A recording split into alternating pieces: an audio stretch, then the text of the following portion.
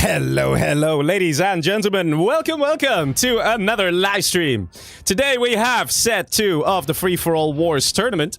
And I'm telling you guys, it's gonna get hot. Real hot. We got some really nice players here. Some people who are very much known for Free-for-All. And I'm talking, of course, mostly about Kiltol and Targaryen here, who are absolute free-for-all legends and monsters. But don't worry, we also got Staz, who's, you guys know Staz. He's quite epic as well.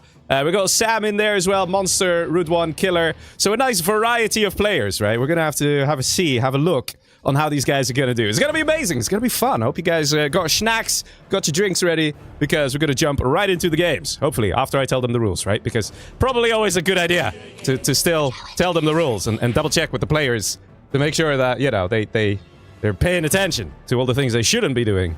Because there are plenty of things they should be doing, which is, good micro and good games and things like that. All right, let's see if the players are ready. Do we have a lobby full of anonymous folk? We sort of do. Yeah, not too bad. 1, 2, 3, 4, 5, 6. We're missing one person. Let's see. The first match is going to be played on Flower Oases. I'm going to have to find it. Here we go. And we'll... Oh, somebody doesn't have the map. Please download the map. There we go. It starts, man. It starts. Players not having a map. Naughty boys. We reminded them. We told them. And then there's still a guy. But we don't know who it is, right? So it's like anonymity saves him right there, But yeah, as per usual, we have an insane stream delay. So apologies for that. But it is all done on purpose to make sure that, the games run smooth and things like that. People have no chance of cheating and things like that. See the stream. Okay. I also have my confidant in the background, working with point judging and things like that. 1 second.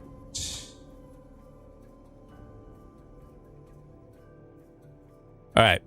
So yeah, we're still waiting on 2 more people. One of them was downloading the map. He's not back yet, so give him some time, give him a chance to come here.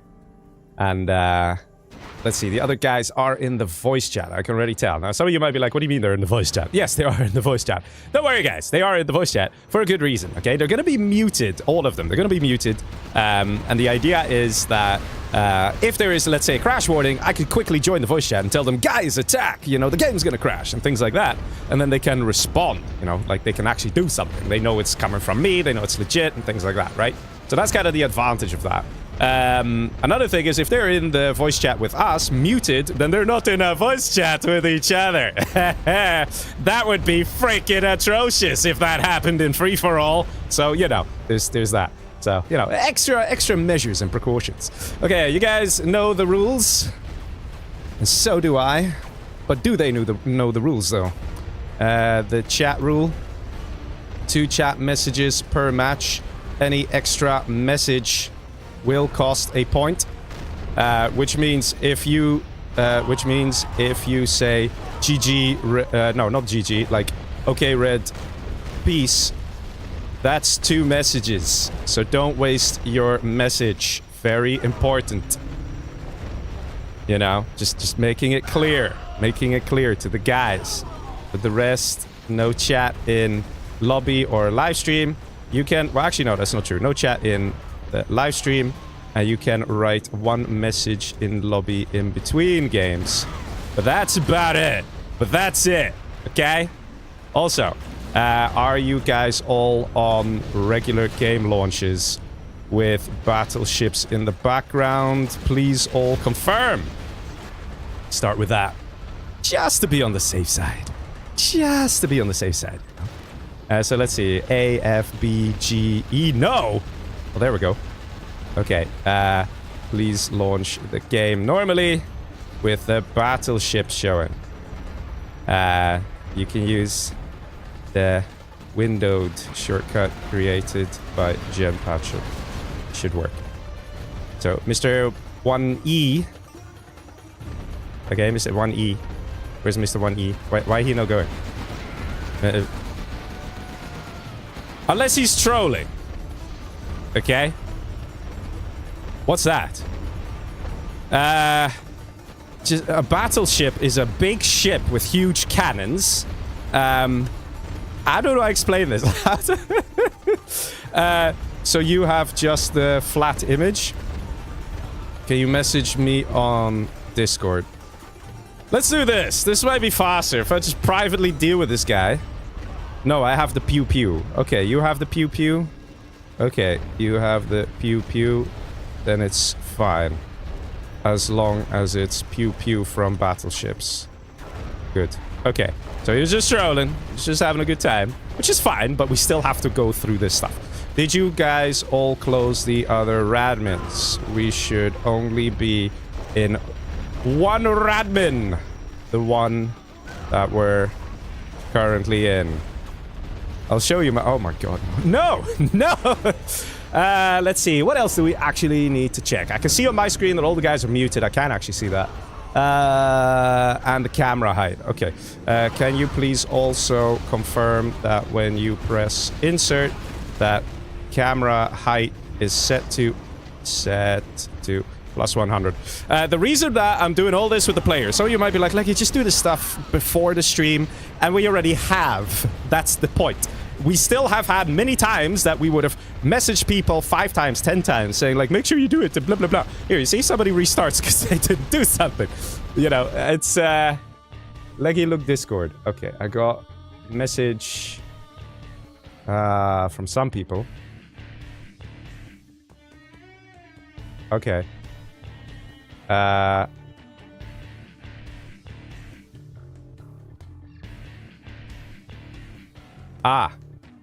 A problem has presented itself.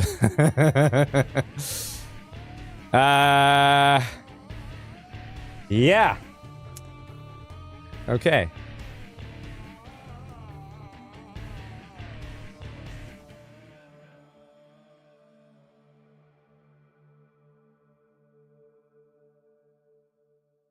One second, guys.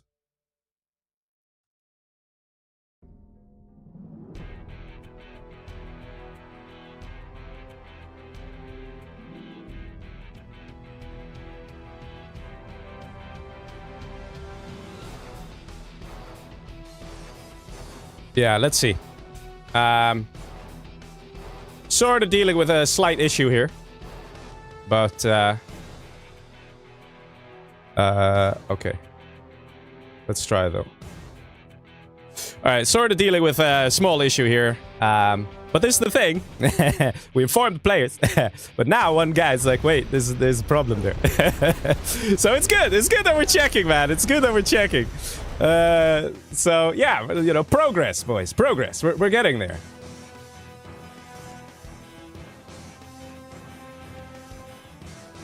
Okay, I think we are good to go then, boys. Ready for match number 1. Just need to check with my confidant, who is going to be judging. Okay, so all good on your end.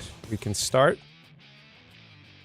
And then once the man gives the go-ahead, you know, not that he's gone AFK and randomly did some grocery shopping, always got to be sure that everything's ready to go.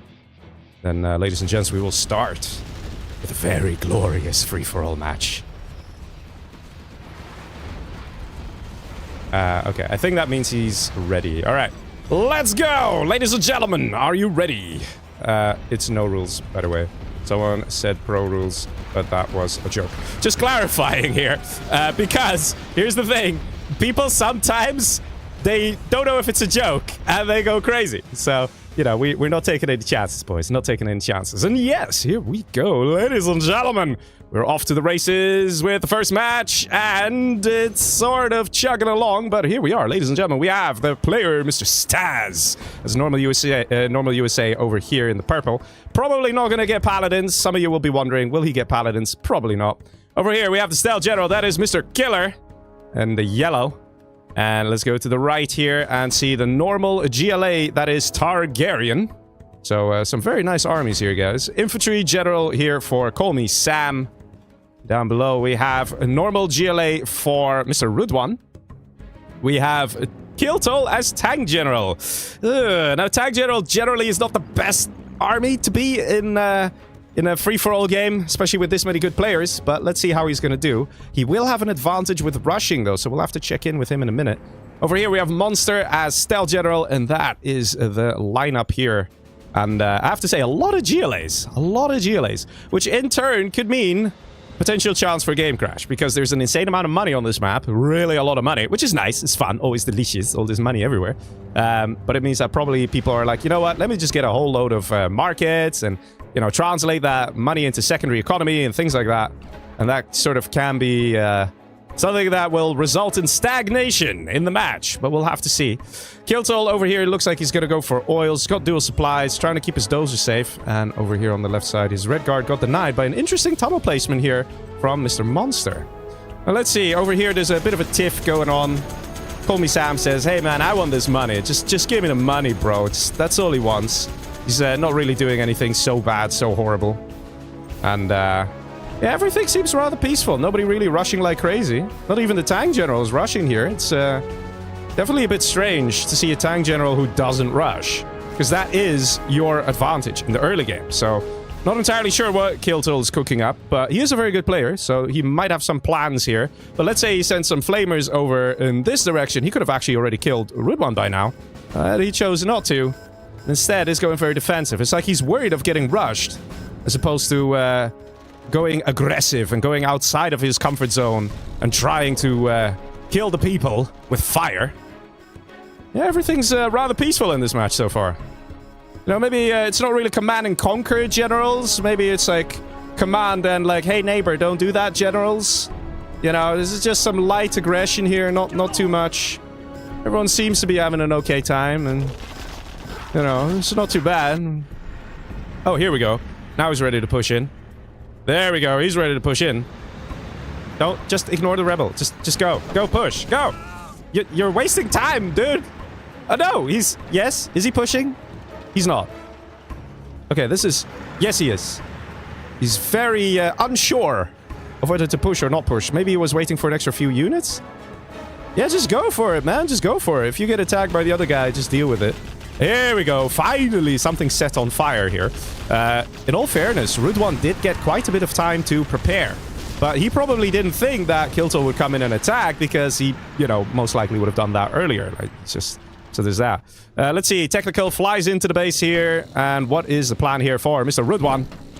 He wants to maybe do a dozer hunt, which is great because over here I see a little hijacker, a sneaky dude from Mr. Monster, the stealth general to the left. And if he finds that other dozer, that's a dozer hunt complete. Oh my god, this is amazing. If the hijacker's paying attention, this would be made so easy. And do we see the dozer hunt? Yes, we do. No, we don't. Do we? I don't know. Technical doesn't really deal much damage, but it dies very quick to a dragon attack. Get back! Oh my god, is Kiltol keeping this guy alive?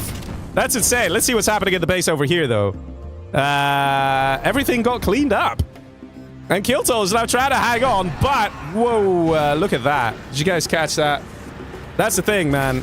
Flamers deal insane damage to technicals. Like, as though technicals are infantry or something.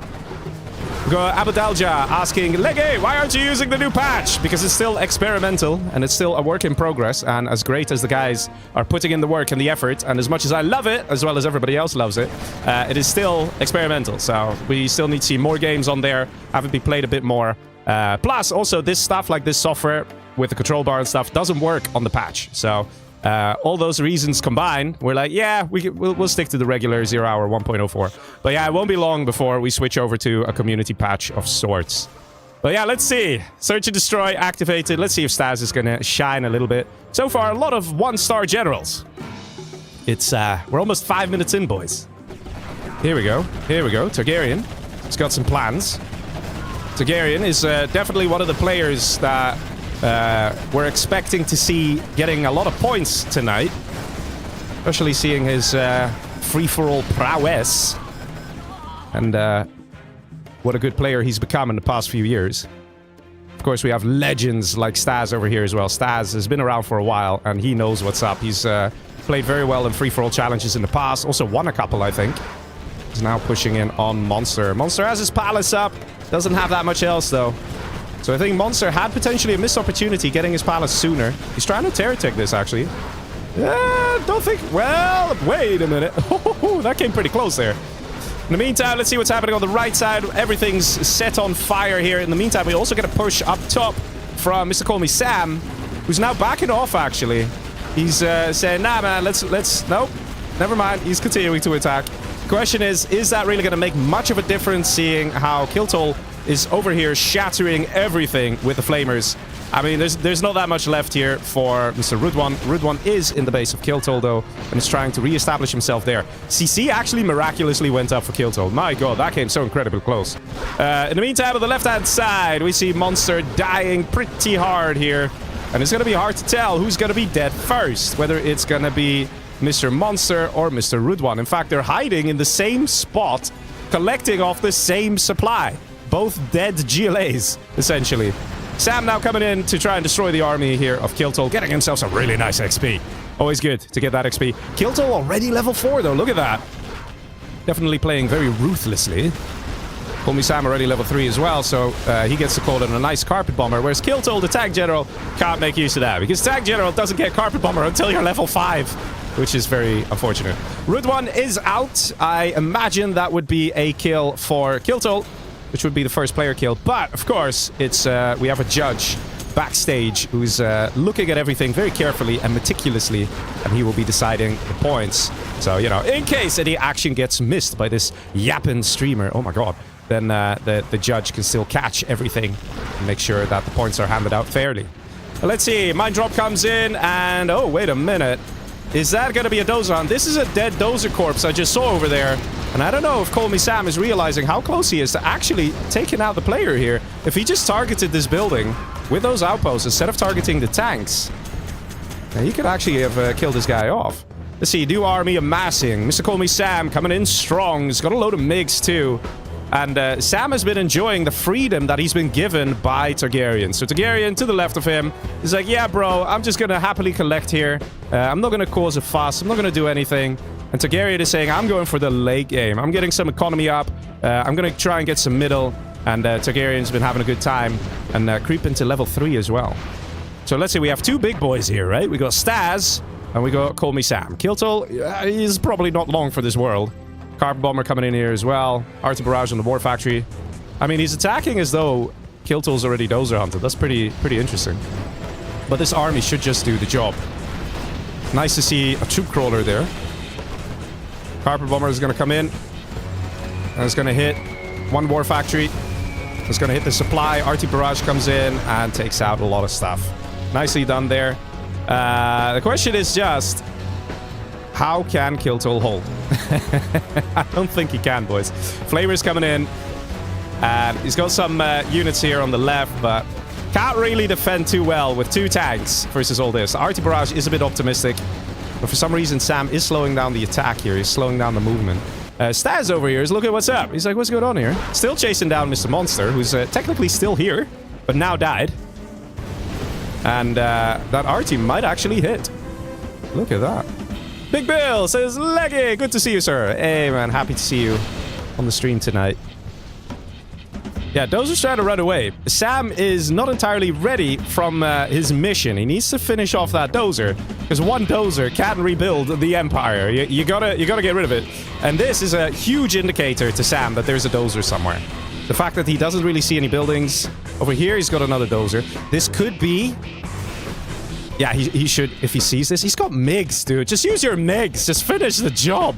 See, this is something we see quite often in the free-for-all tournaments, where players have another player, like, in a grip, but then they're, like, not finishing it off. Not doing that last bit of effort of actually taking out the player to ensure they get the points. And then sometimes we see players completely rebuilding and things like that, right?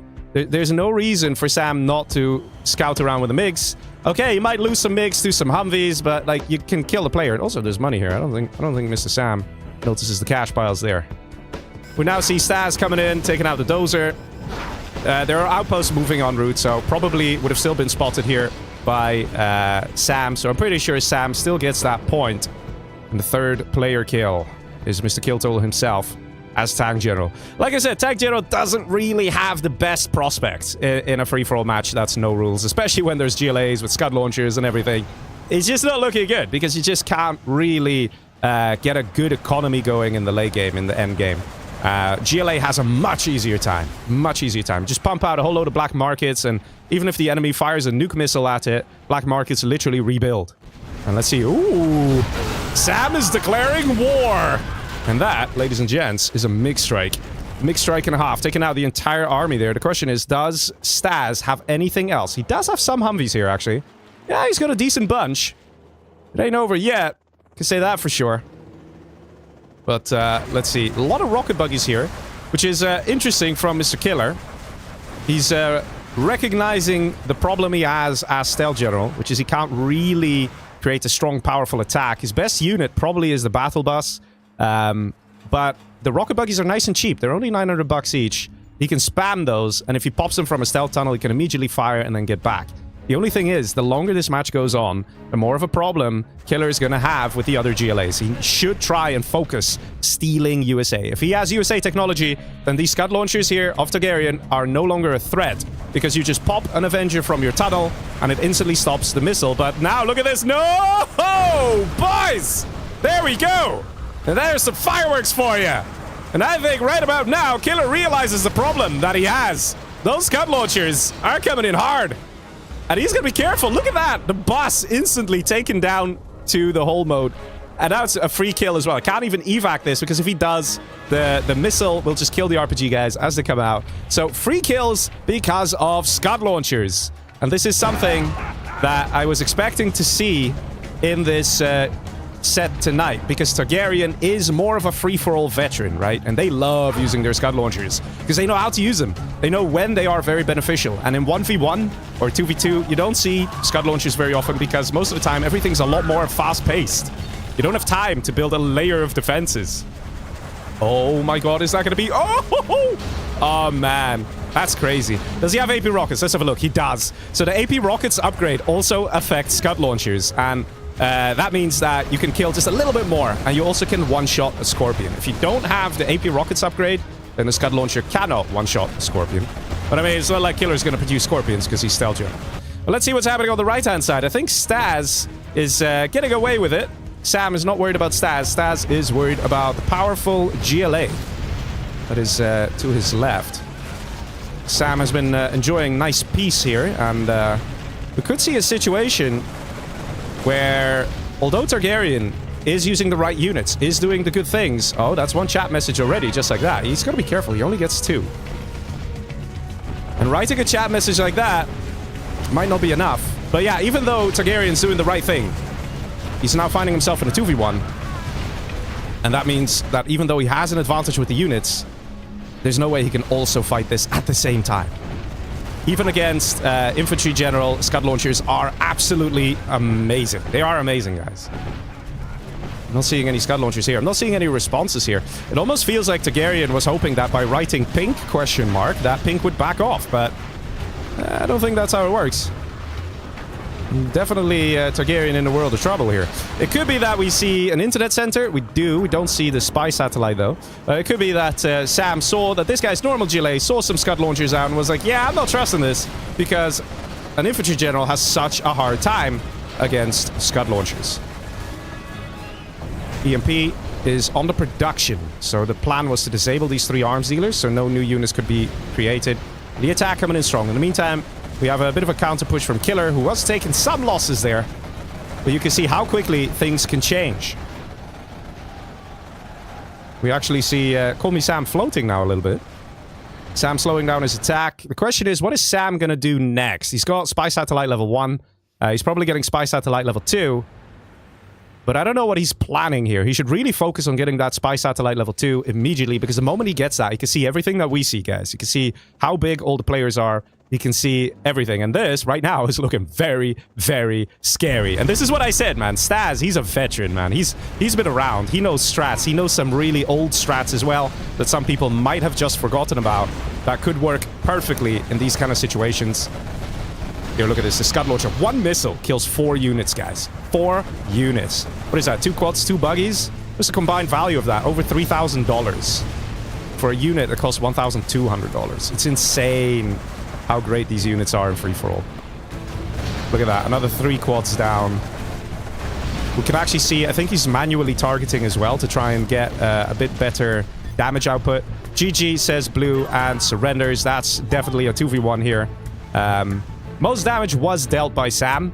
But I think that's just that Targaryen felt a little overwhelmed, didn't quite know what to do. He was kind of hoping that Pink would just run away, that Pink would just back off, but why would he? You know, Pink sees all the other players as scary. Basically, the one who's not scary is probably Stealth General, assuming he doesn't steal an army. Yellow Piece, now this, I love. This is interesting. He doesn't even have second spy style attack. He really needs to get this, guys. He really needs to get it. Yes, so this is quite interesting here. By piecing with yellow, basically it's going to be pink and yellow versus... Wait, where's that sneak attack? Where is it? Oh, up here. Oh, but he's saying I want this island, though. Which he might just be given. But yeah, this basically means that Staz right now is being forced into a 2v1. That's what this means. Forced 2v1. And of course, Staz responds accordingly. He knows what's up. He's sending the Avengers here. Guys, why is it the Avengers randomly going here while the Humvees are over here destroying the oils? Guys, come on. Say it in chat. Say it in chat. Come on, boys. Say it in chat. Huh? Huh? Why? Because of these bad boys. Because of the MiGs. He's expecting that the MiGs will come and destroy the Humvees, so he's already putting the Avengers forward. Just a little bit. Oh, and what is this fiery thing moving towards the base of Sam? It is a Moab. And gets rid of not too much. I think that nuke cannon kill was a happy accident. Not sure if this was such a great move. We do have an army parked here by Sam. Not sure if this is on purpose here, where Sam's like, hey man, don't mess with me. This is my spot from here on out. Like, here's where I draw the line. Maybe. Not entirely sure what Killer is planning to do here. Killer also has one general point available still. Also, Mr. Maestro, who is checking in with the points. Is it possible to update the points during the match? If you could give that a shot, please. Let's see. New cannon comes in. Very effective. Very powerful. MiG's also going to be very effective. This time the Avengers are out of position. Yeah, not looking too great here for Sam, looking at this situation. Because, yes, he pieced with yellow. But yellow doesn't need to piece. And it looks like yellow is trying to say, like, hey, just get out of this portion of my base. Well, let's see. Staz on his own has a very good income. We have a nuke firing away. I mean, that is a great target here. Oh! He could have put it a bit lower. He could have had 3 drop zones as well. So Sam is worrying. Just a little bit. And he should be. It could be that yellow is tactically waiting this out. He might be like, you know what? I want Sam to die. If Sam dies, then I only have one person to worry about. I'm guaranteed second place. And if I just grow fast enough, building enough black markets, I can completely overthrow purple. And here we go. This is what he's finally doing. The hijacker on a bike. This was so essential. It could be argued that he needed to do this way sooner. Let's see if he gets lucky and finds himself a dozer. There's a dozer right there. Oh man, does he get it? Definitely a mistake here from Mr. Staz to not protect his dozers. The hijacker's also just chilling. He's not even taking it. This should be an absolute priority, buddy. Imagine he puts S&D and the missile defenders destroy the hijacker. You're gonna have to take this. I don't know what you're doing, but this is priority number 1. I think you forgot about it, boys. If yellow steals the army of Staz, yellow has a great chance of winning the game. There we go. He took it. Did he place down the scaffold? Please don't tell me it's only power. He placed down a CC. Good man. And power. How many CCs? Just the 1. Just the 1. He's already building Scud Storms as well. This could be a mistake from yellow, guys. This could be a mistake. I'll tell you why. Look at Sam with his legendary defense here. New cannons putting in the work. And here we go. Pink piece, yellow has power. This is what I was saying. This is where I think it's going wrong.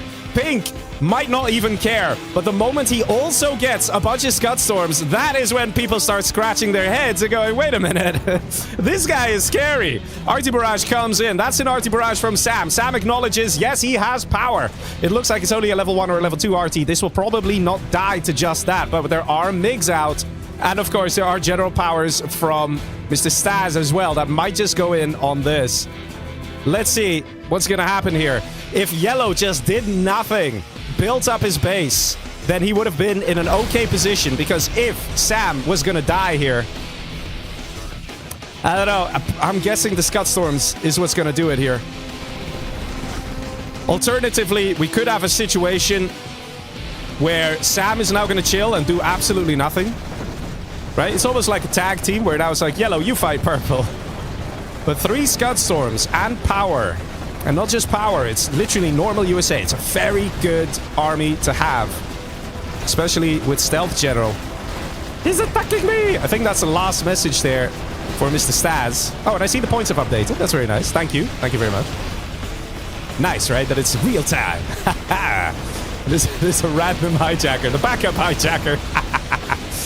But yeah, imagine a few Scud launchers, you know, like over here, you know, just boom, blow everything up. That's not possible, but what is possible is because the USA technology has been stolen here by the Stealth General, we could see USA Crusaders and Avengers and tow missile Humvees coming in as well. And that could absolutely push back an army like this. You know, quads and buggies could theoretically do it, but you need a lot of quads and buggies. Also, I heard an Anthrax bomb that's on the production here of Staz. So let's see, the income per minute here is quite interesting. We see Killer leading the Killer and Staz leading the charts there, 32k per minute. But guys, remember, there's cash bounty in there as well.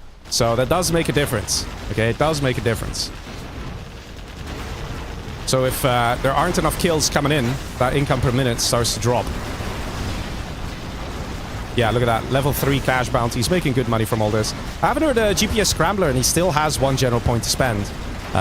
He probably forgot it. At this stage in the game, 22 minutes, or the 22nd minute, you know, you got an army stolen, there's a load of super weapons out. If by this time you haven't spent that general point, you're probably not gonna.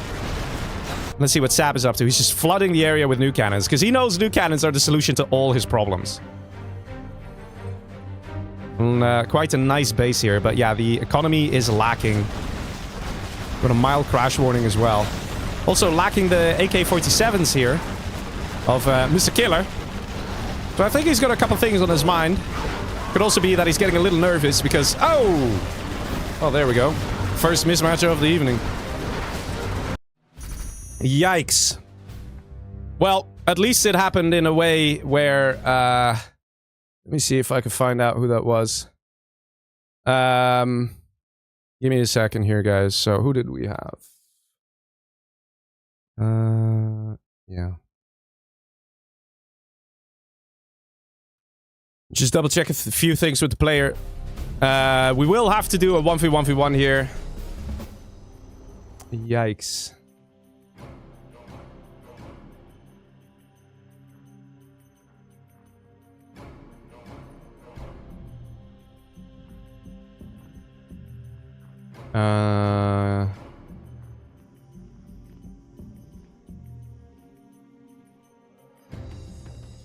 And we'll do a 1v1v1 then. Mr. Maestro in the background, do you agree? I mean, basically no one was really winning at that point. It was still very much seesawing between one another. But yeah, that's very unfortunate, man. That's very unfortunate.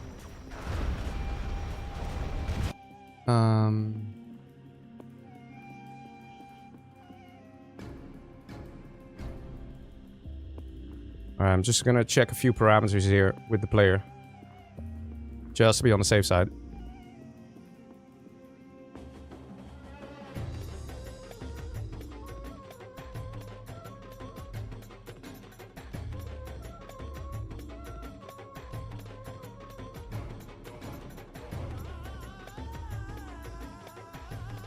Let's see.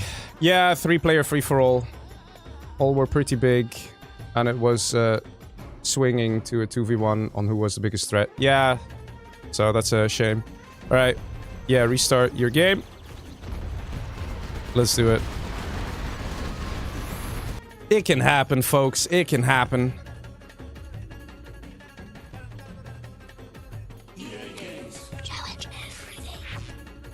Alright, so the person is going to be checking things out on their end, just to make sure that everything is still okay. Like I said, we check with the players before the stream starts. We check all the settings. But yeah, it can just happen that somebody still has something somewhere, or they applied fixes with Gen Patcher and then later change anything, change something anyway the next morning, let's say. So we'll see. We'll see if this is gonna fix it now. At least it was down to the last 3. At least no one was clearly ahead. The only person who was looking scary was Yellow because he had 2 armies, but he was actually getting pushed back by Stas quite badly. So most likely that game would have gone on for a while, where once yellow was almost dead, Sam would join in, and it would have this power balance that would shift until someone somewhere has way too many super weapons, deals an insane amount of damage, and actually then breaks the cycle and actually kills a player. So let's see. Let's go to the next match. That will be a 1v1v1. Let's see.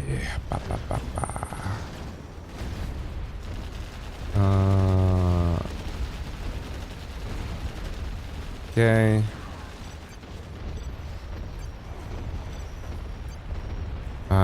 Yeah. All right. We'll do this one. This was quite a nice, quick one, a nice, aggressive one as well. And the matches generally don't take too long, which is good, because then we could jump into the next one. Okay, this is someone, match 2. But yeah, it can happen, folks. It can happen. Of course, like Abdel said in the live chat, why aren't you using the community patches? In the future, we will use the community patches. This tournament has been organized for quite some time, has been in the making for quite some time. It's a lot of effort and work to set things up. So changing things last minute and then double checking all the players have the right version of the right files and all this, it makes it extra hard. Right now, we could just use Gen Patcher, click the Apply Fixes button, and we know that all the players are streamlined, should be good to go. But yeah, in future, for sure, man, for sure. Okay. So there's that. Right. Let's see. Last player should be joining any second now. So I'll tell them chat messages have been reset. And tell the player.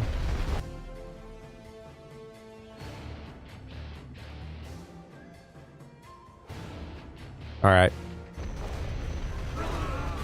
And then we'll be good to go. We'll jump into the match. Like I said, at least we were in a position where no one was really winning, right? That makes a big difference, guys. That makes a big difference. It's always very unfortunate when one guy was, yeah, mostly winning, but he just needed an extra 5 minutes, right? So there's that. I don't think anyone can say that any player was particularly winning. Someone could argue that Stas was doing better because he had more income, but I don't think that's the case. I think that if the game carried on a bit longer, Sam would have joined in and Stas would have succumbed to a potential 2v1. But yeah, let's see. New chances, ladies and gents. Here we are. We got Stas this time as the Demolition General. To the left, we have Call Me Sam as the Nuke General. And above him, we have Killer as Normal GLA. Now, to be honest, most of the time people will say, oh, you know, Nuke is so terrible, Nuke will die. But to be honest, Nuke can be very nice on this map. There's a lot of oils, as you guys can see. And Red Guard, they come out by the pair. You get 2 Red Guard per, you know, 350 bucks that you spend. So you get 2 of them. You can quickly move them around. If you grab, let's say, 3 or 4 of those oils, you got a lot of money. In fact, first thing that he builds here is a barracks. He builds a barracks before his supply, getting a second barracks. Sam recognizing the value of the oils. Whereas GLA actually takes just a little longer to get those oils, because Rebels, they take long to build, man. They take long to build. There's also no power for GLA out of the box, so it just takes longer to get things done. Just a little bit. Not too much, but a little bit. But sometimes it's that little bit that makes a difference between capturing an oil and getting a $1,000 bonus for it, or not. Interestingly, Stas has taken a completely different approach. He's like, forget about the Rebels. I'm sending workers and just immediately building some tunnels, which could absolutely work here. Let's see, we got some Red Guard already in position. No capture building upgrade yet. We even have a demo trap going up here from Mr. Stas. He just blew up his own worker. Rebels now coming in. Now, a Rebel can one-on-one a Red Guard, right? So the Red Guard is the weakest of the infantry. A Rebel can kill it. And that Rebel gets shut down. And this Rebel, I mean, that Red Guard gets shut down. This one also can't take that oil. This one now has to be careful of that Rebel. So we might just see only a single oil going to Sam. Sam right now in some trouble. That being said, though, looks like Stas has some interesting plans here. Look at that. That's some beautiful crushing here. And let's see. Gatang doesn't kill it. Ooh, hoo, hoo, hoo, look at that. And saves it. What a legend, man. What a legend. Let's see. Prop center goes up. Yeah, and this is the thing. Once a Nuke General gets a bit of cash, and they get a few overlords. The GLA simply cannot stop that. They cannot stop that. Let's say you have 2 overlords, 1 speaker tower, 1 Gatling cannon, and 1 ECM. That's literally all you need, right? GLA just can't stop that, especially if you know how to micro, and Sam is someone who knows how to micro. He's not going to mess that up. Oil grab coming through here. Now look at Stas. 3 oils just like that. He's got the supply down here as well. So he's making an insane amount of cash. The question is, what is Stas' game plan here? Yeah, he's probably not going to stop that tunnel in time. It's going to come close, but I don't think he'll stop it. And yeah, he's just trying to get out of there. It's a Vet 2 technical, so it actually self-repairs quite nicely. Technical coming to intercept. There is a building here, though. Is it going to take it? Ah, he is. Does it get crushed? Ah, nope, it doesn't. Technical does go down. So the threat has been somewhat neutralized here. This can be ignored. These RPGs aren't really going to achieve anything on their own. But it does kind of allow a weird strategic position here for Stas. If a technical comes from Stas, from the orange player, with a worker, drops off the worker here, he's got some good defense protecting that worker. And Killer not wasting any time, immediately getting a Toxin Tractor. See, we do see a technical here. There's already units inside. No, there isn't. Okay. But he is, in fact, putting a worker in. So he was planning to do that. But Killer not wasting any time. It's going straight for it. Interestingly enough, we are not seeing anyone doing any serious rushing. We do see a Black Lotus out. We do see a Gatling Cannon. And we see an Overlord. The first Overlord is out, boys. The first Overlord is out. The only thing that could easily deal with an Overlord is a German Cal. If these guys don't have a German Cal, they're not going to have an easy time dealing with the Overlord. So who's building a palace, hey? Let's have a look. I bet Stas is building one. Oh, he's not. Oh, that's a bit surprising, seeing how Stas got all those oils very quickly. Stas' income is also higher than the others. I figured that Stas would choose to tech up, especially seeing how he's Demolition General. That's not the case here, guys. It's not the case.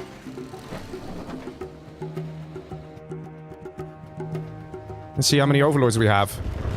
Just the one. But it is clear. Komi-san wants to go for pink. Not seeing any response here. It is basically very risky to engage this with RPGs because you basically lose the RPGs. The Speaker Tower heals so much. It heals like 4% health per second. It is so much healing power from that little Overlord over here. You can't really send your RPGs to deal damage to it and then have the RPGs die and this guy auto-heals in 30 seconds. There's no point in that. In the meantime, we have a push here from Stas as well. Or at least he's getting ready to push. You can see it. Trigger finger is itching, man. Trigger finger is itching. He's ready to go. Here we go. 2 Overlords, an ECM, a bunch of Gats. This cannot be stopped. Palace going up now for Mr. Stas, which is a good one. He definitely needs a palace. If he gets a palace up and some Scud launchers and or a Jarman, he can absolutely destroy Sam. He won't have a problem. The only way that Sam can then fight back is if he gets nuke migs, right? And then... Or helixes. Let's see, what's he getting? The command center. Also a good idea. Sam actually reaching level 2 already. Killing all this, especially the defenses, gives a lot of XP as well. Let's see. It's the Stas. Gently taking out the bits of the base of Killer on the right. And Sam taking out the base on the left. Killer being pushed back into his main base.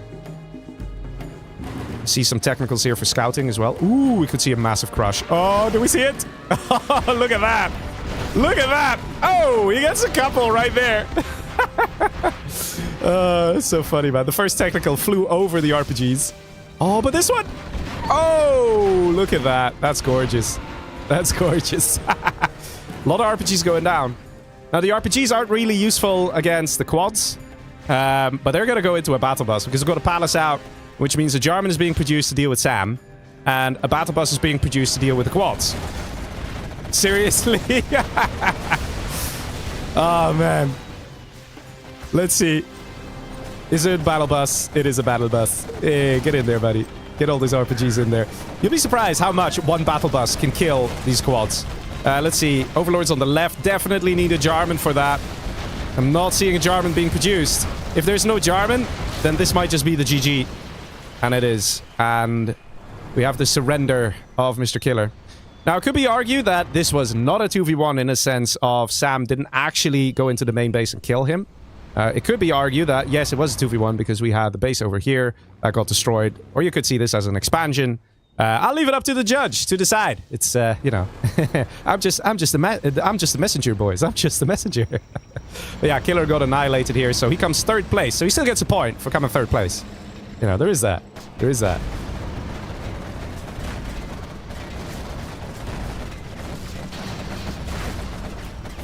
Now we have this situation where the nuke general is having a good time. Now, one thing that will stop these overlords is the Jarman, like I mentioned. Here we go, got a fresh Jarman. Another thing is if we get the demo upgrade, just see a whole load of demo bikes. Like, these slow-moving turrets of the overlords are really slow. So if you have a bunch of demo bikes, so you're Stas, right? You're over here. There we go, he's got the demo upgrade, you know, he's got it. He just gets a few demo bikes here, flies over the cliff, attacks him from the back, and by the time that overlord turret has turned around, it's already dead. The thing is, as long as Stas can sort of make sure that Sam doesn't get too rich, then Stas should have no real problem squeezing the victory here. Let's go for a counter push instead. Interesting move. Battlemaster trying to take down the bus. Almost manages to do so. I think if they take 2 shots from a Battlemaster, they go down to the hull. In the meantime, we have a push up top here as well. So he's trying to squeeze out Mr. Call Me Sam. And Sam is having none of it. He's like, I don't care, man. I'm going straight for your production.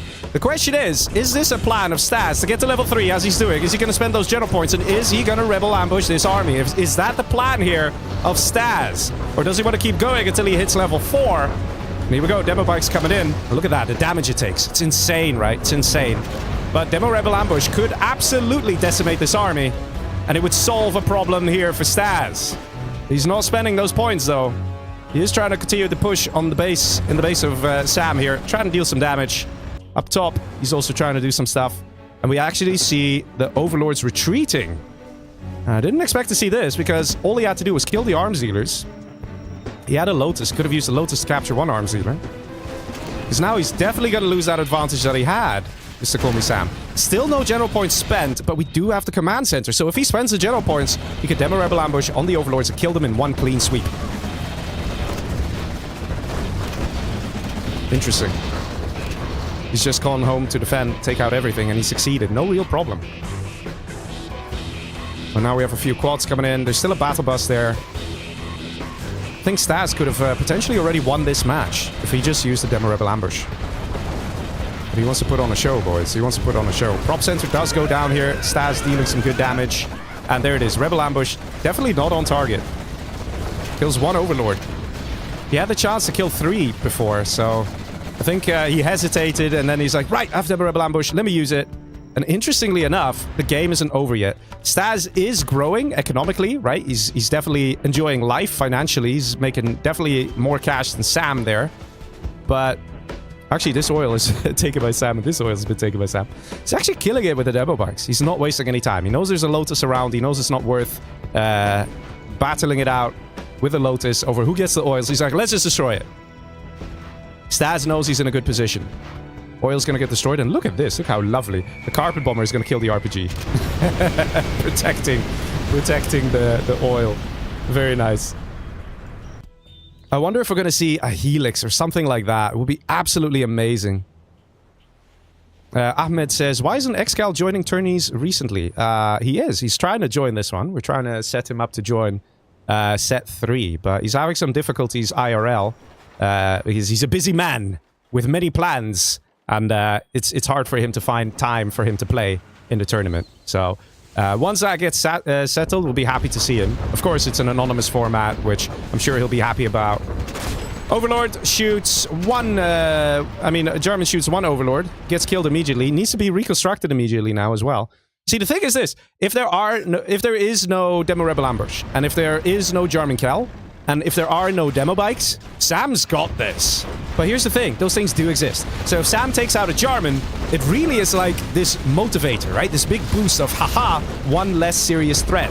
Now the thing is this, I'm just waiting... Lol, what are these guys doing?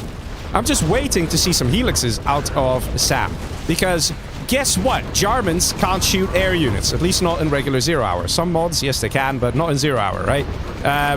Demo bikes can't shoot air units, right? Demo Rebel Ambush can't hit air units. So helixes would just be absolutely phenomenal here in just going in, taking out a chunk of the base, because it forces him to build quads. And quads are terrible versus Overlords. See a counter push coming in from Stas, very effective. And I don't think that Sam has enough to deal with this. Might actually see the end of Sam right here, right now. Losing the prop is very painful. He still has the oils, though. It was a right call to destroy the oils here, Mr. Staz. Definitely the right call. Because the oils are keeping Sam alive. Look at that. Suiciding the Gat tank as well. For a demo bike. Palace over here. If the palace were to be destroyed, it means no new Jarman Kell could be constructed. Sam is slowing down here to focus on his attack. I think he's a bit worried about what's happening here with the battle bus because he just simply cannot attack it. The battle bus is too fast moving, and the only way he can kill this is with a bunch of overlords and ECMs, which just, he can't produce that. There's not enough time, and he lost the prop, so he can't even build overlords. He needs to build a new prop center. And these guys once again find themselves closing in on the base of Sam. Closing in the base of Staz. Yeah, it's hard to tell here how Sam can actually pull off the victory. I don't think he can, to be honest. If he had some Lixes, then even the battle bus could be engaged with Lixes. It's risky, but it can work from time to time because a Lix is a fast-moving unit. Nuke Mix could have also worked, but that would have required heavy investments as well. New Jarman constructed here. And almost gets crushed by the Overlord. Look at that. Almost. And Sam is now kind of in limbo. He's not entirely sure what to do. Because how can he stop demo bikes? How can he stop a number of buses? How can he stop a Jarman Kell? How can he stop Rebel Ambush? This is sort of the problem that he's finding himself in. He's trying to go for the palace here. It's a valiant effort. Question is it gonna work? I have my doubts. Another Jarman snipe, and Rebel Ambush over here takes out another Overlord. GG, says Sam, and that is a nice victory here for Staz, the free-for-all veteran, coming in with the win. And also getting a point for taking out Mr. Call Me Sam. So I'm sure that Mr. Staz is quite happy there. Look at that. Look at the cash difference, fellas. Look at that. Look at the money. So good, man. So good. All right, let's tell everyone, restart your game. Do it. Even if you already restarted. No chances. Haha. All right, let's go. Let's restart. But yeah, that concludes the first match, technically, right? So Staz would be the victor of the first match. He did very well there. Anti-Fear in Twitch says, ooh, Sam gets the oil refinery, so his overlords are cheap now. Well, cheap, I mean... normally they're 2,000 bucks, right? So if you get the oil refinery, it's 10% off. So that's 1,800. Still a lot, but yeah, definitely cheaper. The only thing is that most people put a speaker tower on top, right? So if you think about it, really and truly, it's not a full 10% cheaper. It's like 8% cheaper or something, right? But hey, any discount is a discount, still nice. And yeah, let's move on to the next map, Swamp Assault. Let's do it. Match 2. All restarted your game. Let's see what the fellas say. All right. Mr. Maestro on the backstage. Everything looking good? All nice, all is happy, all is well? Can you join the call and let me know we're starting? We're starting. We're starting. Waiting for the other 3. Yes. Oh, let them know. Oh, let them know. Oh, sorry, I misread it. Yes. Okay. Fine, I'll go. Let me join. Okay, guys, we're gonna go to the next match. Everybody join, please. Thank you. There. Man, I'm starting to sound like those flight attendants, man. Like, what's up with flight attendants and speaking, like, 1,000,000 words per second? Like, they're just saying a script, but they've said it 1,000,000 times. They just don't care, and they just say it at the speed of light. You know, and it's like, oh yes, please pay attention because this is very important. It's a safety announcement, and then you can't understand what they're saying, man. I mean, you know you're not gonna die because it's a plane, right? I mean, like, they tend to land, and if it does not land, then there's probably not much you can do anyway, so it doesn't really matter, but... rules, man. Rules. All restarted your game. It's important to be on a fresh game run. If you did another map, it will mismatch. As I have seen Mr. Kiltol do. As I saw Mr. Kiltol do on his previous stream. Naughty man.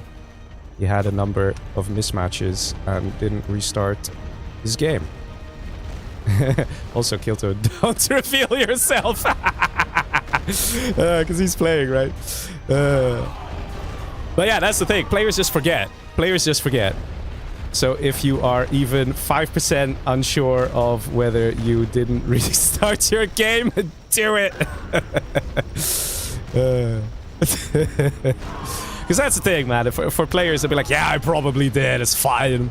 But it's important, man. It's important. You know it's him by his aura.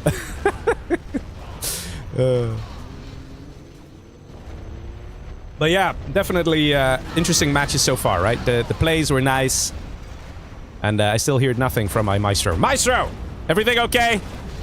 I bet he went to the bathroom. Or to grab a beer. Or to order a pizza. I don't know. Alright, let's go. Let's play. Remember, 2 chat messages per match. 1 out of match. I mean, these are not messages related to the challenge, right? What they're saying, so it's fine. Yes, everything is okay. You don't have to shout, says my Maestro in the background. Okay, I'll stop. I'll stop shouting. Is everything okay? Okay, let's go. Ladies and gentlemen, match number 2. Are you ready?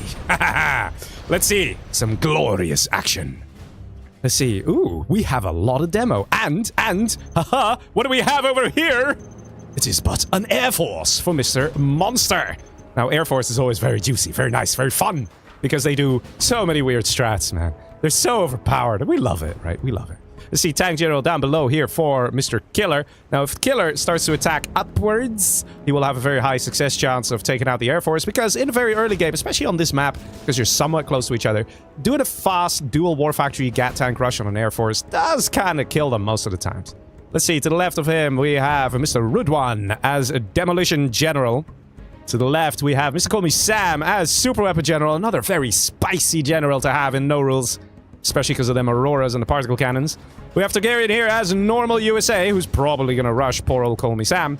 And we have Toxin General here for Kiltol, which I'm sure he's very happy about. And over here we have Mr. Staz as Demolition General. Let's see. It's nice armies. Like, there's no one who really has like a terrible army. I mean, I guess the Tank General. It looks like he's rushing to the left, which would be on Rudwan the Demo. We actually see a supply truck also harassing the player. So, Tank General does have that advantage in these free-for-all challenges to get the points in the early game, right? Get a few good rushes in, and then, I don't know, just die halfway through, you know. You did a good job, you know, you can rest now. Like, that's what it comes down to. Tank General, they have those very powerful dragon tanks. I said very powerful dragon tanks. There we go. There we go. Yes, very powerful dragon tank. This guy, you know, who looks like a pyramid of sorts. You know, that guy. You know, filled with napalm. Good napalm. Juicy things, yes. Is very powerful. And absolutely difficult to deal with for a GLA.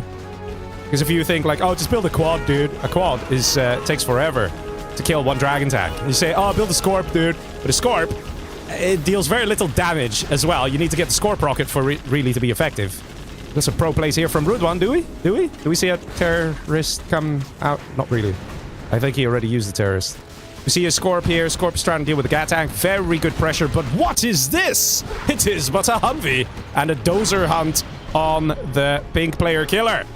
Now this could change everything, because Killer could take it in a few ways. Either he says, hey man, I got a great lead here on taking out this player. Let me take him out and then just die. Succumb to my wounds, as it were. Or he says, that's it, I'm going straight back and flaming my own power plant.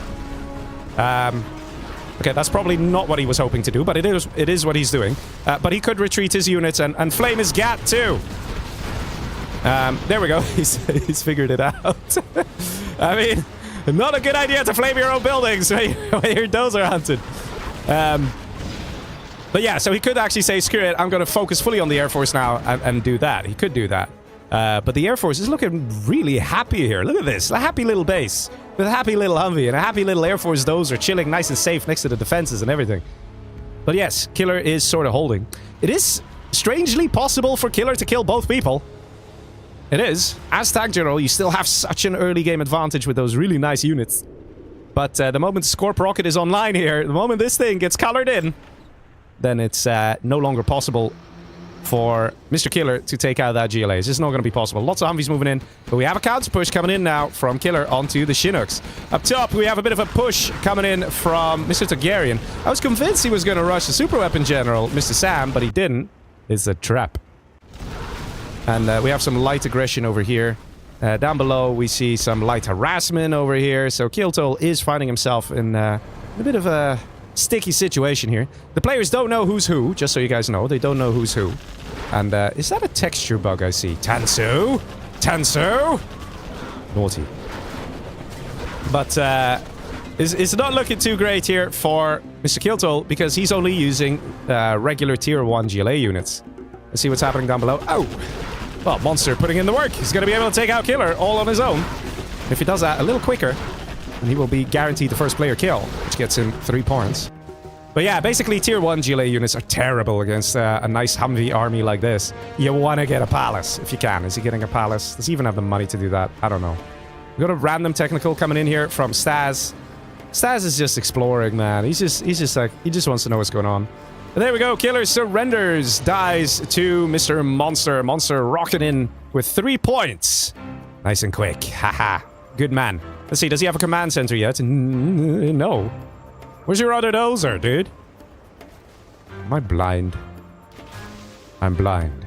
I see no other dozer. Did you lose your other dozer? I see some firebase activity that happened. Bro, listen. Your Air Force, don't take a 5-minute mark, buddy. Just build a command center. Just do it. Stop being greedy. Build a command center. Oh my god, he's gonna lose his chance to, like, really get far in the game. If he gets dozer hunted, man, he will never forgive himself. He will never forgive himself, guys. He will continue going through life and say, like, man, I had that glorious game in the bag. And then I let myself get dozer hunted. Let's see, Strat Center going online here, and I don't know about you guys, but we have a very powerful player called Call Me Sam. So that's what we'll call him. And he's been awfully quiet. He's got a Strat Center building an airfield. So what does that mean he's going to build? I mean, a super weapon general who's got nice defenses everywhere. He's got a nice amount of power too, and a Strat Center. And he's building an airfield. What do you think is going to be on this airfield, eh? I don't think it's going to be Vanilla Raptors. I don't think it's going to be Stealth Fighters. Might be some Alpha Auroras. And that could absolutely decimate anyone, really. And this man is just... Why are you risking it, bro? I know there's money, and money is tempting, but just, like, get 5 extra Chinooks or something. Just don't risk it. Just don't do it. Just don't do it. I don't know. Feels bad, man. In the meantime... Mr. Kiltol still trying to hang on with rocking a KD of 0.13 because he's struggling. Doesn't have Scorp Rocket either. The bus is coming in now. Yikes. Not looking good for Kiltol here as he's getting sandwiched between these players. We've got Staz in the east. Targaryen coming in with a new army on the west side. And just, that's not looking too healthy here. Look at this. Lots of colors in one screen. We've got some green, some blue, some purple. Maybe he can try and hide in the middle, but I highly doubt the guys will allow it. Let's see what's happening down below, though, because we got Mr. Call Me Sam ready with a beautiful army. And the question is Root 1 ready for it? Probably not, because Root 1 did kind of find himself in hot water in the beginning of the match, and that is an Alpha Aurora going in for an insta-tunnel kill, but the lack of countermeasures is absolutely disappointing there. Sam, what was that, bro? How can you not have countermeasures? Like, how? How can you not have... Stop being so greedy, man. Just get countermeasures. It's a $1,000 upgrade and it could have kept the Aurora alive. Kiltol surrenders. Looks like he got seriously sandwiched there. Looks like a 2v1 to me. So, I don't know. Like I said, I'm not doing the points. We got a judge in the background who's taking more care of those things. Haha. So, you know, it's nice and smooth, right? And we see the points update in real time. It's so fancy, you know? It's many upgrades happening to these kind of streams and tournaments, you know? So... Hope you guys enjoy that. Aurora now hits the sticker side. The sticker side guy goes flying. It probably wasn't his dream to fly, but he did anyway. It can happen. Now we have Root 1. Monster coming in with a nice army of Humvees. And he does have a CC. Oh, okay. Oh, he got a CC. He chose to get one. Good man. Good man. Definitely a good idea. Let's see. The question is this a 2v1? I don't know if this is going to be able to do any, like... meaningful impact to the situation that's unfolding over here. Let's see what's this. Oh, I see what's happening here. Hello, Green Dozer. Did that happen? Did he take it? Oh, he didn't take it.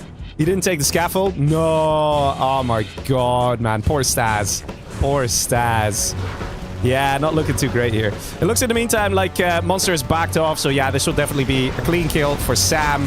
Taking out Rudwan. Although Rudwan is trying to hang on in the middle very valiantly. But, you know, Sam is still right next to you. So it's probably not looking too great here. At the top, though, we see Targaryen dealing some good damage. Dodging demo bikes like a champ. Like a pro. As he should. Stas, very scary demo bikes. Kill a Humvee immediately. Stas also level 3 again. And doesn't have a command center. And didn't spend his points again. Stas is a great player, but I think we're starting to spot a weakness of Stas. He forgets to spend his points.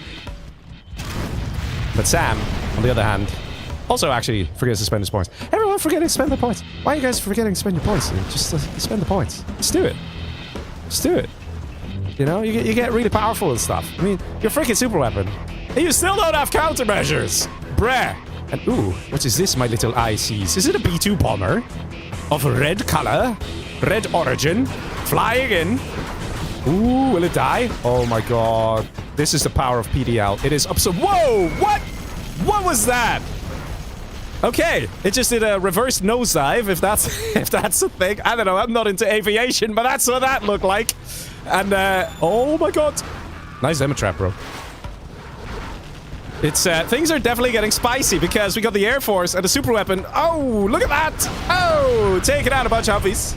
Not too bad, though. And he still doesn't have countermeasures. He might just lose an Aurora like this. Sam, brother, what is this? You know? I mean, I'll be honest, I'm loving the game. Absolutely glorious game. But, you know, people not spending general powers. I mean, now they are, right? Now they are. But, you know, they needed a bit of motivation, I guess. And the lack of countermeasures. I'm half tempted to check the upgrades of the other players. No advanced training! Does he at least have supply lines? Yes. Okay, let's... Now I feel like I have to check everyone. Do we have this guy? Yeah, at least everyone has supply lines. You see, Targaryen gets it. He's got advanced training. He knows the value of advanced training. This upgrade right here. With the 2 soldiers lying in the grass field with their nice little machine guns chilling, right? That upgrade actually is very useful for the USA because it increases the rate at which units gain veterancy. Veterancy is the chevrons, right?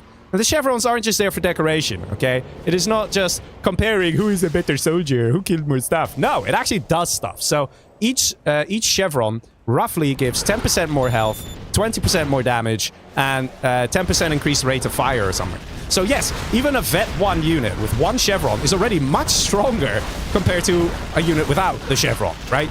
So, and imagine a Vet 3 one. We don't have a Vet 3 one here. But they're even better. They're insane. The moment you have Vet 2 like this, you also get auto-healing for the unit if it's not in battle. Like, there's so many advantages to it. Rid 1 dies to Sam in the meantime. So, it's you know, there's that. It's important that you keep that in mind. And, oh, Rebel ambush on a bunch of Humvees. Like, you want to get advanced training. Maybe not if you're super up in general, because that also means the Auroras get veterancy faster. And that means when they die as a vetted unit, you give the enemy more XP. That's the thing. So if you're planning to use mostly Auroras anyway, don't get it. But do get countermeasures. Yes, so that's a quick update of the upgrades and why they're useful. You know? Basam in YouTube chat says, Targaryen, time to start cooking, son. Yeah, he was kind of cooking. Not too much, though. Let's see, does he have a load of drop zones? He's getting a bunch. But it is no rules, so, you know, 1 or 2 beautiful Scud Storms can absolutely destroy his entire base. Also, interestingly enough, he doesn't seem to mind this powerful super weapon general down below.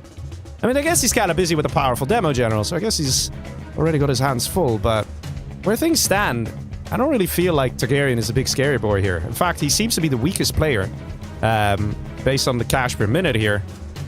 And, you know, he's level 4, he's not level 5, but Sam, he's level 5, man. He's enjoying life. And he now is going to focus on taking out Mr. Monster, who's still level 3. Oh, Stealth Comanche. It is. And they already have the rocket pod upgrade too. Which you could tell because it changes the model physically. Look, you can see these little things are rocket pods. If you upgrade it, you actually visibly see it on the unit. Same with the tow missile, right?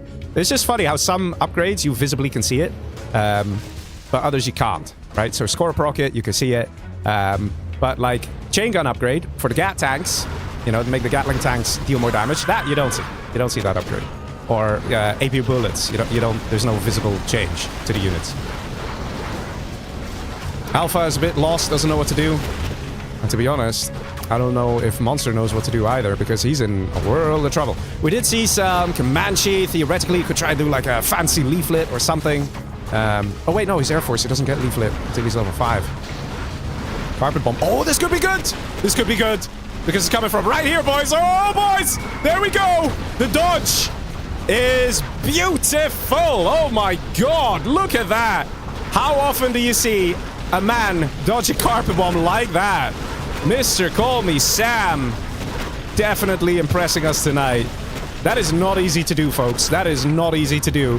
He didn't lose a single Humvee. That carpet bomber was meant to take out at least half the army there. But Sam was paying attention. He knew where the dangers lie. He knew that an Air Force could call in a carpet bomber. You lose everything. He knew it. So he was paying attention to his army. Didn't want to waste it. Let's see. Targaryen and now try to collect some middle money. And the question is, what is Monster going to do here? He doesn't really have much. He needs to build a new strat and then hope that he can build a new, or call in a new carpet bomber. But as it stands, the Dozer is building a new command center, and Aurora is probably going to come in and take out the Dozers. Never mind. He's going to do this. Yikes. That also hurts a lot. But one thing's for sure, Sam is dominating over here. Absolutely not struggling, taking out Mr. Monster. Sending in a Spectre as well. Is that going... Where's that going? Is he... Oh, on the Dozer, I think. Just to get rid of it. Yeah, he doesn't even need to do this. He has Auroras, guys. He doesn't need to do this. But he's just like, yeah, why not? Kills one Dozer. Does he retarget and kill the other one? Doesn't look like it. Yeah! Ho, ho, ho. You saw the retarget, but it was too late. CC's probably going to go online, but there's a big Humvee army here, so there's nothing that can happen. If we had a Moab out for Monster, so already level 5, and he upgraded the fuel air general power to a Moab, it could have made a difference, but no. There we go. Sam doing absolutely phenomenal here. Look at that. Taken out Mr. Monster. Let's see. There's definitely going to be a bit of a power shift now happening in this game. Because we can see that Stas has an income of 11k per minute, and so does Sam. So Stas and Sam, once again, looking pretty powerful here. And Targaryen is now also in the game with basically almost half the income. He's trying his best to rebuild. The only thing is the income per minute, guys, it updates based on the previous minute, right? So if you build a supply drop zone, the moment it hits 100%... Okay, that's a firebase. That's also firebase. Whatever. This is supply drop zone. If he was building this and it hits 100% completion, it's not that this immediately updates. It doesn't work that way. You have to wait for the first cash drop to come in, and then this will correctly update. Because, you know, technically you haven't gotten that money yet. So that's how that works. So even though it looks like he might be way behind, if he had just completed 3 supply drop zones, let's say, his income might actually already be technically higher, if you get what I mean. But he just hasn't received that money yet. You know, it's a time thing. You know, it's like Back to the Future. It's somewhere there's a DeLorean in this story. Just trust me, it's fine. But yeah, you could keep an eye on the cash per minute, see how it progresses. Now the palace going up. This I don't really like here. What is Stas doing? He knows he's fighting a super weapon general who right around now is probably getting a particle cannon. There we go. Called it. So, guess what? Particle cannon. You take your beautiful particle beam. You start here. You go straight up. You can kill all 5 of these. Yes. Okay. He's USA. He knows. So, you can literally kill 5 of these markets, which means a particle cannon with a value of $2,500, because that's how cheap it is for super weapon general. You can kill $12,500 of the enemy every 4 minutes if you build your stuff very close like this. So, you know. Maybe not the best placement. In all fairness, though, Stas is kind of pushed into a corner there. And could do with trying to claim a bit of space for himself. You know, scary stuff. You know, especially these alphas. Look how fast they're going, man. I don't know about you, but they're just looking like a blur on my screen. It's, you know, it's because they're going very fast, you see. That's why they're blurry. Yeah, he's getting out of there. It's, you know. The thing is this, you need stingers. Yeah, you need stingers, bro. You need stingers. Quads are actually really terrible anti-air units. Oh my god! Ah, bullseye! Oh man! Let's do some math here. Yes, math and hard. That was what, 6, 7 buggies? How much is a buggy for demo general? That's $1,000, right? So he literally dealt more damage than the value of a single Scott Storm with that one Aurora. I love this stuff, man. I love it. Like I said, Air Force and Super Weapon General, those are always the fun armies. You're gonna see some crazy stuff happening, right? If you have like normal USA, like, you know, normal GLA, they're like, oh, I'm just gonna build a big army, and then Super Weapon General is like, hold my beer, I have insanely overpowered planes that only cost $2,000 each, and he still doesn't have countermeasures. Oh my god, I don't know if he's doing it on purpose at this point. But yeah, the best thing that can happen right now is, for Staz, is that he gets a load of Scud Storms. That's the best thing he can do, because if he gets a Scud Storm, right, and gets to fire it once, one time, the damage, boys, will be something else. That's all I can tell you, okay? That's gonna hurt. You can literally hit here and the guy's gonna go offline for like, I don't know, 3 days or something, right? Like, it's just gonna hurt so much. Or you hit over here, you kill the strat, +3 drop zones, that's a big chunk of the income. And without a strat center, he can't build new supply drop zones, he can't build new auroras, and he can't build new particle cannons. So as long as you keep this guy without a strat center, hey man, life is good. Green power. Lols. He did. Don't tell me you stole this one. I mean, in a way, I don't know. Is it better to steal Super Weapon or better to steal USA? That is an interesting question. And where did that dozer come from? Did he literally just... Did he purposely gift a dozer? Is that what happened? Mr. Maestro, maybe check the mini-map there to see that purple dot that turned into a green dot, whether he puts a dozer here. Now, there is an aggression rule where players can't sort of... help each other, right? So let's say green is dying. You can't keep green alive and build defenses around him and protect him from yellow. That is not allowed. But tactically placing a dozer so it gets stolen, so this guy becomes a bigger target, is still technically allowed. Because if you give your technology to the enemy, it is actually still sometimes not beneficial for you, because let's say green becomes massive and obliterates this guy, right? Then you still have to deal with the Demolition General who has your army, right? But I'm not sure if that's what happened. Mr. Maestro will have to check out and confirm. If you can't confirm, actually, I'm very curious. I will happily report back on that. This is kind of like the things like that, the strats that I really enjoy seeing, right? When players really think, but not thinking about the strats in game, but think on how they can change the narrative, right? How they can change the outcome of the game by doing something extraordinary, where it's like, wow, did that just happen, you know? And there are rare cases where it is a good idea. It could be a good idea to gift your army to the enemy, because Sam, yellow, will definitely be more worried about the GLA with power, who also has USA now. So it kind of buys Targaryen more time to build up. Look at the micro, and he finally got countermeasures. Good man, look at that. Countermeasures keeping him alive. Barely took any damage. Fun fact, countermeasures also gives armor against quad cannons. These quad cannons are kind of going to their own deaths here. Mr. Sketch comes in with a raiding party. Why, thank you very much, good sir.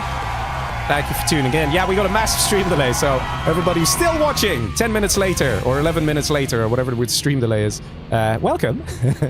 You would have figured out we're playing some free-for-all, or at least we're casting, right? We're commentating some great free-for-all games. Some great players. We have a particle cannon out here from Targaryen, just the one. He's low power already. He's not having a great time, Targaryen. I do think that it was maybe necessary for Green to get power. Let's see, is he utilizing any USA technology? Doesn't look like it. He should try and get his own Auroras out. Because if he gets just regular Auroras, he can still use them to take out the strat center of this guy, right? You only need 2 normal Auroras. That's $5,000. Okay, it's pricey. But ensuring the enemy can never get the structure online, man, you can definitely weaken a Super Weapon General a lot. Anthrax Bomb. Gorgeous. But ambulance on the case. Very nicely done. 10 super weapons have been constructed by Mr. Call Me Sam. What a legend. How does he do this? It's pretty funny, because right around now, you would imagine that the purple guy Targaryen is kind of scratching his head a little, going like, yeah, you know, I'm level 4, I could say that A10 strike or something. But he's also scared of becoming a target. He'd rather see green and yellow fighting it out. Just double check no one's observing here. Very good. I mean, Sam is looking great, but Sam is hesitant. He doesn't want to... Where's that ticking? I hear ticking. Ooh, is that a Burton from Mr. Targaryen? There we go. Targaryen is making his contributions. Shoot the Aurora. Shoot the Aurora. Shoot the Aurora. Shoot the Aurora. Shoot the Aurora. Dude, shoot the Aurora. Go, shoot the Aurora. Screw supply empty. No, shoot the Aurora. Oh my god, he's not shooting the Aurora. He could have shot the Auroras. Why did it? Oh. Oh wow, that just happened. And it's actually quite perfect because this being blown up clears the path here. Let's see. Particle cannon being used, but not over here. Instead, we see a QQA coming in. Yeah, I should be able to clear everything. No problem. No problem. Where's a particle cannon? It is, in fact, on the market. Sam! He's looking towards the victory. He wants the victory. He's playing it safe. Even though he's being attacked, a lot of people would panic, use that particle cannon on the sneak attack.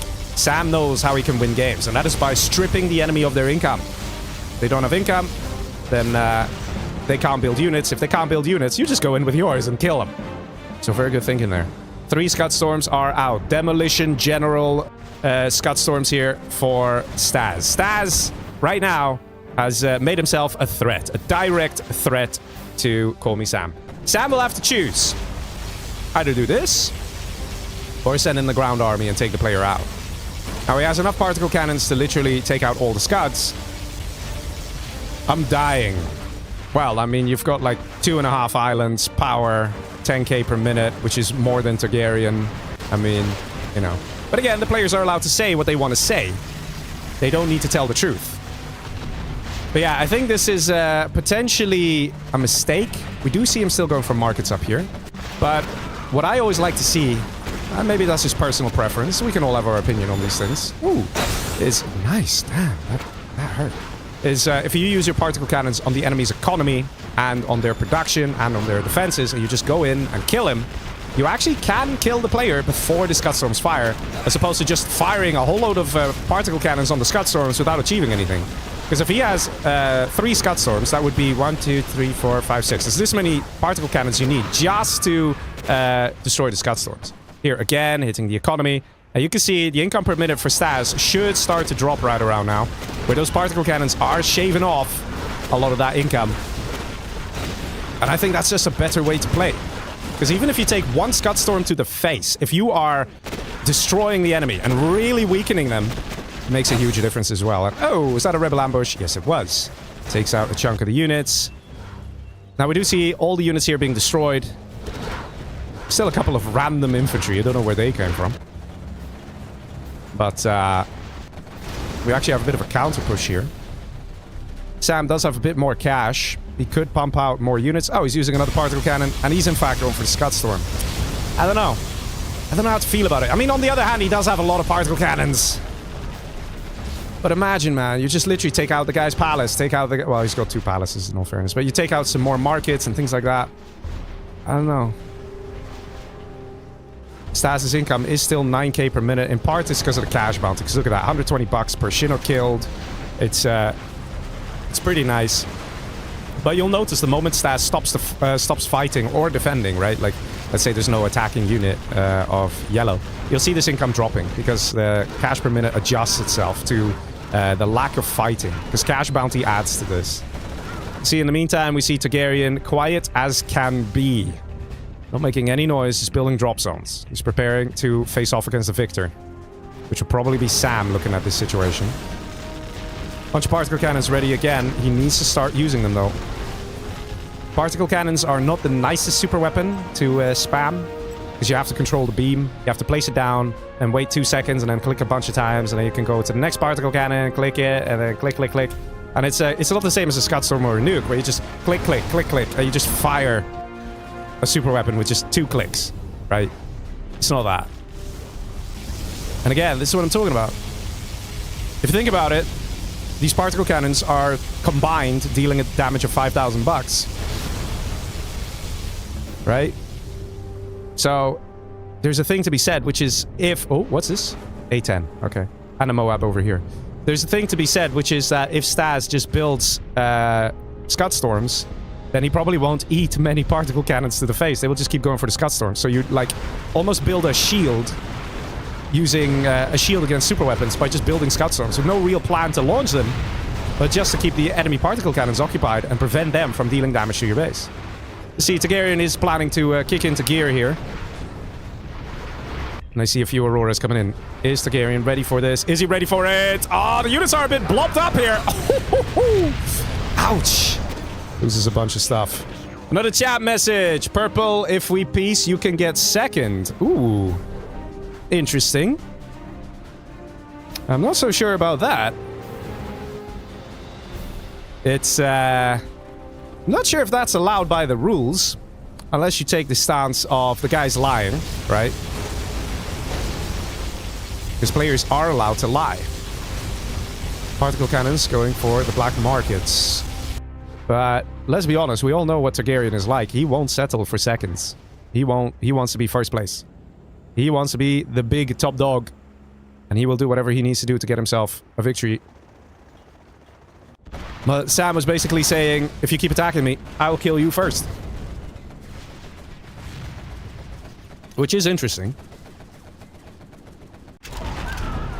Random anthrax bomb here being called in. Might not hit the target. Let's see, A10 on the black market. Look at that. The systematic eradication of Sam's or of Stas's income. So beautiful. Look at that. Income per minute dropping so hard. Anthrax bomb hits, but the Humvees didn't move into position, although still finds a few victims, I think, right? Just the one. Sneak attack on the bottom left. Could get particled, could get leafleted, could get Aurora'd. Aurora better take off quick now. It's not taking off quick. Ah, it's gonna do it. Loses one Aurora. Totes worth it, man. Just one Aurora and getting rid of that. Very good. But yeah, let's see those particle cannons, boys. Let's see him. Let's see him get used. It's definitely looking like it's like Sam is cooking something. He's planning to do something. He wants to have some sort of a plan, some sort of a goal on how he can, in one clean sweep, take out the green player. Strat Center immediately gets denied. He's like, nobody, you are not doing that. I am the one with the Strat Center. Palace gets hit as well. And again, the Scud Storms. And there's a worker there. Not sure if the worker could keep that alive. Probably not. No, it doesn't. Comes close, though. And again, dealing some damage. The base is on fire. Stas really running out of stuff here. He's hanging on with a handful of markets, and even those are getting targeted. One going down, another one will go down here. The oils have been destroyed. What about a top? Also destroyed. So, oh, he missed. How can you miss, bro? Oh my god, he missed. Does he get this one? He doesn't. Yes? Sort of, but it'll rebuild. I mean, we need a plan of action here. Like, Sam is basically living the dream. He's just taking really long with finishing the job. Like I said, we see this with free-for-all players in tournaments. They just take really long finishing the job, allowing other players to get freaking massive. Like, what is Sam focusing his micro on right about now? What is he trying to just build more stuff, build more defenses, and like just attack, bro? The green has nothing. 2.2k per minute. Is this a joke? The guy has nothing. Finish him off. He's had to rebuild his palace so he can build a few markets. Like, this is the situation. He has to wait a full minute before he has enough money for another black market. Palace gets destroyed just about, but will rebuild. Just finish him off. Sam, just use a particle cannon, zap the defenses. Go traditional, buddy. You've got enough. It really won't be long before we see Targaryen coming in with a massive attack. It really won't be long before we see a Moab coming out of Targaryen and mass particle cannon spam. It really won't be long. So maybe he's trying to keep green alive to try and keep Targaryen on his toes, but I'm pretty sure Targaryen knows exactly where this game is heading. A10 gets called in. Humvee's at the ready on the left-hand side. Let's see it happening. Targaryen's gonna do it. Sam, you had your window. Moab comes in, gets partially dodged there. Very nice by Targaryen, trying his best there. There's almost no way you can fully dodge it. So, nicely done by Sam, keeping that in reserve. But, like, why not kill this player? You've got... It's so little effort remaining to finish him off. Like, 2.3k per minute. And remember, this includes cash bounty, guys. Sam, you got 3 freaking particle cannons. Do something. You got a Humvee army. Do something. Just finish him off. Lol, random buggies being used as terrorists. He's hitting the command center with 2 particle cannons. And this is interesting. That's 2 particle cannons, guys. Or is it 1? Maybe it's 1. Maybe he's worried about a Demo Rebel ambush.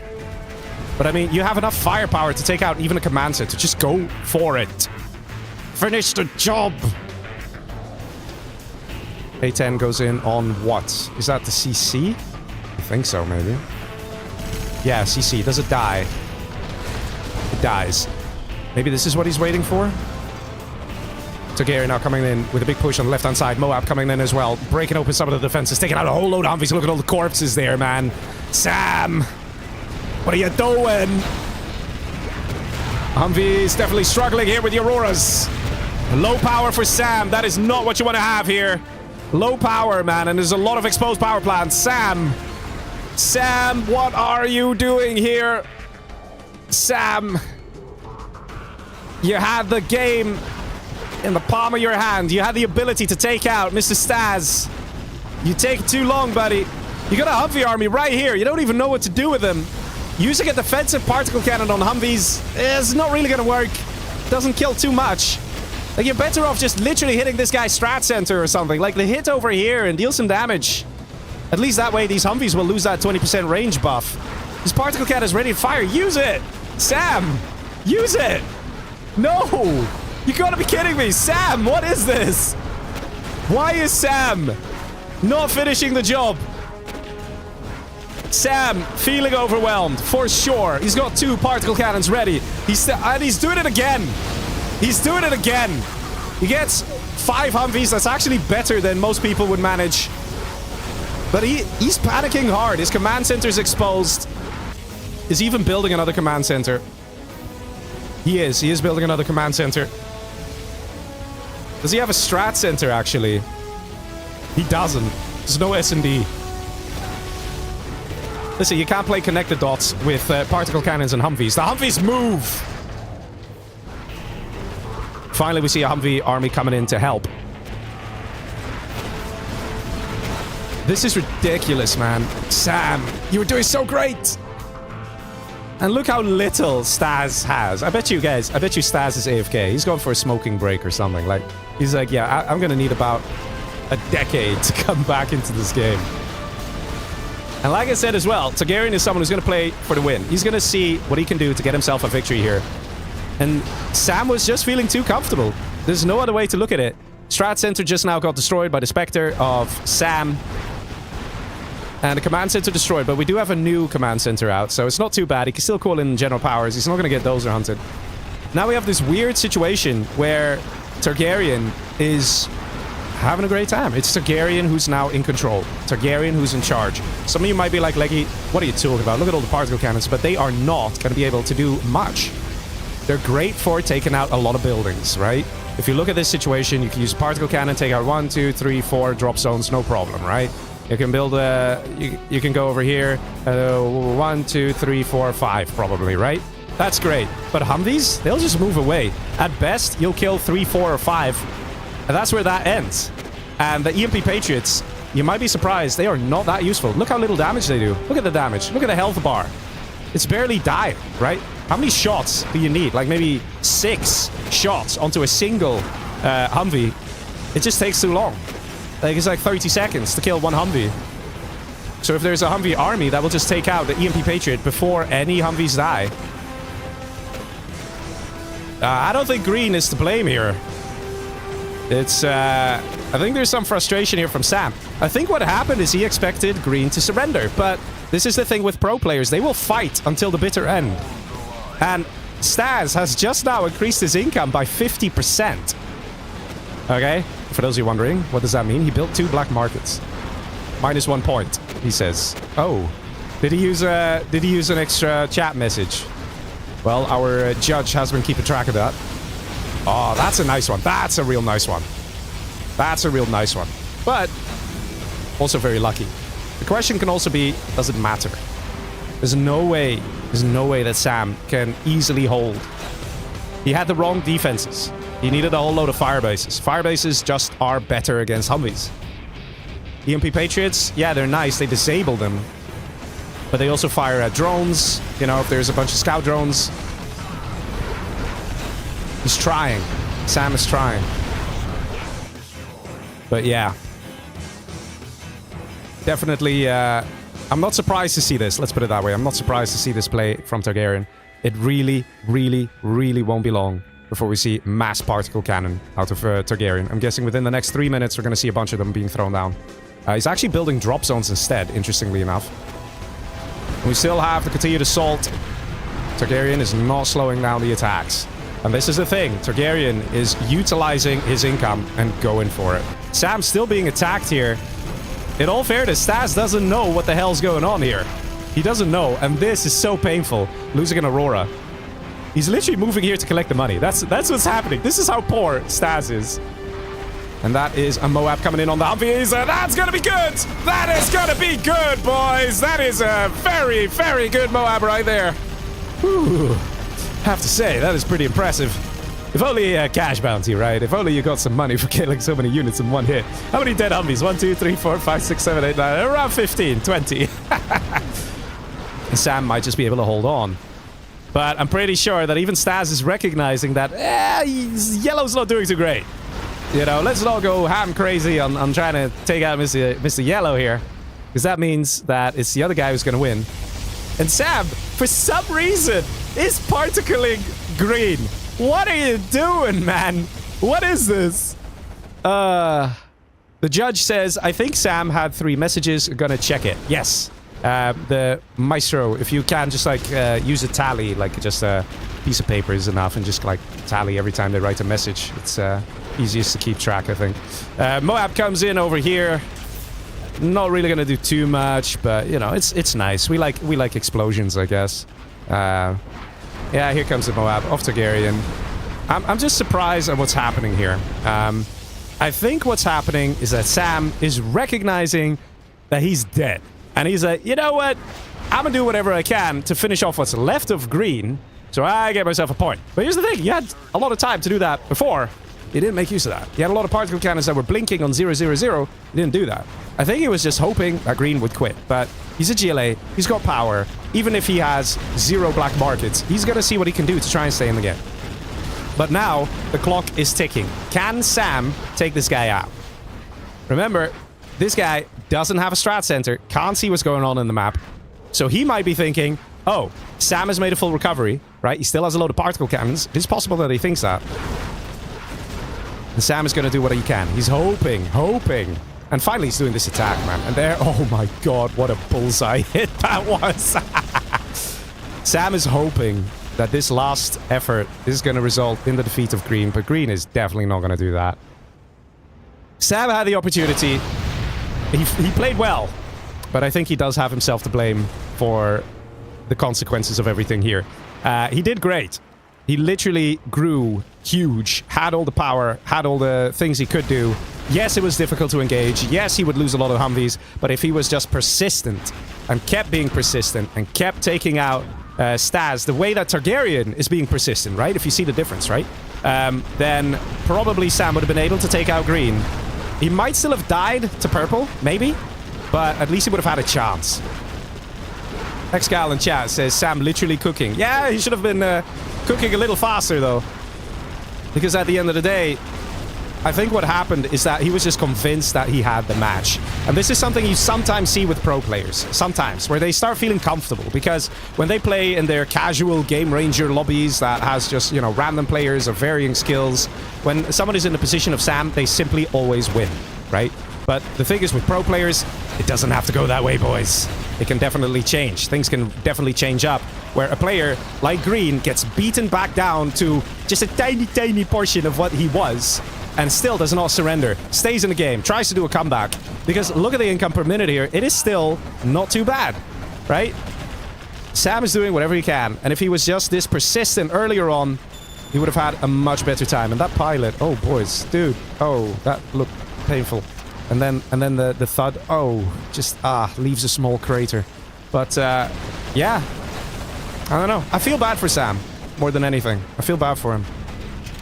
He's such a great player. He did great. You guys saw it. He did everything perfectly. The way he took out Monster, beautiful, right? And he thought he had the game. And this is also very frustrating for a player. When they think they have the game... Look, we even see over here Targaryen. He's feeling it. He knows what's going on. Anthrax Bomb. No ammo, though.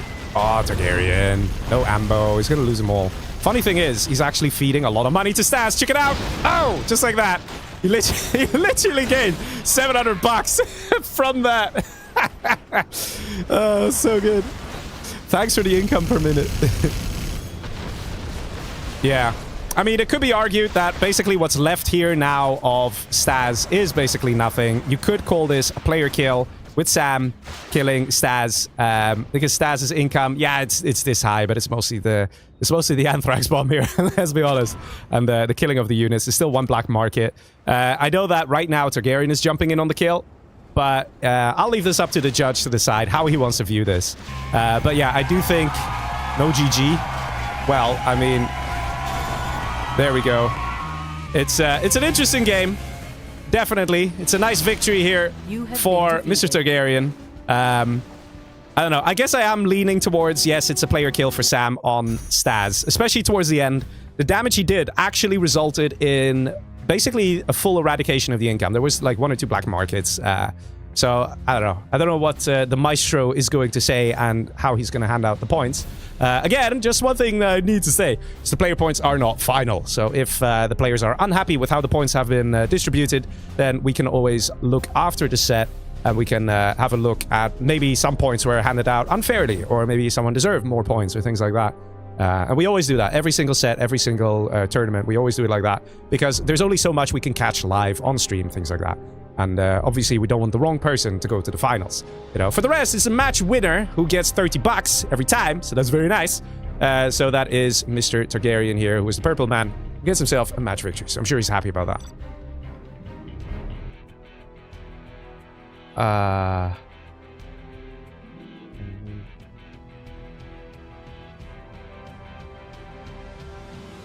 That's fine. Okay, so we're gonna take a short break of 2 minutes. You guys can go to the bathroom if you like, then we continue. Just gonna say that. Can you say this in VC, please? So the players can say it in VC. VC is voice chat, not WC. That's something else. Don't say it in there. It's VC is better.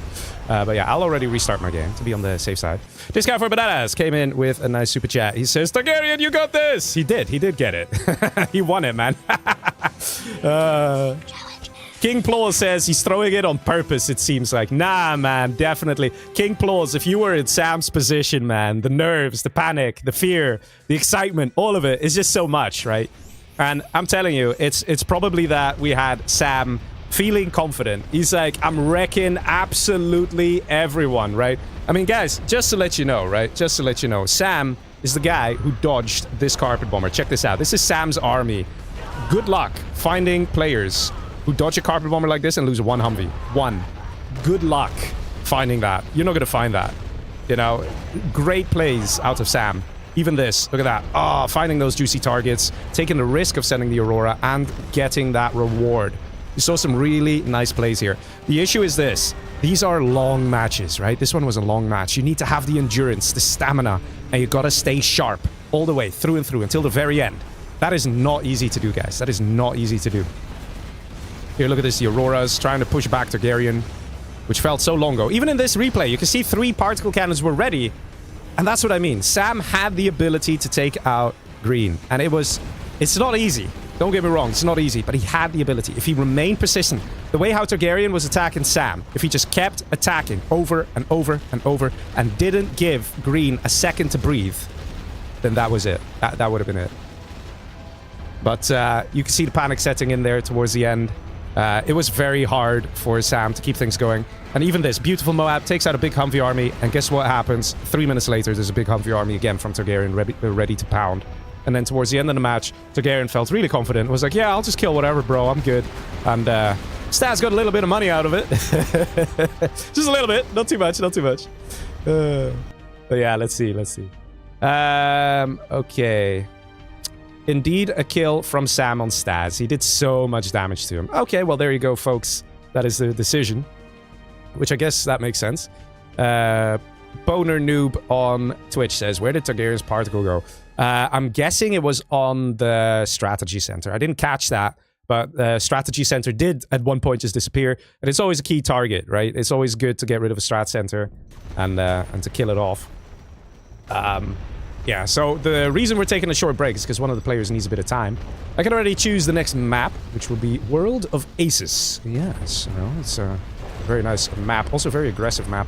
I'm actually gonna do this and then snake the players. When they come and they're all here, I'm gonna just press back and say, restart your game, everyone. I don't trust them. Because the last match went really well, right? It was like a, what was it, 40-something minute? Usually you can see the timer on the right corner. You can see how long it's been going on for. And it was like smooth, clean, no mismatches, no crashes, no real lag either. It was nice. It was good, right? We had ourselves a good time. So there's that. Let me check here. Okay, players are coming. It's good. Let me also tell them in voice chat. Ladies and gents, you may now join the room. We are going to start the next match soon. You know, and that's really, really nice. I could just join the voice chat, tell them. They're all muted. They can't speak with one another. And he doesn't have the map? Oh my god! Install the map, please. It's in maps. Oh! Yes! Oh, okay. So good. But yeah, guys, what do you think of the matches so far, huh? Would you say they are pretty nice? They're pretty cool stuff? Well, you know, they have been very nicely and graciously organized by Mr. RVB, Red versus Blue, who's in the live chat. So I'm in the live chat for a while. So yay, thank you, RVB, for bringing all the players together and setting this up, all the rules and all the paperwork and all the stuff, because it's a lot of work, guys. Listen, we're all adults, right? And we are 21 players plus a streamer, so 22 adults who have to coordinate their time and their schedule. Yeah, good luck. Good luck doing that, okay? You thought it was annoying that nobody showed up for your D&D session. Dude, this is like way harder, okay? Way harder.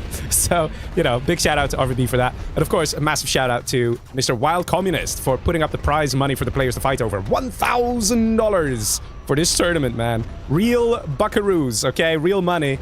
So that's why we're happy to see all these players play their absolute best, okay? This is literally not just bragging rights. This is also good money, okay? $30 per match victory. And now this guy says, I'll be back. Dude, you just had the time. You just, hurry up. Use a bottle or something. I don't know.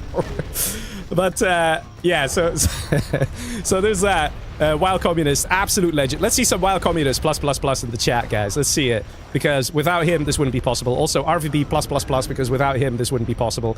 You know, and the players, of course. You know, if you want to check out the YouTube channels of the players, if they have them, they are linked in the description of the live stream on YouTube.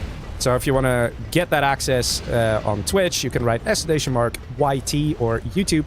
Write that in Twitch. You can get the link right away, and then you can get access to the player channels, their YouTube channels, if you want, you know. If not, also all good. I'm happy that everyone's here, both on YouTube and Twitch. Love you guys. Also, a lot of fun. Are there replacements for this set? Not that I know of. If there's a serious emergency, probably message RVB. If there isn't a serious emergency, let's play. Also, everyone, wait, I got another message from other players. Uh-oh. What? For real? Okay, ladies and gentlemen, we might need a replacement.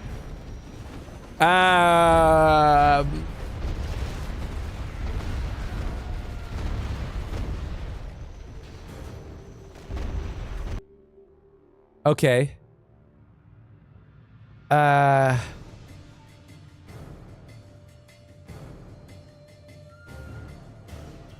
Okay, so on a scale of 1 to 10, we've just hit an 11 of a situation.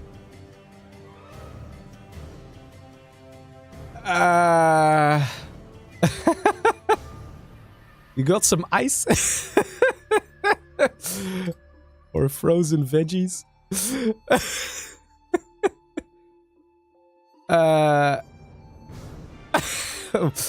I'm not sure if this would be personal information, but an 11 out of 10 catastrophe has just happened with one of the players. Okay. what do you want to do? We could theoretically continue with 5 players. I think that might be the best thing. I don't think we can... You're sure?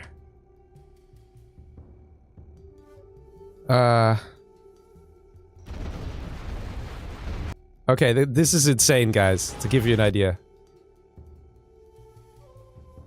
Well, if you drop out, you could do 5. But if you feel okay enough to play, that's up to you. And then we continue. But yeah, I guess the best thing I can say, a medical emergency has happened. Let's try 1 game, he says. Okay. I haven't said on stream what happened. He said there has been a medical emergency. Can I say what happened?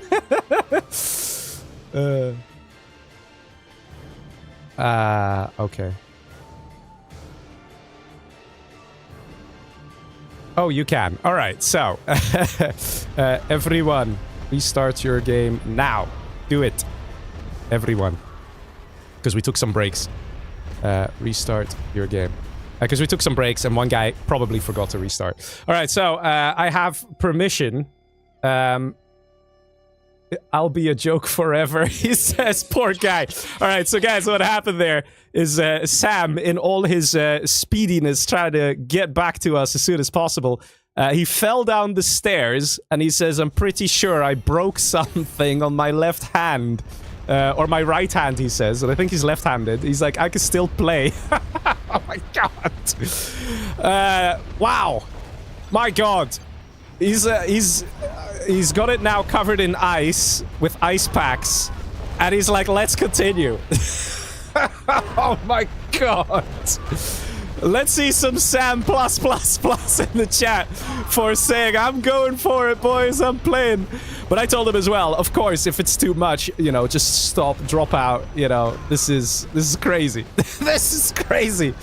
Oh, man. So yeah, like I said, you know, like imagine being in the shoes of one of the players, the pressure, the everything. Oh, man.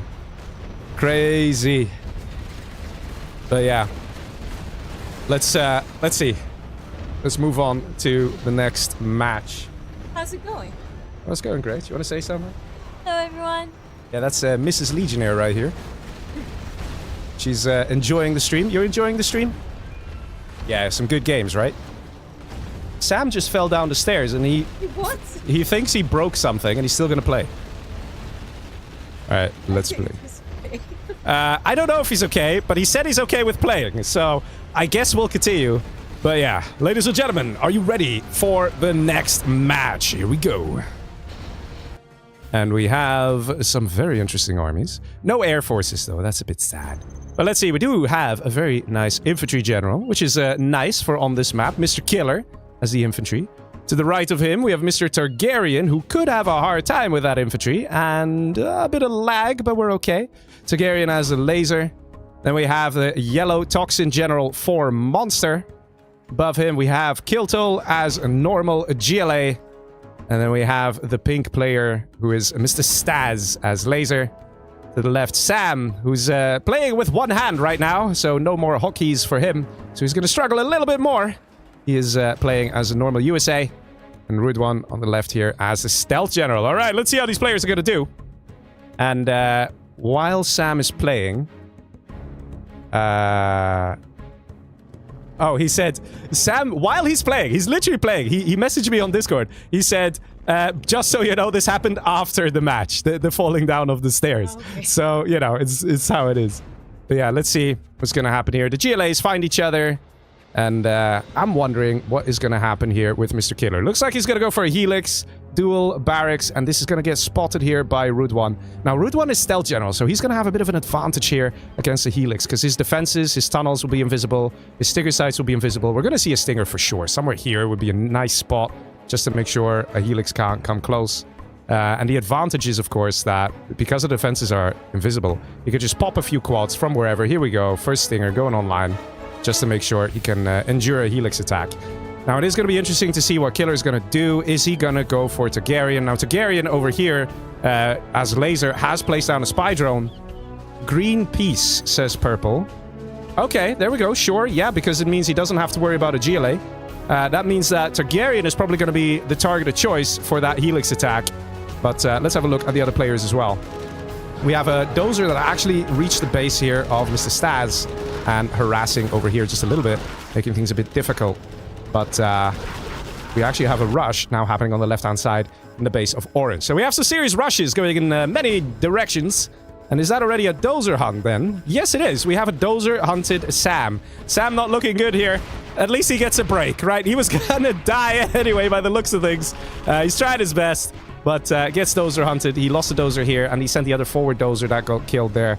Let's see what's happening in the base here of Targaryen. Lix went in and did get shot down, but he got the evac on just in time. Killer doing very well here. Targaryen in some trouble. I have to say, man, everyone is really aggressive in this match. Really aggressive. Even here, look at this. There isn't anyone who's not rushing. If you compare that to the very first match where everyone's like, yeah, I'm not doing anything. Like, very different playstyles here. And even that minigunner dealing some good damage to that Chinook. No oil grab here for Targaryen either. He does have to capture building upgrade, but he hasn't gotten the oil, so he's literally without income, I think. Not having the collection here, so this is going to drop to 0, I think. Or does he have an oil somewhere else? He does actually have these 2 oils. That's his main income here. We have a Ranger capturing here. Let's see, Sam being completely destroyed here on the left side by Rudwan. And over here, the barracks is all that's left. So Sam is going to be the first one out. I don't think that's to do with his... Oh! Wow, that is very fast. So I suspect someone didn't restart their game. Jeez. That is very fast. That is very fast. Yikes. That is a very early mismatch. That is too early, in my opinion. Something going on there. I think it is safe to say that we're going to switch it up to a 5-player map here because Sam did get killed off. Let me just find out where this came from. Yikes, man. Give me a minute here, guys. Give me a minute. So I check with the player if everything's okay.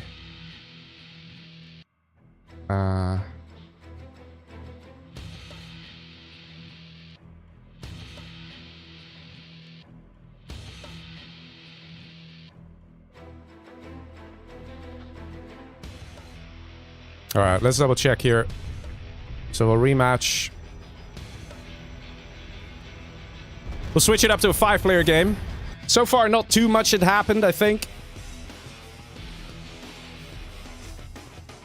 Yikes. At least Sam is going to be able to sit this one out and attend to his hand. Marco says the point system is ridiculous. No, it's not, Marco. It's really good, actually. It is actually really good. But let's do a rematch. 5-player match. But yeah, I am at least relieved that Sam can take a break here and tend to his hand. Yes, please. We'll switch it up to a 5-player map. And we'll go for Chunk Island. It's a really lovely map, Chunk Island. Let's do that. I see the Wild Communist plus plus plus. The RVB plus plus plus. Hey, that's great, guys. That's really great. Okay, does everyone have this map? Let's check here. Wait, no, it's a 6-player map we need. Well, there we go, DEFCON. There we go, DEFCON. What am I doing? Let me check with Maestro. 6-player map. Yes! I figured it eventually. I'm sure no one minds the DEFCON. Did you all restart your game? It's very important. Yes, DEFCON. Yes. So that is 1, 2, 3, 4, 5. We have 1 person missing, and I think he's restarting his game now. Oh, man. But I messaged the player here. He says he's restarting his PC, and then he's going to join. I mean, again, at least look on the bright side, guys. It mismatched right away. Alright, and the player is on his way as well. No anti-fear on Twitch. That's not the emergency. Nothing to do with the toilet.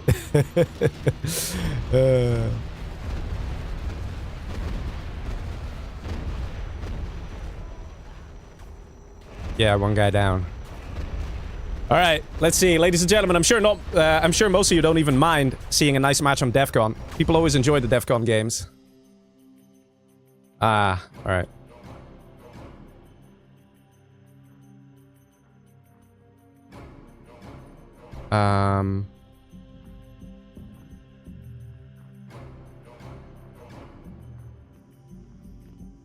All right.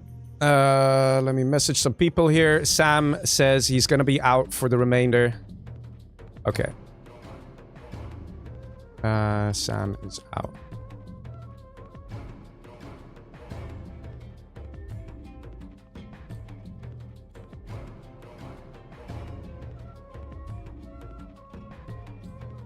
All right. So we'll switch to 6 players from here on out. That's probably the best thing.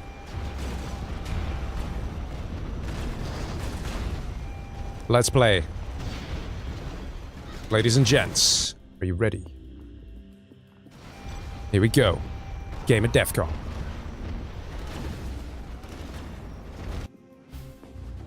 Ah, there we go. Now we got a super weapon, right? Now we got a super weapon.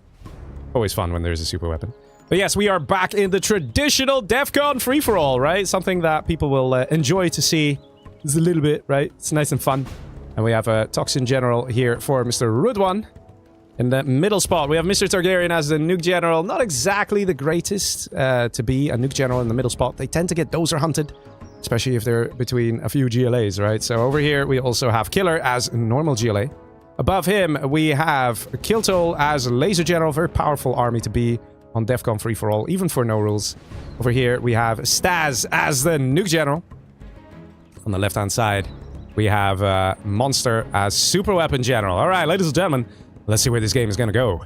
So, interestingly enough, this guy can't scan this guy, and this guy can't scan this guy. So we might see a situation where Monster's going to remain purposely very quiet. In fact, he's getting a defense up right away. He's not going to waste time. He's getting his oils right away as well. It could be that he's not going to be aggressive to anyone.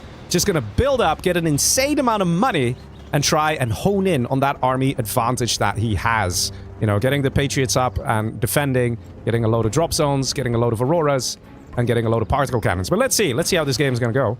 But a little dude just scouting, kills a truck, and we have a very sneaky tunnel here from Mr. Killer. So Killer seems to be very aggressive, going straight up. And unfortunately for Kiltol, he built a supply here that right now he can't use. Not at all. We have technical veterancy here on this technical of Killer. Killer coming in with 3v3 strats on DEF CON. Let's be honest here.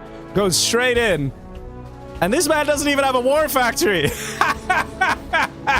What are you gonna do, Kiltol? What are you gonna do? How are you gonna worm your way out of this one, huh? How? Just get your dozer in a shithook and fly to the middle. Yeah, exactly that, right? He's doing exactly that. Yeah, there we go. Just get in. Just get in and go. Just go, dude. Just go. It's too late. It's too late for your main base. It's not happening. Let's see, on the left-hand side, we actually have a tech RPG as well. Also crushing the oils, man. Wow. That is just something. And actually cutting off all the income right now as well on the Super Weapon General. It's the non-GLAs who are suffering, right? I thought it was going to be the Nuke Generals that were going to have a hard time, but it's the USAs. We got the Super Weapon here who's struggling. I mean, he technically still has a bit of income over here, but there is one RPG. And this is just hard to kill. Vet 2, technical, is just difficult to deal with. Over here, we still see Mr. Kiltol try to hang on, and somehow he's not dead yet. But I mean, he's also not exactly alive. He's Schrodinger's Kiltol right now, where he's just trying to make it work. He's trying to capture his oil as well, but there is an RPG here that's shooting at the dozer, which is also a threat. Oh my god, don't tell me you're gonna lose it. That was so close. And a new technical, of course, comes in. Killer being ruthless. And meanwhile, over here, we have Targaryen, who's probably scratching his head, going like, wow, I'm in the middle spot, a China, and I'm not getting attacked. Wow, how is this happening? I don't know, man. I'm wondering the same thing.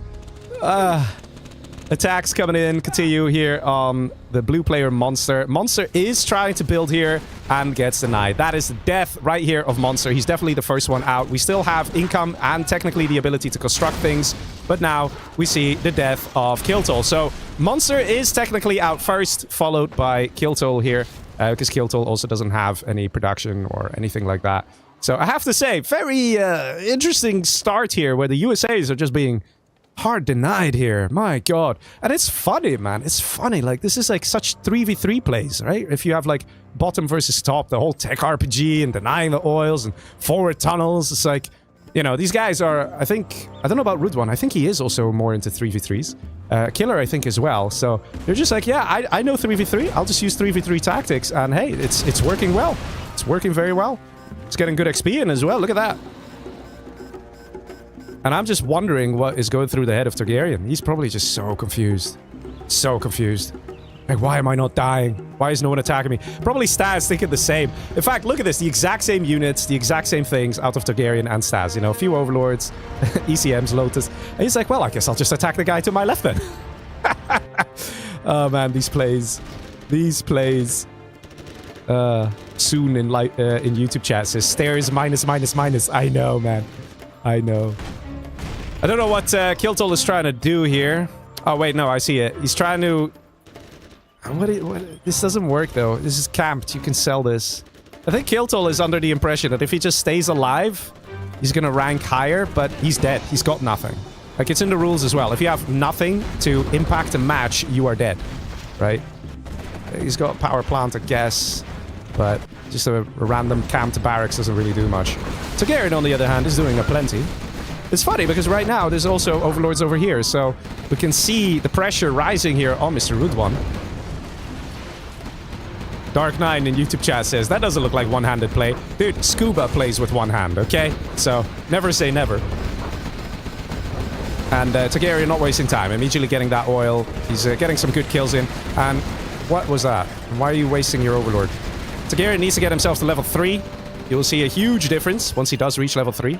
GG says orange and surrenders. Nice clean kill. Second player kill going to Killer.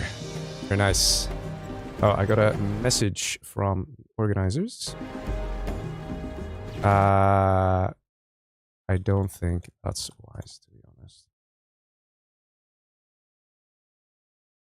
Okay, let's do that. Let's see. Overlord's pushing in from the top on the left side. Overlord's pushing in from the right side. Definitely a bit of a problem here for Rude One as he finds himself in a 2v1. This is a very fast game. You know, this is the funny thing that happens in these free-for-all challenges. When we're playing DEFCON, we're noticing a trend where the matches get played. Like, they tend to be very fast, very quick. They don't go on for like an hour, like what you sometimes have with casual free-for-all streamers. It's like everybody gets a little more aggressive. Everybody's a little more like, I'm gonna micro better and do a better job. Raz in YouTube chat says, the same thing happened in the other match for the finals. I think the map is bugged, probably. I'm not saying no to that one. I do have a suspicion that there's something with that map that is likely to cause mismatches that maybe we can fix for set 3, maybe. It's not going to be any difference with how it's going to be played, but it is something that can happen. Here we go. Nice, clean 2v1. Like, this is not up for debate, really. There's Overlord armies here from both players taking out Mr. Rude One. Poor Rude One, man. He's having a hard time here. But, yeah. Let's see how this is going to continue. Killer has been having a good time here, though. Look at that. 11k per minute. Enjoying life. Somehow, Staz also has a lot of income. And to be honest, that is probably... No, it's not the middle. I thought he would have some middle by now, but he doesn't. I think he's just a lot faster with expanding. Look at this. He's even over here with the trench money. He's literally got supplies everywhere. This is what I said in the beginning of the set as well. Staz is a free-for-all veteran. He knows what's up. He knows the important things. The things to keep in mind. Targaryen, on the other hand, first came in with the Lotus to capture the oils, which is good, but he didn't send a dozer right away. Right? Maybe he was still building command center in all fairness, and he's building another prop. He must have lost his prop there from the attack that came in from Rude One. And we see Staz now going for the middle. We have Jarman on a bike. Now this could change a lot. Gotta be careful, though. The thing is this, even though the bike is stealth, whenever you hear the throttling of the bike, all players can hear that. Even if it's a stealth bike. And he's just choosing to go back home for some reason. Interesting. Let's see, money is now finally established here, but this left side is wide open, and we are playing no rules, guys. That means we have 2 nuke generals. That means we're going to see some nuke mix. Look at this airfield going up. Could be a helix, could be nuke mix. Oh no, it's nuke mix. It's nuke mix. Let's see. Over here, Targaryen is not going for nuke mix. He wants to get some money out. He's going to go for some hackers. Yeah, I'm not sure where this game is going to go. Let's see, we do have normal GLA here for Killer. I absolutely hope that we're going to see some Scud launchers. Because I'm not sure if Killer is someone who likes Scud launchers or not. Hagop on YouTube says, do you think the players are familiar with this map, Legionnaire? If you're talking about DEFCON, nah, they never played it, man, never. This is probably the most overplayed map in existence. It used to be Tournament Desert probably like around 10 years ago, but, you know, team games have definitely picked up. Free-for-all has picked up. DEFCON is definitely the biggest and most played map when it comes to popularity. Level 3 comes through here for Stas General Powers. Lovely to see. Takes out a load of defenses and absolutely bullies Killer out of the middle. But yeah, if we don't see Scud launchers, then Killer is dead meat. Guys, mark my words. I don't care if he's got double the income of the other players. I don't care if he's got Scud Storms. If he doesn't get Scud launchers, he is dead meat. And this is the thing. Free-for-all players like Targaryen, we saw how quickly they went for Scud launchers, right? We saw how quickly. We saw how powerful they can be. In fact, I can maybe play a replay clip back to another match where we saw the power of Scud launcher. Look at this. This was Targaryen's Scud launcher in a previous match. Look. Boom. The damage that a Scud launcher can do is insane. Now, the thing is this. And there's a whole load of overlords like this. And you have 8 Scud launchers popping from your tunnel and firing in the center one. The ECM spread it out. You can wipe a whole army. A whole freaking army like this, guys. A whole army. Now, good luck destroying this without Scud launchers. Some people say, Leggy, just use battle buses. Yes, battle buses can work. But with good micro, you can kill battle buses with minimal losses. You might lose 3 or 4 overlords. A big whoop. It means it's more costly for the GLA. And we're just seeing battle buses. I don't think we're going to see Scud launchers. Ah, man. Let's see, the only way that Killer is going to be alright is if we do see Stas and Targaryen attack each other and go for each other. And I think Stas might be willing to go for Targaryen because he recognizes he's in a better spot. He does in fact have more income. He does in fact have nuke mix and can absolutely decimate an army here and get it down to low health. And that licks though. Look at that. A lot of these overlords are not battle ready. They have to retreat. If this army now pushes in, it can take out all these units. Also, very bad angle of attack here. You want to have a nice concave where all your units can fire at once. MiGs are definitely being wasted. Does he even have MiG armor? Because they're dying really quick. Bruh, come on, man. How can he not have MiG armor?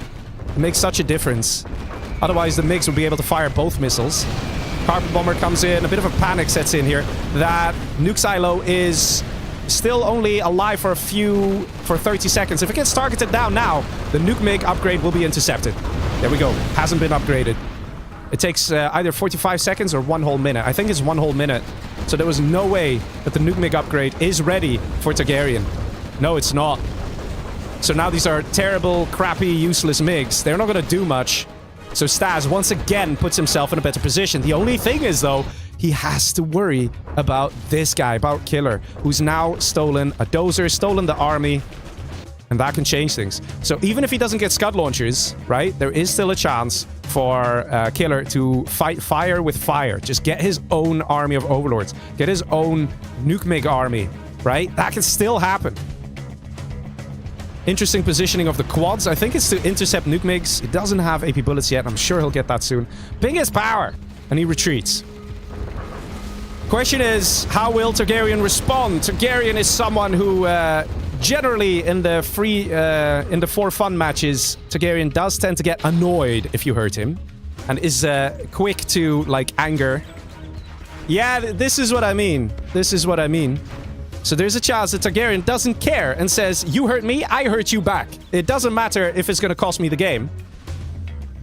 And lots of chats being used here.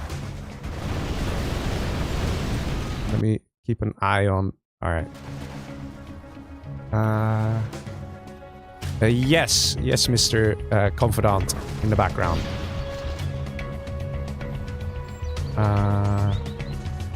Replay clips don't seem to be working. The replay clips work for the people on YouTube. Not for what you see. Sorry. Sorry. But yeah, now we have this weird situation where I guess Targaryen is responding to the message of Yellow. And he is recognizing that, yeah, okay, there is a GLA.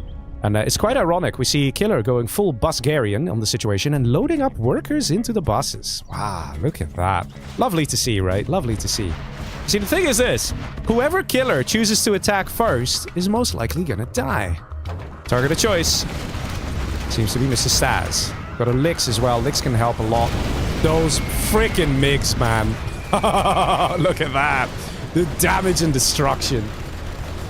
Absolutely mad. So the thing is this. The battle buses are terrible against Nuke MiGs. Really don't know what he's planning here. Maybe he's hoping to reach level 5 so he can GPS scramble them or something? Or maybe he's hoping he can do something to kill the airfields and then attack with the buses. But this is not really gonna work against the Nuke MiGs. And we have a Lix. Disco dancing. And an Overlord who's gonna eventually destroy all this. Buses coming in. Yeah, look how many buses go down. This is what I said. Yeah, you'll kill some Overlords, but look how many buses go down here. 2 buses go down. This one almost dies, just about survives here. And each bus costs 3,400 bucks, assuming it's filled with RPG. Like 3,400. Yeah, the beacon. Oh, it finally did die, though. Well done. Good helix. Eventually it reached its destination. Well, let's see. Something moving in here. Is it an EMP? It's a mine drop.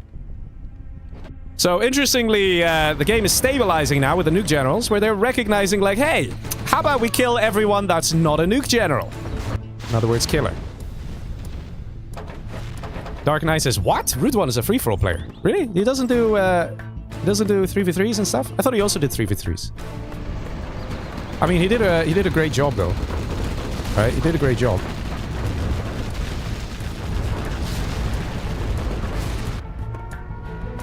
That's over here. I think on the palace? Not on the oils? No, he's carbon bomb on the oils. On the power. Okay. Interesting nuke to hit the power. I mean, he could just rebuild that. Did he not build a CC? He did build a CC. Yeah, I don't know. I'm not entirely following. But yeah, now that the general powers come in, look at that. Look how painful this is, right? The general power is over here, the nuke over here, and then the carpet bomber over here, and another artillery over here. And you can see how much damage the general powers actually can do in a game like this. It is, it's not something to underestimate, guys. General powers can make a difference. Really Yellow got 2 market, by the way. So this is literally the last messages from these guys. If they talk more, they will lose a point. German moving to the middle here. But again, you know, imagine he had 8 Scud launchers, just popped from here, fired, went back in the tunnel. Scud launchers wouldn't die. You can evade the nuke MiGs, sort of. And the Overlord simply couldn't push.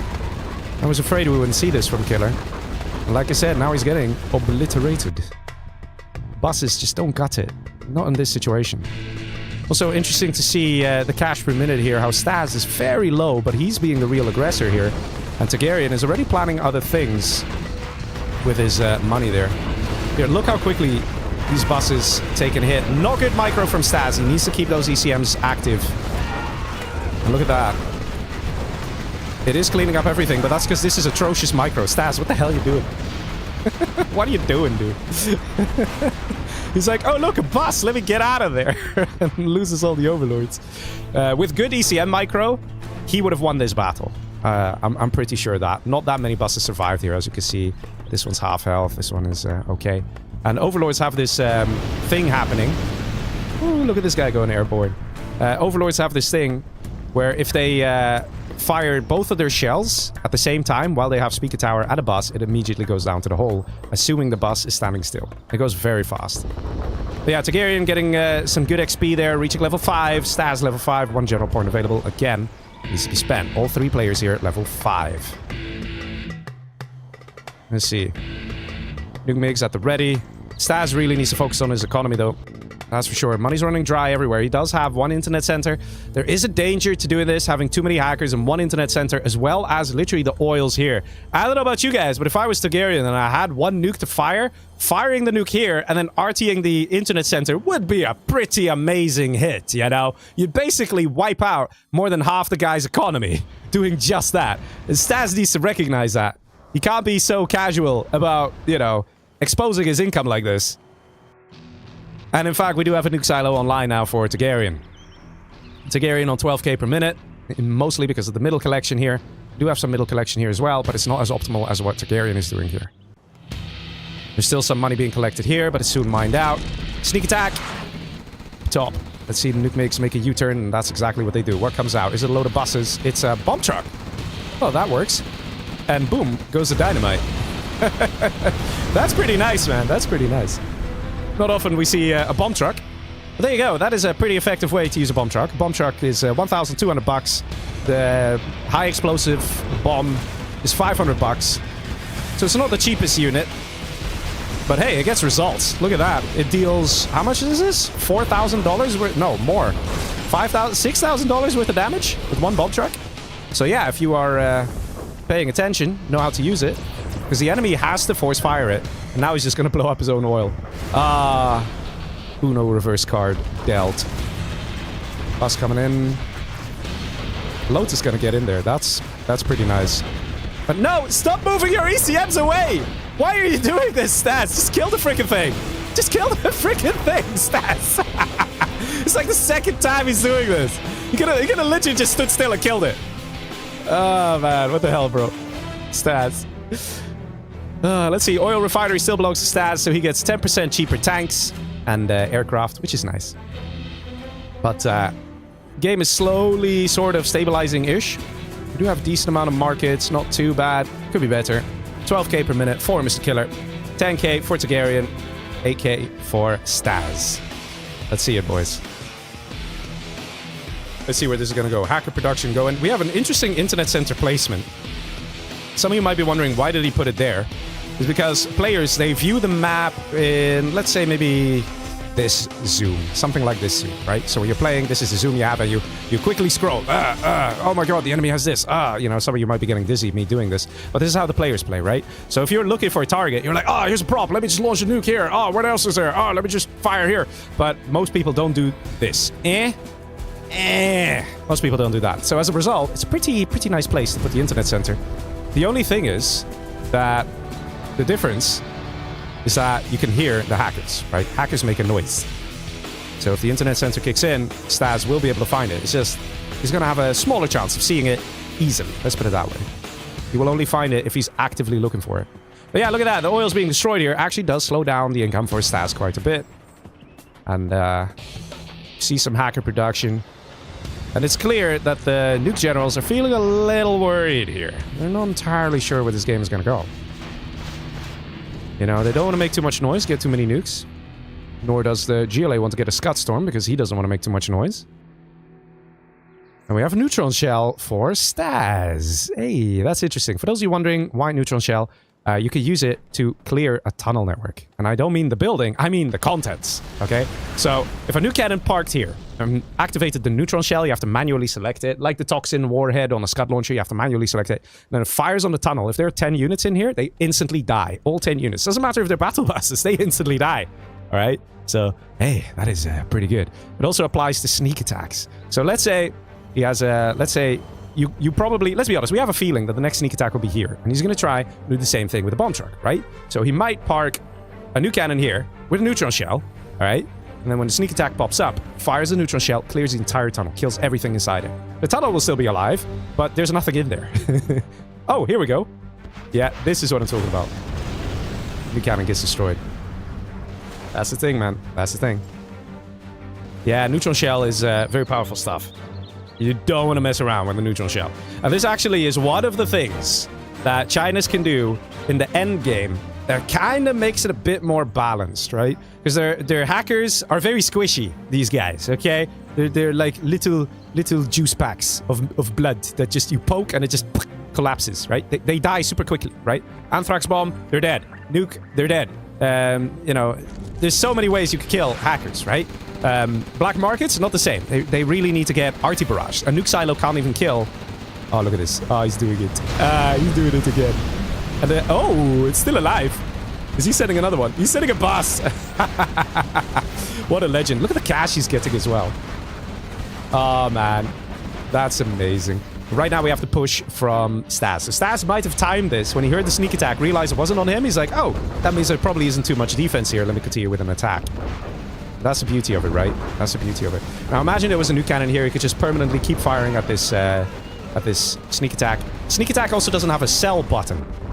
Yeah, let that sink in, people. It doesn't have a sell button, so you could just keep hitting it over and over and over and over with neutron shells, because neutron shell doesn't deal damage to buildings. And you can literally prevent the GLA from ever using their tunnels until they destroy their own tunnel. Which is possible. There are ways. So yeah.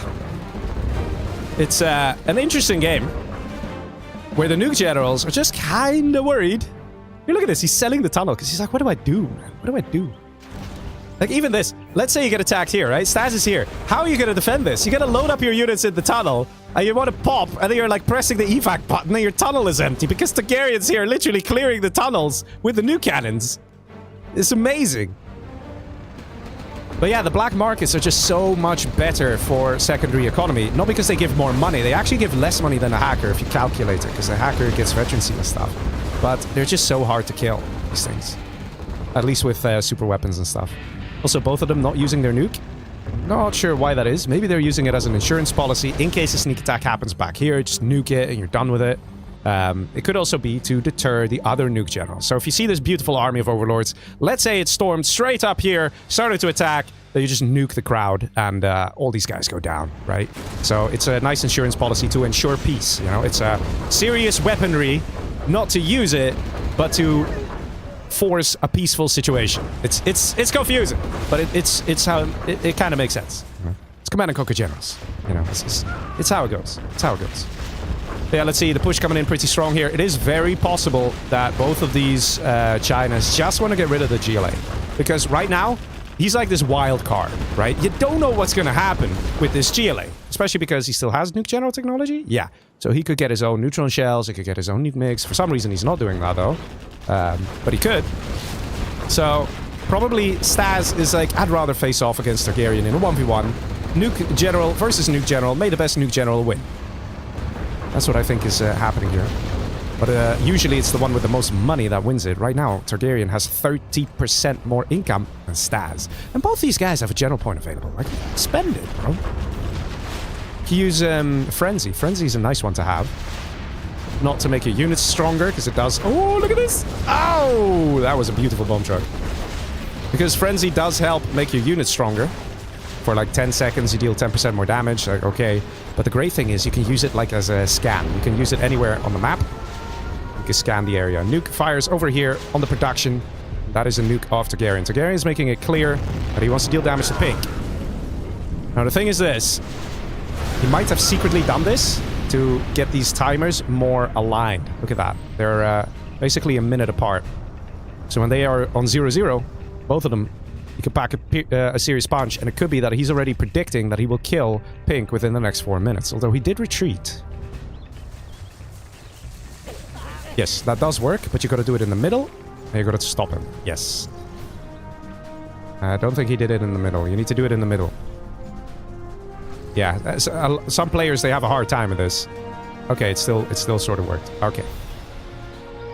Route 1 is 1v1, 2v2, and 3v3 players, says Move Me. Yeah, I mean, I'm not saying he wasn't a free-for-all player, or isn't a free-for-all player, but I thought he also did more like 1v1, 2v2, 3v3 stuff. Mostly 2v2, 3v3, I thought. But I mean, it can't be wrong, you know. He's a great guy, though, Route 1. Really nice guy. All these players here are really nice, actually. Really cool. They've been around in the community for a while. So it's nice to watch them destroy each other for our entertainment. Anthrax Bomb comes in, not the best, but, you know, you gotta do something sometimes. Still hits the target, gets a bunch of hackers. I'm sure that's gonna annoy Targaryen just a little bit. Question is, will Targaryen finish this one off? Another bomb truck. A lot of buses. Where are the nuke mix, man? Like, buses die so quickly to nuke mix. There they are. Should have been a little closer. Look at this. 360? No. 720? No. I don't know what the hell that was. But Tony Hawk's watching this going like, damn. The best part is this is a bus, right? Filled with 8 people. Imagine how dizzy. They all get a concussion just from the centrifugal forces. It should be a new type of damage, right? Let's see, more bomb trucks. Really funny. Also, look at this. You can see on the minimap, it's actually a glowing dot as though it's a stealth unit, right? And it's still pink, right? Because we're observing. Stas sees it, though. Stas sees it. Stas is like, nope. Now we actually might have Stas pushing in. Yeah, the thing is this, though. The income per minute is starting to equalize here. And I see Targaryen floating just a little bit more than Stas. So that could mean that Stas might be more on top of his game than Targaryen. Because you don't want to have any money in the bank. You know, if you are the proest of all pros, you will never have more than 2.5k in the bank. Because whatever you're going to build costs less than 2.5k. So if you want to get more income, you've already queued up hackers. If you want to build overlords, you've already queued them up. You know, technically, the absolute best. Like, if we get, like, a super AI to play, they will never have more than 2,500 cash in the bank. Ever. Ever. The moment you have more than that, then technically there are some inefficiencies, and that's a bomb truck. Ah, if it blows up now... Ooh. That could have really messed up a lot of stuff here, because if it came too close and blew up here, it would have killed his own tunnel and his own units. Arty Barrage comes in as well, and that's on the power again. He wants to keep Killer out of power, and it is sort of working. Killer is out of power now.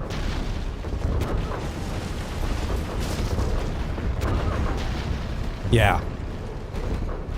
Definitely a hard time here for Mr. Killer. He's been systematically beaten back by both the nuke generals. But let's see. Now we see Stas with more money than Targaryen. Targaryen now switching it up to nukes. 3 nukes for Stas. Targaryen starting to feel the heat. Ah, this, I don't know about it. What do you guys think? What do you think about helixes, huh? Not entirely sure what to think of it. Overlord army? Yeah, I like that. But let's say you send the helixes up. How many nuke MiGs do you need to take out a helix? Do you guys know? You only need 2. 2 nuke MiGs is all you need to take out a helix. So I'm not sure if helixes are a waste of money. That being said, if you manage to kill the airfields, and you manage to get rid of the nuke MiGs, the helixes can win you the game. So these guys are playing with fire. Both of them, Stas as well as Targaryen. We can see that Killer has been beaten back quite nicely. He still has a decent amount of money, though. Question is, will Stas or Targaryen go for each other here? Will it be a battle of yellow versus purple? Or will they continue to destroy the GLA? I don't know. He's actually moved the Elixis here. Maybe he's actually planning to use Elixis to take out the GLA just to be done with him. It is possible. There are some stingers out, though, but I can tell you this. A carpet bomber comes in, you kill this stinger. An RT barrage, you kill that stinger. There's not that much anti-air. Then again, Stas is just going traditional, and with these overlords, dealing good damage.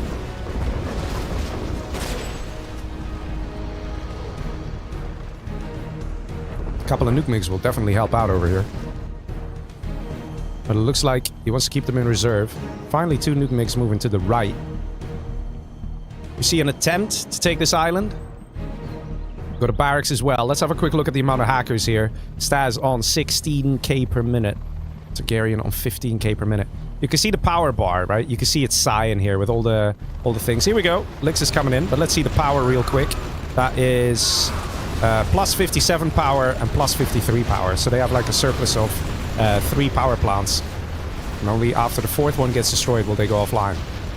But this is it. This is the destruction of Mr. Killer. They want to get rid of the GLA. It is clear. Targaryen is willing to engage Stas in the 1v1. And Stas is willing to engage Targaryen in the 1v1. They want to get rid of the GLA. Ladies and gentlemen, it won't be long before Mr. Killer dies right here to the hands of these Lixes of the ground of salt that might just come in over here. There we go. Targaryen is probably going to do it. Stas has finished off the defenses on the right, destroyed some buildings. Now the defenses on the left are going to get taken out. We saw a nuke earlier as well over here from Targaryen.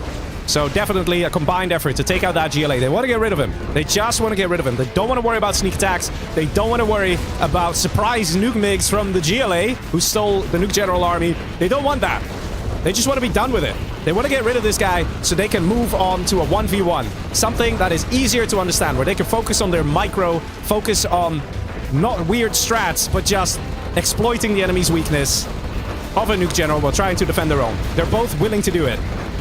They're gearing up for that 1v1. The income per minute, Targaryen and Staz, is matched. Killer's trying to hang on, but he's got nothing here, man. He's trying to make an impact. He's trying to kill whatever overlords he can. Now watch this. We've got some units moving up top here. These might be sent over to try and kill whatever is left of Killer. They might actually be there to try and intercept the army of Mr. Targaryen here. Bus is coming in from the back. Very nice, but you can see the power here of the overlords. They can quickly shred everything. And this is what I mean. With good ECM micro, you can actually kill the buses quite easily. The question is, where is this game going to go? We need to see all the nuke MiGs online, flying in the air. We see that over here. What about Targaryen? He's got them on the airfield. He needs to prepare himself. That 1v1 is coming. We have 4 nuke silos ready to go for these players. Nukes will be flying, but they will not be good on Pink. Pink is going to get annihilated here. These armies are not going to touch each other. Might as well be on the same team. And he surrenders. Is that an extra message there? Because this is just what the players wanted. The nuke MiGs and the nuke silos. I hear a bunch of sirens going off. The oil. And what else? The oil. Gets a nuke. Oh, that is an attempt of hitting the command center. Is that the plan? Is that the plan? Do we have another command center? We don't actually have another command center. Does he want to go for the dozer hunt? That would be an amazing hit. An amazing plan. Look at that. The damage setting in. The general powers coming in. The sirens sounding.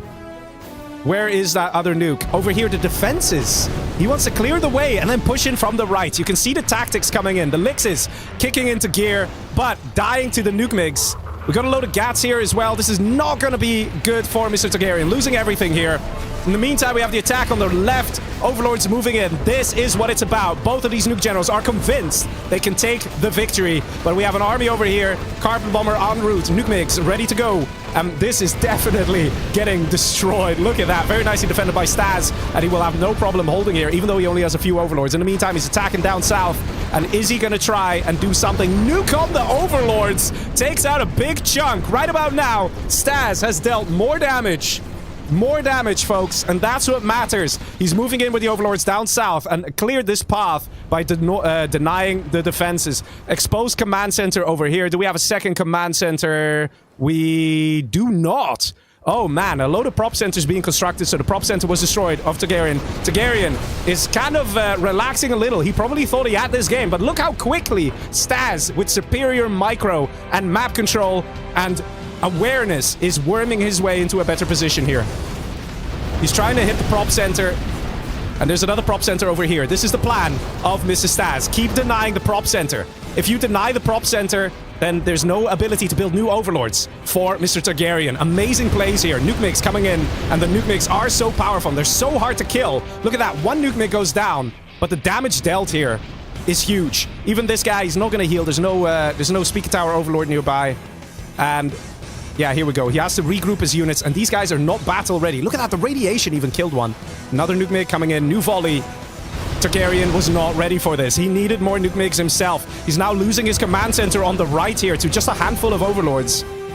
And he's just not got enough airfields. He doesn't have enough MiGs. He's trying to go for helixes again, when they really did not work the last time around. He's trying to do the same thing again. Still a load of Gats out as well. So there's just no way those Lixes are going to achieve anything. And they are pricey for a nuke general.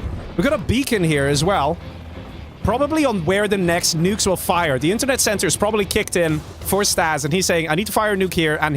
And that will hurt economically a lot. Targaryen is still matching the income of Staz. Nuke ready to fire for Mr. Targaryen. But one nuke is not going to make the difference. Look at that.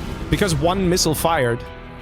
That's on the internet center. Oh, he should have repaired this mistake from Staz. We're going to lose the airfield. No, it doesn't die. Oh my god. Loses the hackers, though. You could tell how important that is. Loses the hackers. And the Lix coming in. This is what Targaryen wanted to do. Have a few Lixes, fly in, take out the overlords that are kind of exposed. But it's still very risky. Very risky, because if just 2 nuke MiGs fly across the map and just hit these guys, they all die. And actually, wait a minute. Are they going to hurt themselves? Because that's in the flight path, isn't it? Woo-hoo-hoo-hoo. That came close. That came close. Nuke MiGs coming in again from Staz.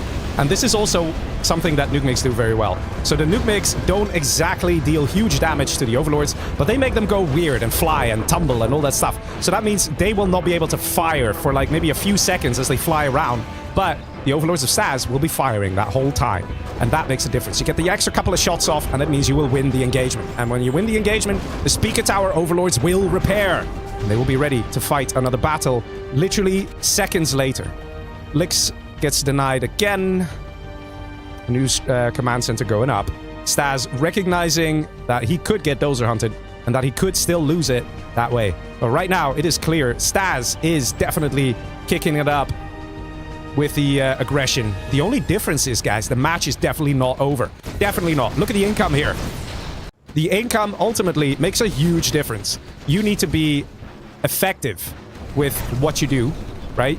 And we've seen Staz be effective, but as long as there's still money, Targaryen can try and build back. But look at this. The beacons are ready. The beacons are freaking ready. These beacons are something that we can see. Targaryen cannot see them, but Staz can see them. And they are literally reminders, bookmarks of where the nukes need to go. This is like old school war stuff of like, this is the target. When the bomb is ready, drop it there. Once the nuke is ready, man, look at that. 1 minute for one of them. It's going to go right there. And losing the income there is what's going to make the difference. At this point in time, if all the super weapons were to disappear, there is actually a chance for Targaryen to bounce back because of that superior income. Alright? But I don't know, man. It's gonna be the nukes that is gonna change everything here. Everything. He's actually put 3 beacons down. Oh, man. 30 seconds on one of the nukes, 50 seconds on the other one there. We have this one under threat. We need to see some nuke MiGs out of Targaryen to deal with this immediately. Yeah, look at this. Good micro from Staz. We have one random overlord moving in, but even this, you know, you could just use a few nuke MiGs, get rid of it. Arty Barrage comes in, hits the airfield. See, this is the thing. Staz knows what's up. Staz knows what he needs to look out for, and he knows that it's the nuke MiGs that are really, really powerful. And that is just truth, boys. That is truth. If you have a 1v1 nuke general mirror, it's always the guy who has most nuke MiGs who ends up winning it. Not the one with the most money as such, as you're seeing. But here we go. Nuke silo number 1, firing away, taking out a load of the income. And we have a retaliatory attack over here, taking out some hackers, some power. But it's not enough. It's not enough. This, look at the income per minute, guys. It's gonna drop. It's gonna drop. Right now, it's 18k per minute for Targaryen. But when the other nukes fire, look at that. It's already 17 because of the hit over here, taking out so many of the hackers. We're gonna see the next ones fire here, and that will then be the end. Exactly on the beacon. Beautiful plays. Systematic killing of a player. Let's see it. Another bunch of hackers going down. Another nuke ready in 15 seconds. Look at the cash drop, boys. It was 18k per minute, dropping to 16. We have another bunch of hackers now of Staz getting killed. But Staz is quite more spread out. So the effectiveness of the nukes is way less. Targaryen is blobbed up together. And look at that. 14k per minute. And right here, another nuke hits. Takes out more. And over here, another nuke is going to hit. All the hackers. This is what I said before. They're very squishy. Oh, actually, he's going for the production. Interesting. But look at that. 13k. Yes, Staz also has taken some hits there. Actually, this Overlord's doing great. Ooh, maybe Staz needs to take care of that. Otherwise, it could still cost him the game. But Targaryen definitely feeling the pain there. A great reduction in hackers. The next time the internet center kicks in, he'll probably place a beacon here and just get rid of it. But remember what I said about if you're not actively looking for it, you're not going to find it. This is a key target right here. There's so many hackers in here. But either way, with those nukes, the damage dealt is pretty amazing here. And we can see the cash per minute has gone from 18k per minute to 10. It's almost been cut in half. Old Analytics comes in with a super chat. Says, good evening, generals. Have a nice weekend. Yeah, well, we're having a great game right here. 2 nuke generals fighting it out. I mean, some people really enjoy the nuke mirrors. Damn, that was something. But this is a nuke mirror of free-for-all proportions, right? A little different. Now, the thing is this. Yeah, Staz still has less income, right? but he has a lot more nukes. So theoretically, Staz should still be able to come out ahead, and we should see some new beacons being placed. We should see Staz focusing down more of that income. And when he sees that internet center, because eventually he'll find it, boys. Eventually he'll find it. It's going to make all the difference. All the difference. Let's see, EMP on the nukes, just to get these guys shut down for 30 seconds. I mean, if you have an EMP, you have nothing to do with it, then you might as well do that. Slow down 2 nukes for 30 seconds each. Not entirely bad. And now you can see the game is starting to slow down. That is because both players are getting rather poor. They are no longer in the position they were in where they could build armies and send them out. They now have to be more careful. Individual units will now make more of a difference. And there we go, just about cleaned up. If that got into like the hacker area back here, you could have killed all the hackers. And you can see it's a bit of a difficult grind at this point. But Staz has dealt a lot of damage here. A lot of damage. And Targaryen was very happy in his base, right? But now he has to try and rebuild. It's very difficult. Over here is a prime target for a nuke. There are things that Targaryen can still do. But more than double the nukes here for yellow. I think that's over here. Probably to get more of the hackers. Let's have a look. Yeah, not the greatest hit, but still gets another 6 and gets that nuke a bit low health. And that's all that Staz needs to do. That's all he needs to do. Just keep on nuking the hackers and try and keep Targaryen busy within his own base. If Targaryen doesn't feel comfortable leaving his own base, then Staz has nothing to worry about. Still see some nuke migs here. Nuke migs really are the thing that keeps everything going here for the nuke general, though. You really need to have a lot of nuke migs. And here we go. Gat tank is vet 1. Will deal good damage. But the Licks hangs on. Carpet bomber deals some damage here. Things are definitely looking tough here for Targaryen, but he's trying to hang on. He's trying to do his best. He still technically has more income per minute, guys. Just a bit. But at the end of the day, it's not only about money. It's about what you can do with that money. The Overlord's here. An Overlord is 2,500 bucks. If this guy dies without achieving anything, which is probably going to happen here. There's a bunker here ready to fire at it as well. There should be enough nuke migs to deal with this. He's trying to go for the hackers. He's found them. Ooh, gets close. But there we go. 2,500 bucks. And it didn't really achieve anything. You didn't even kill the Gatling cannon. And he did a cash steal of 1,000 bucks. Lol. So nice. But yeah, here we are in a situation where all those nuke timers, they're ticking, boys. They're ticking. And Targaryen is focusing on rebuilding that economy, which is nice and great. But you need more than economy when the enemy is the one putting the pressure on you. Let's see. Does he have an internet center? Please tell me you have one. I'm not seeing one. It did get destroyed, right? Yeah, he's building it now. Perfect timing. When this guy gets to 100%, it will activate and you can see the whole map. And that always happens. So if you have an internet center, you want to see the whole map, just sell it, rebuild it. And when it's 100%, you can see the whole map again. It's just a weird bug. You don't have to wait extra time. Here, look at this again. Overlord just taken out. That's why the nuke migs are so good. RTE goes in over here. Ha ha ha. Internet center spotted. And actually, look at this. Wow, that's amazing. It does get nuked, though. Can the hackers get out of there in time? They could have. But there's no movement.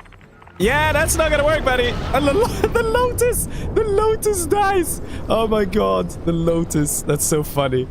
The nukes are gonna get ready to be fired by Staz. He's beaconing the locations. He's doing it. You should have deleted this one, though.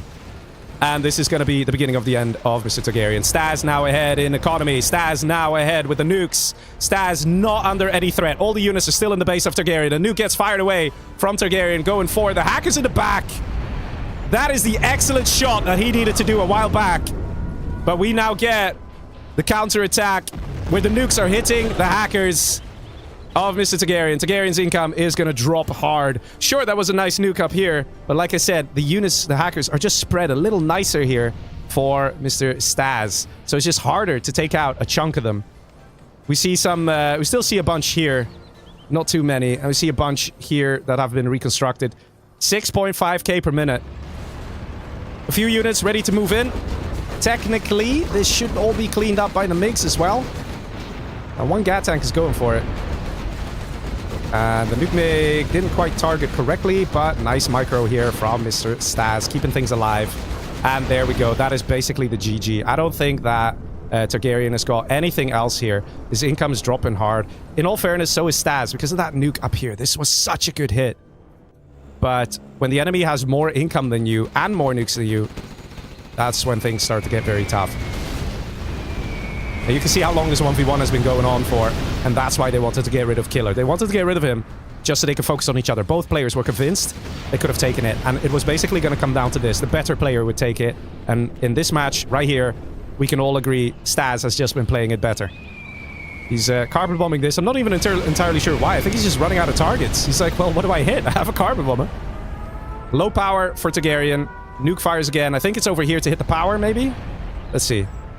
Because I hear the sirens, but I don't know exactly where. Yeah, there we go. Takes out another power plant. Takes out another power plant. Takes him offline. This is another thing that happens if you're offline. Your nukes aren't counting down, but the enemy nukes are continuously ticking. I have to say, man, what an interesting match this has been. But slowly, it cannot be denied. Staz has got it. He did everything he could. He did everything right. He focused on having nuke MIGs. Nuke MIGs make such a difference. They disorient the enemy overlords, and perhaps it could be looked at that the helixes were a mistake. You know? That's the thing. That's the thing, man. I have to say, very interesting match so far. Now definitely slowing down. Because the players are running out of ideas, right? Basically, at this stage, Targaryen knows he's done. He's done. He knows he needs to go in for an attack. He knows he needs to make it happen. He knows he needs to do something here. If these overlords kill, let's say, half the economy of Staz, there's a chance. If these overlords force a whole load of nukes to be used, while Targaryen is still building up economy, is he doing that? He is. And maybe there's a chance, right? But if this doesn't achieve anything, if these guys die, that's it. That's a GG. We'll see the surrender, and Staz will take it. This is the last effort. The last push. Can Targaryen do it? He is an amazing player. It is possible, but Staz has just been on top of his game in this match. That's the thing, man. That's the thing. Gabu comes in on Twitch, subscribing for a lot of months. Man, 8 months. Wow, thank you very much. He says, disappointed, no paladins today. Joke, really great stream, 10 on 10 casting, loving it. Thank you very much, man. We might still see some paladins. This is not the last match, guys. This is not the last match. The tournament continues. This set is not over yet. We still have 2 more matches after this one, I think. In fact, spam away in the chat if there's a particular 6-player map you want to see. Because we'll be continuing without Sam, who unfortunately had some injury to his hand that sounded quite severe. And let's see, that's on the power plant. I think that we're really seeing Staz run out of targets here. He doesn't know what to fight, or doesn't know where to hit. Whereas over here, if he were to hit those hackers, that would just literally... that would just be the end, right? Low power again, though, so I guess that is a good thing to go for. The overlords have been cleaned up over here. Nicely done. They had some effect, but not too much. And Staz is gonna take it. What an absolute match. Low power. Overlords here can't really be dealt with. Hackers exposed on the left side. There is nothing Targaryen can do. Very hard-fought battle, but Staz reigns supreme in this match. Playing it very well. Totally exploiting the weakness of his opponent by constantly using nuke MIGs, by constantly hitting the hackers. Let's see, another nuke got used here. It takes out some power, but even so, even if these things were all going to go offline for a few minutes, it won't even make a difference. But very well played here to Staz. Very hard-fought victory. Did a great job. Even Targaryen played very well. I really do wonder, though, was it the helixes? If Targaryen built 0 helixes and instead invested that money in an extra few airfields and just got an extra few nuke MIGs out, would that have made a difference? Because I really feel like it came close, ladies and gentlemen. I really feel like it came close. Got a bunker licks here. There's no worries about a nuke MIG because there's just nothing like that. GG, says Mr. Targaryen, and Staz takes the victory here on DEFCON 6. What a match. What an absolute match. Oh, insane game, man. Look at the units destroyed. There's not even such a difference here. The cash, pretty close as well. And you can see Targaryen had the most money. I'm sure Targaryen's looking at the score screen saying, I had most money? What happened here? Yikes, man. What an absolutely explosive match. And this is why we love Command & Conquer Generals multiplayer. This is why we love free-for-all. The strategies involved, with both players were convinced they would win it. They worked together to take out the GLA, the wild card, the guy who could change everything. They were like, let's just get rid of him, because Stas was convinced he could win it. Targaryen was convinced he could win it. But ultimately, it was Mr. Stas who came in with a killer performance here tonight in this match. Very nice. And we have more matches too. Woo. GG. Restart your game. Okay, so that was technically match 3. So now we have to move on to match 4. Now we do have a massive stream delay. I'm going to ask you guys for map suggestions. There's still probably beaming it to you via the interwebs. So there's that. Man, what a game. What an absolute game. Very well played by both guys. You could tell how close it came. Nobody, like, you know, had an income per minute of 20k or more or something. It was just constant harsh attacking. The moment the GLA died, the aggression, both sides going crazy on one another. Beautiful stuff.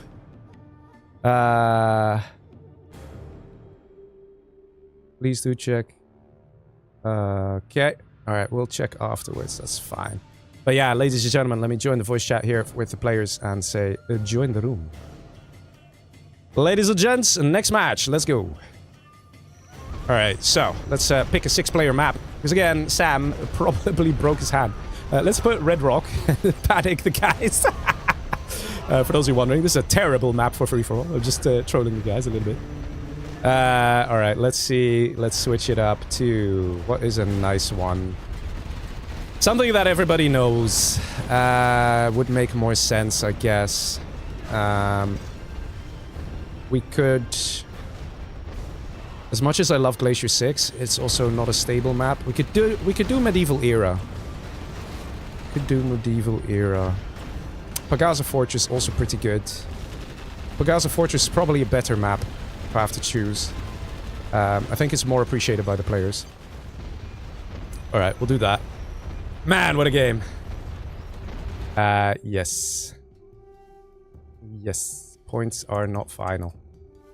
Man, that was great, man. That was great. You know?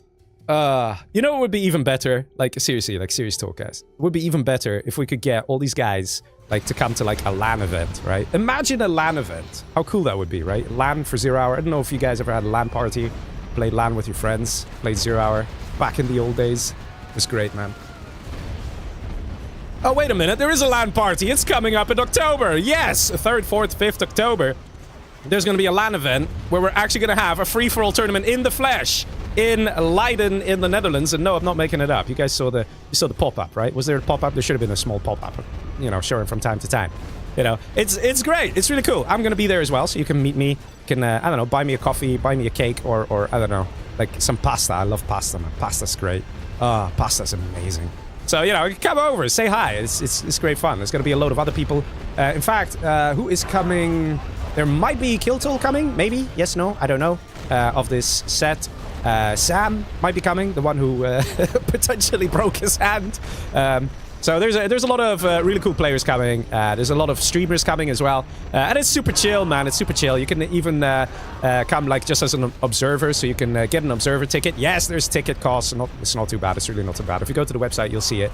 And it's super fun, super chill. And people just kind of discuss the game, discuss things that's going on. And sometimes, like, actually the majority of the people who come are just people who just casually enjoy watching the streams. Or just every now and again they would follow a match here and there, or they'd follow a tournament. Most of the people who come, most of them are actually not players. Like, you know, or they would play with their friends or something. It's just really fun vibes, really chill. And you guys should really come as well. It's fun, really. At least check it out. At least check it out. So yeah, go to community-outpost.com. If you go look up the Community Outpost YouTube channel, you can see the previous ones we did. So the one of last year, the year before. There's also a prize pool. So if you are a player, there's a prize pool for the free-for-all tournament. It is always crowdfunded because, you know, it's a little easier for us to do it like that. And last year we reached a prize pool of 4,000 euro. Okay, that's like $5,000, right? That's insane. So, you know, it's worth. Check it out at least, you know, or at least when we're gonna do it, you know, go follow and subscribe. There's a community outpost on Twitch. There's a community outpost on YouTube, and it will be broadcasted there. So you'll see my face as well. Some people complain, say, Leggy, we never see your face. You'll see my face there, man. It's already there. It's already there. All right, let's see. Yeah, poor Sam. Who are we missing? We are missing someone, I think. Someone who's missing can join, please. Okay, just told the players. But yeah, guys, really, it's always a lot of fun every year. We do a lot of shenanigans as well, just casually playing some games. There's always Caboose as well, who is like, guys, let's play some AOD. I made some new maps and some cool stuff. It's just super relaxed, right? And that's the important thing. So if you have a laptop, bring a laptop, you know, because you're going to end up playing. Like, maybe you're not even going to play generals. It's not specifically for generals only, but there is going to be a lot of generals. Okay, now everyone, restart your game. They're going to so hate me. Do it. Go. Restart. Go. Everyone.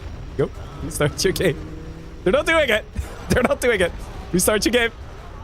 Everyone. Let's go. Restart. Everyone. Go. They're not doing it. These guys are like, nope. Guys, do it. Do it.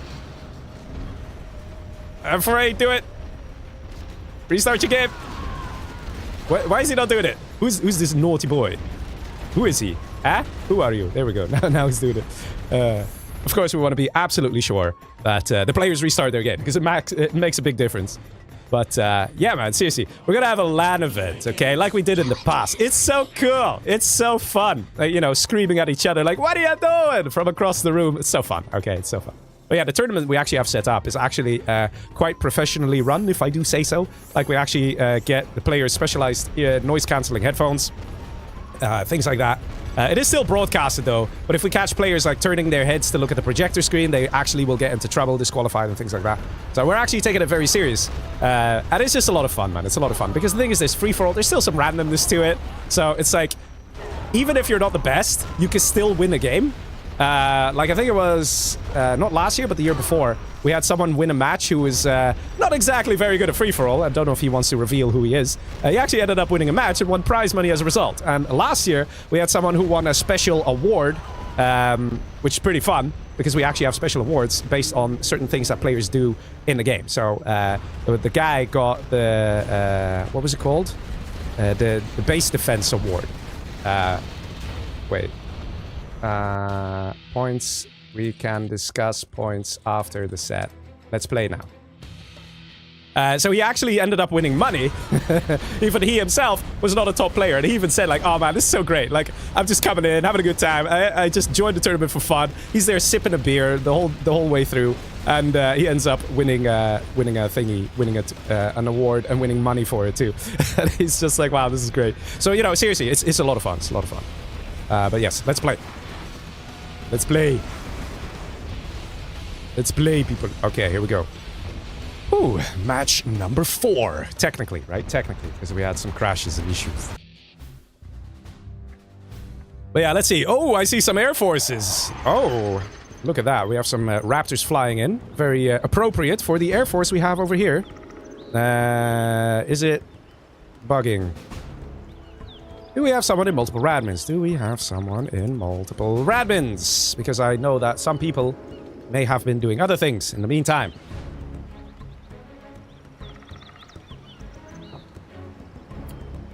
And is the game magically going to continue? Looks like we might have a DC bug. And one person is disconnecting. Yeah. M4B is counting. What happened here? Caught in 4K.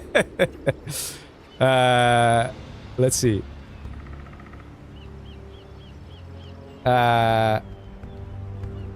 Okay. I mean, I guess... Yeah, I'm not sure what to do. Do we continue playing, Mr. Maestro? Or do we not? And May Shadowfax comes in with a very nice raid. Oh my god.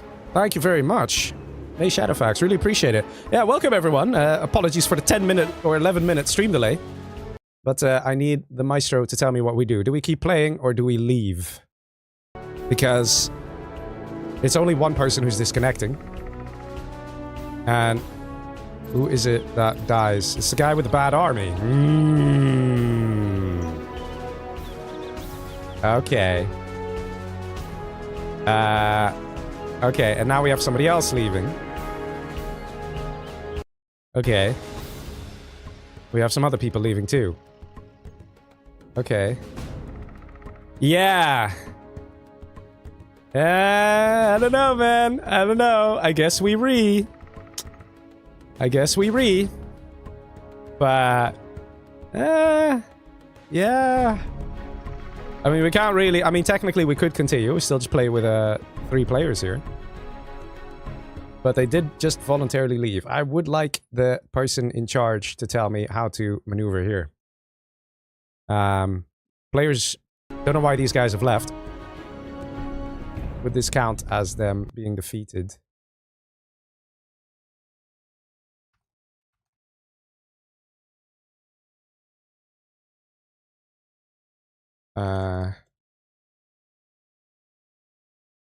Let's see. Well, basically everyone left now. There's only 3 players remaining. The other guys quit too. I guess we re. I guess we re. I guess the players made the decision for us there. Okay.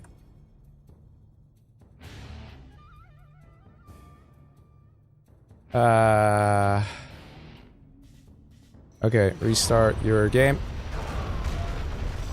Not entirely sure what's going on.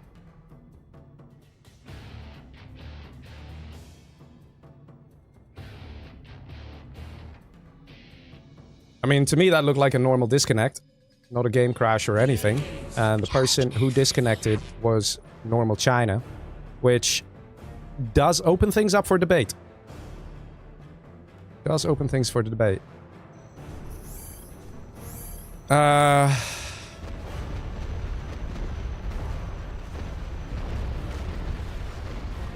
only see 4 people here. What's going on? Is there like a...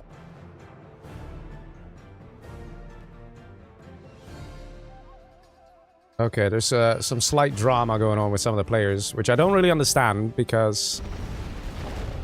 Well, restarted your game.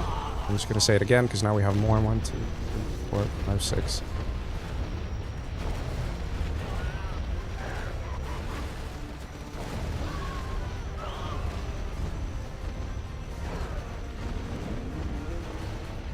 Yeah, just letting the guys know that, you know, there's no point in people saying, oh, I should get a point here, oh, I should get a point there. At this stage, it doesn't matter, because we will check the replays. If there is a guy who has, who deserves to get a kill, he will get that point and things like that.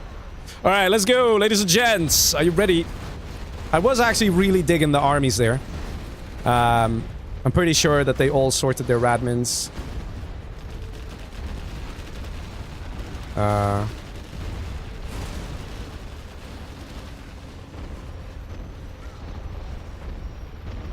Alright. Then I guess we're good. Yeah, I know I'm tiring these guys out, but this kind of due diligence, trust me guys, it's worth it. Wow, that's a lot of demo. Well, we have a completely different re-roll of armies here. Ladies and gentlemen, Mr. Rudwan has infantry, which to be honest, really is not too bad, because down below we have a demolition general. Demolition general could get rushed pretty badly by an infantry, so let's see. Over here we have another demolition general for Mr. Staz. Above him we have Killer as normal GLA. I have to say, tonight there's been so many normal GLAs, but not too many long games, right? That's in a way, it's really nice. Kiltol over here is normal USA. He's probably actually going to have a real nice time in this game. And then we have a demolition general over here. So no matter who Rudwan rushes, whether it's going to be Monster above him or Targaryen to his right, he's going to rush a demo.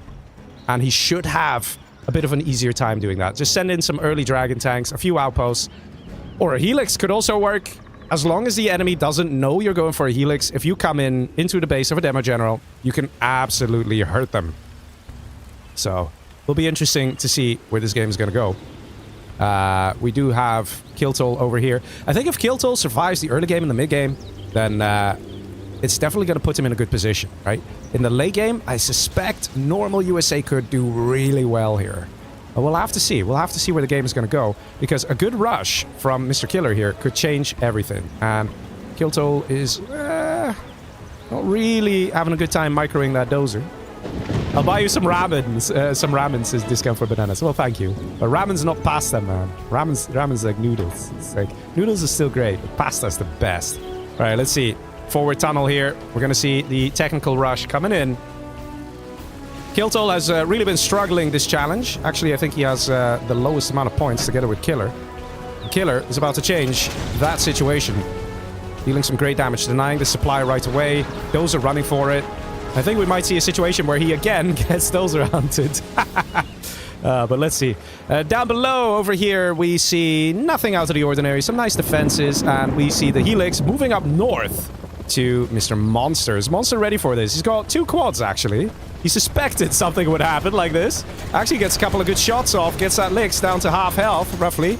And the Lix is still alive. Could evac. After it kills this, just evac. You can definitely destroy the guy. Prep a second Lix, and you've got it. He's got to be careful with the micro. Evac! Evac! What are you doing? No! Don't lose it! Don't lose it! Ooh, that is so close. So close. He does get the evac. That's what he needs to do. And right now, Monster is in a lot of trouble. Let's see what's happening in the base of Kiltol. Kiltol has actually got a few Humvees out. How did he pull that one off? A couple of Humvees and hanging on. He actually took some serious losses here, but he's managing to hold.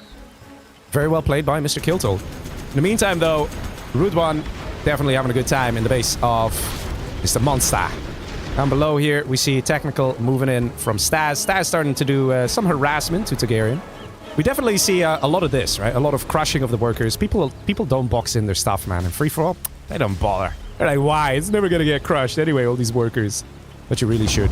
Boxing in is the process of placing a building here, touching this, so units can't sneak in through here. So it's completely closed off. Let's see. Oh, look, the base is missing, and we have a second Helix out. Very nice. Mr. Rude One even got veterancy on the Helix somehow. I don't know how he pulled that one off. And definitely punishing Mr. Monster here. Look at that. He's trying to hang on. He's trying to do what he can. He's struggling. He's got an arms dealer there. Interestingly enough, Kiltol is bringing it back, boys. He's bringing it back. Dealing some great damage here. Did lose a Humvee. And he managed to take this building back with a combat drop from the Chinook using the Ranger. So that's very clever there. The thing is this. Killer's income is 4.2k. 4.8k for Kiltol. So Kiltol has more than 10% income. It's he's got to be a little careful. He needs to try and expand a bit, and that's what he's doing right now. He's got a rebel in position as well, but he doesn't have the capture building upgrade. He's probably getting it right now. In the meantime, actually, back here we have Monster. Still alive. Still breathing. Still there. Looks like Lix is taking some shots here, probably from some RPGs. Random dozer looking for some stuff. And we have, whoa, that is a big army here. Look at that. Powerful player meets powerful player. Staz versus Targaryen. Yet again. This time they are not nuke. This time they're both demo. Look at that. So good. And in the meantime, we also have the push up here. So it's nice to see that we have a 1v1, a 1v1, a 1v1. 3 times a 1v1. Nice and balanced, right? Nice and balanced. No one can complain. The question is, yes, who's going to die first? Because whoever dies first, the person who does the killing has a very nice advantage. They can quickly get the resources of that guy that they killed and build up. Get a lot of economy going. Have the Helix here. Like, you're not over here, are you, Mr. Orange? Just check it. And still playing this game of cat and mouse. There is the oil here, but it's actually in the middle. And we have a load of quads out. This is so fascinating. Monster is not giving up. And this, losing the... Wait a minute. Was that a minigunner? Yeah, it was a minigunner. So right now, Route 1 knows where Orange is hiding. Helix flies in from the south. Helix flies in from the west. But not together. Not in formation. That could cost him the Lixes. He's got to be careful, though. He's microing very well and targeting perfectly. Look at that. A Vet 3 Helix. How often do you see that? You don't see that, people. You don't. But Rude One has done it. Very nicely done. First player kill goes to Mr. Rude One. Over here, we still see the battles. Over here, we still see the defenses, right? These guys are just stuck, you know, in that engagement of like, no, bro, you can't kill me, bro. Yeah, bro, I'm gonna get you, bro. It's just, you know, rinse, repeat. send more quads, and to defend, build more quads, and it's just repeating it over and over. And in the meantime, it's pretty interesting that Kiltol over here is still kind of pushing back. He's not dying, but if Killer gets himself a palace and a couple of rocket buggies, it could change everything. Killer doesn't want to do that. Killer is happy just spamming technicals. He hasn't taken this oil. He has taken this one, though. He is trying to take a bit of cash over here. So if this continues, there is a chance that Killer can hold. But look at the sheer number of Humvees of Mr. Kiltol. It's an insane amount, guys.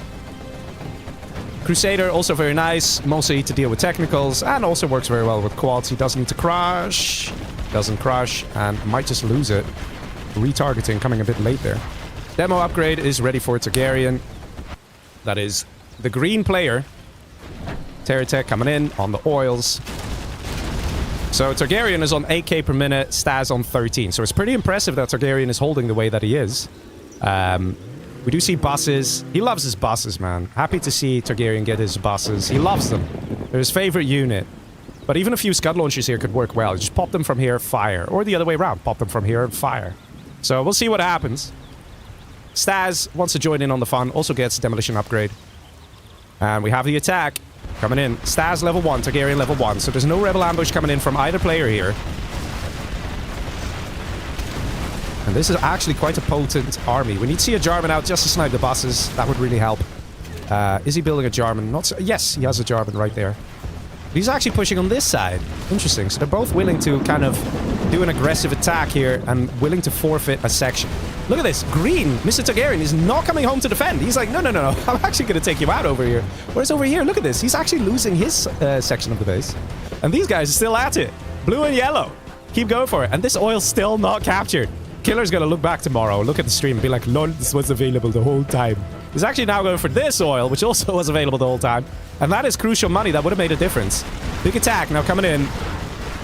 Who's going to come out on top? Probably the USA here. Mr. Kiltol. That is exactly what's happening. Killer's KD dropping hard as all the RPGs get destroyed. Ooh, was that a... That was a technical crushing a load of stuff. All right. Selling off the supply here. Things not looking good. Killer needs a palace. He's got one now.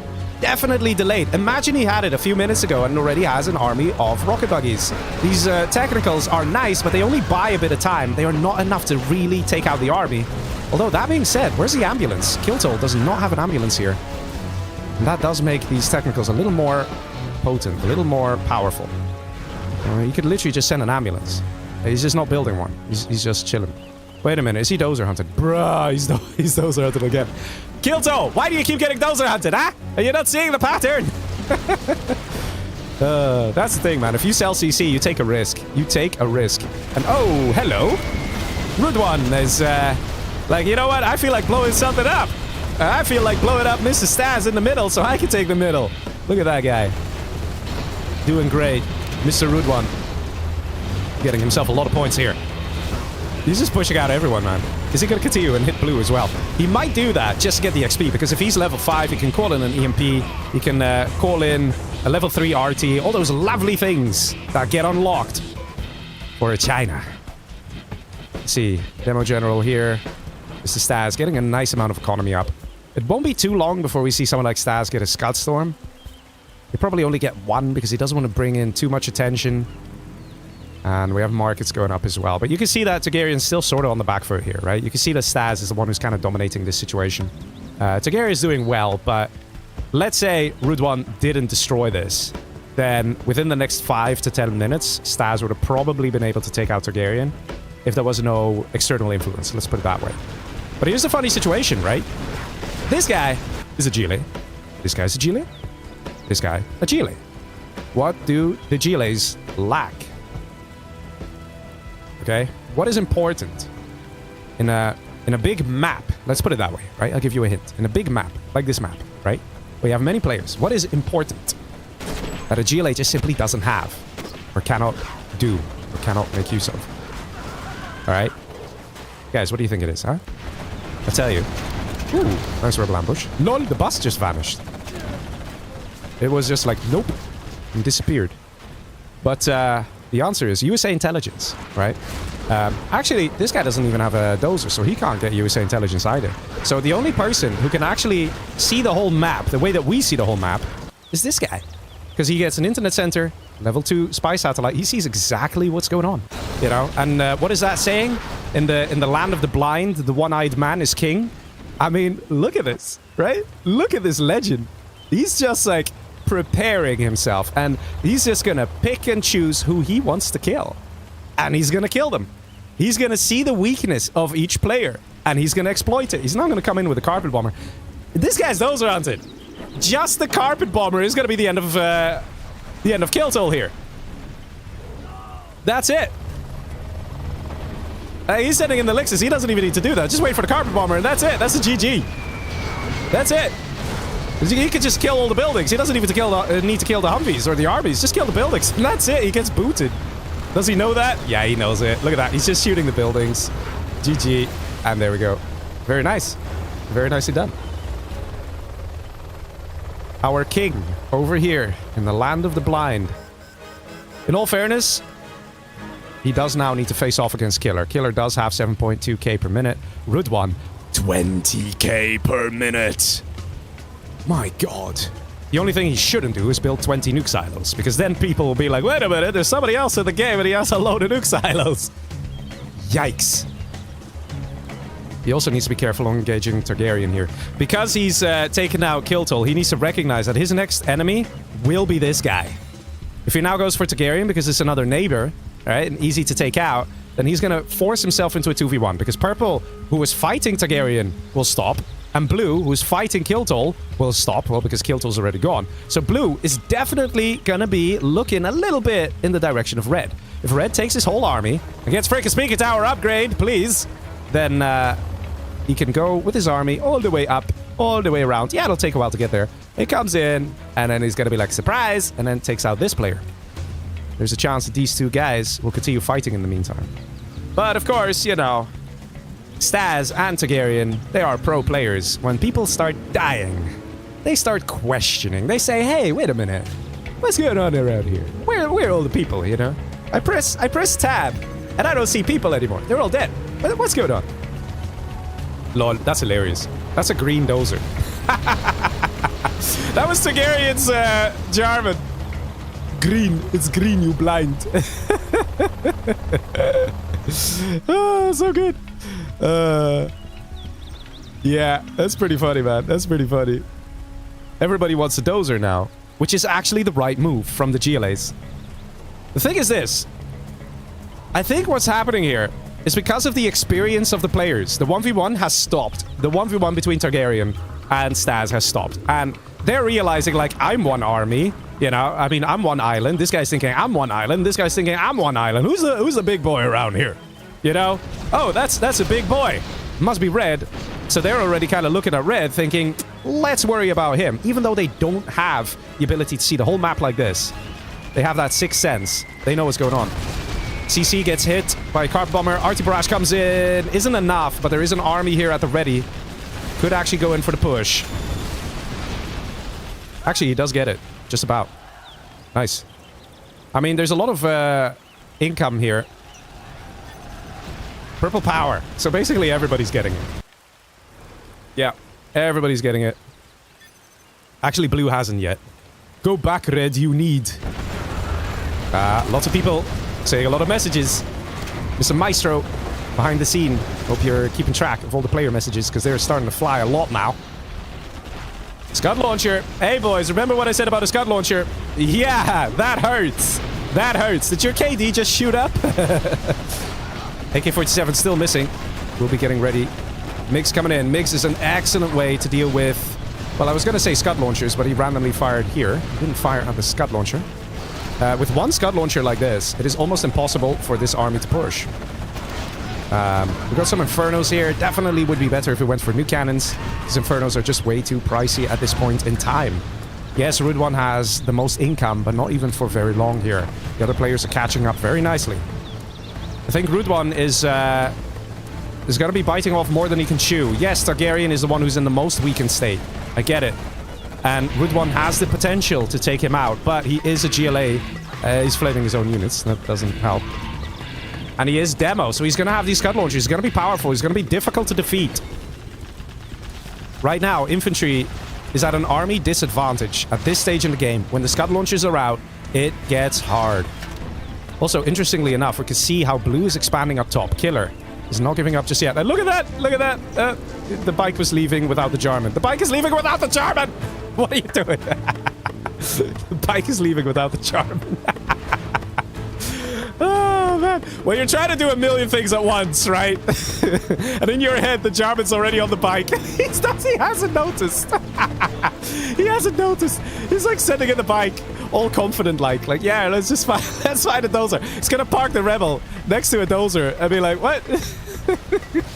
Let's see. Purple going in with a push onto Killer. Hey, you know, this is interesting. Now, we do have Mr. Stas with power. So he gets to produce his GLA buildings twice as fast. His GLA units almost twice as fast. And I would love, absolutely love, to see an internet center out of Stas. Come on, buddy, build it. Build it, please. Get that internet center so you can see what's going on in the map. You'll be able to find that sneaky place to sneak attack and good stuff like that. You know, like for example, you might be like, oh, I'll sneak attack over here, but you're literally surrounded by 3 tunnels, right? But if you have internet center, you might realize that if you sneak attack, I don't know, over here, you only need to deal with 1 or 2 tunnels, right? So it's those kind of things. They make a difference. They make a difference. Let's see what's happening down below. Route 1 is still pursuing Mr. Targaryen here, pushing him back more and more. He is finding some success in his attacks. Targaryen is level 5, though, so he can call in a sneak attack. He can call in an anthrax bomb. And of course, you know, that level 3 rebel ambush could also be very painful indeed. He's anthraxing over here, which shows you that he's panicking, right? Route 1 has spent all his general points. I really hope he went for a new cannon. It's basically, when there's this many GLAs, you have no choice as infantry. You want to go for the new cannon because an Inferno cannon costs 1,100 bucks and has no armor whatsoever. It also does horrible damage unless you get 3 of them firing at the same time.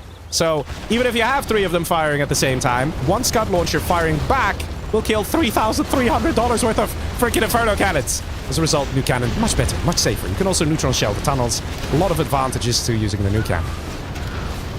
Lix is dealing some nice damage here. Very good.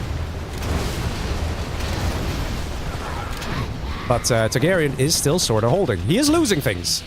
And theoretically, if Targaryen is slowly losing things, then Route 1 will win it over time. But we'll see. Route 1 has 8k to his name. He's telling a bunch of hackers to hack now that weren't hacking before.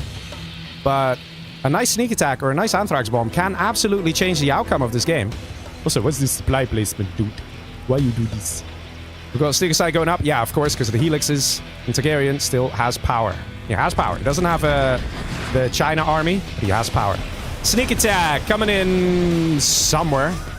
Oh, in fact, what did I say? Guys, we got an insane stream delay, right? It's insane. Does he have an internet center, actually?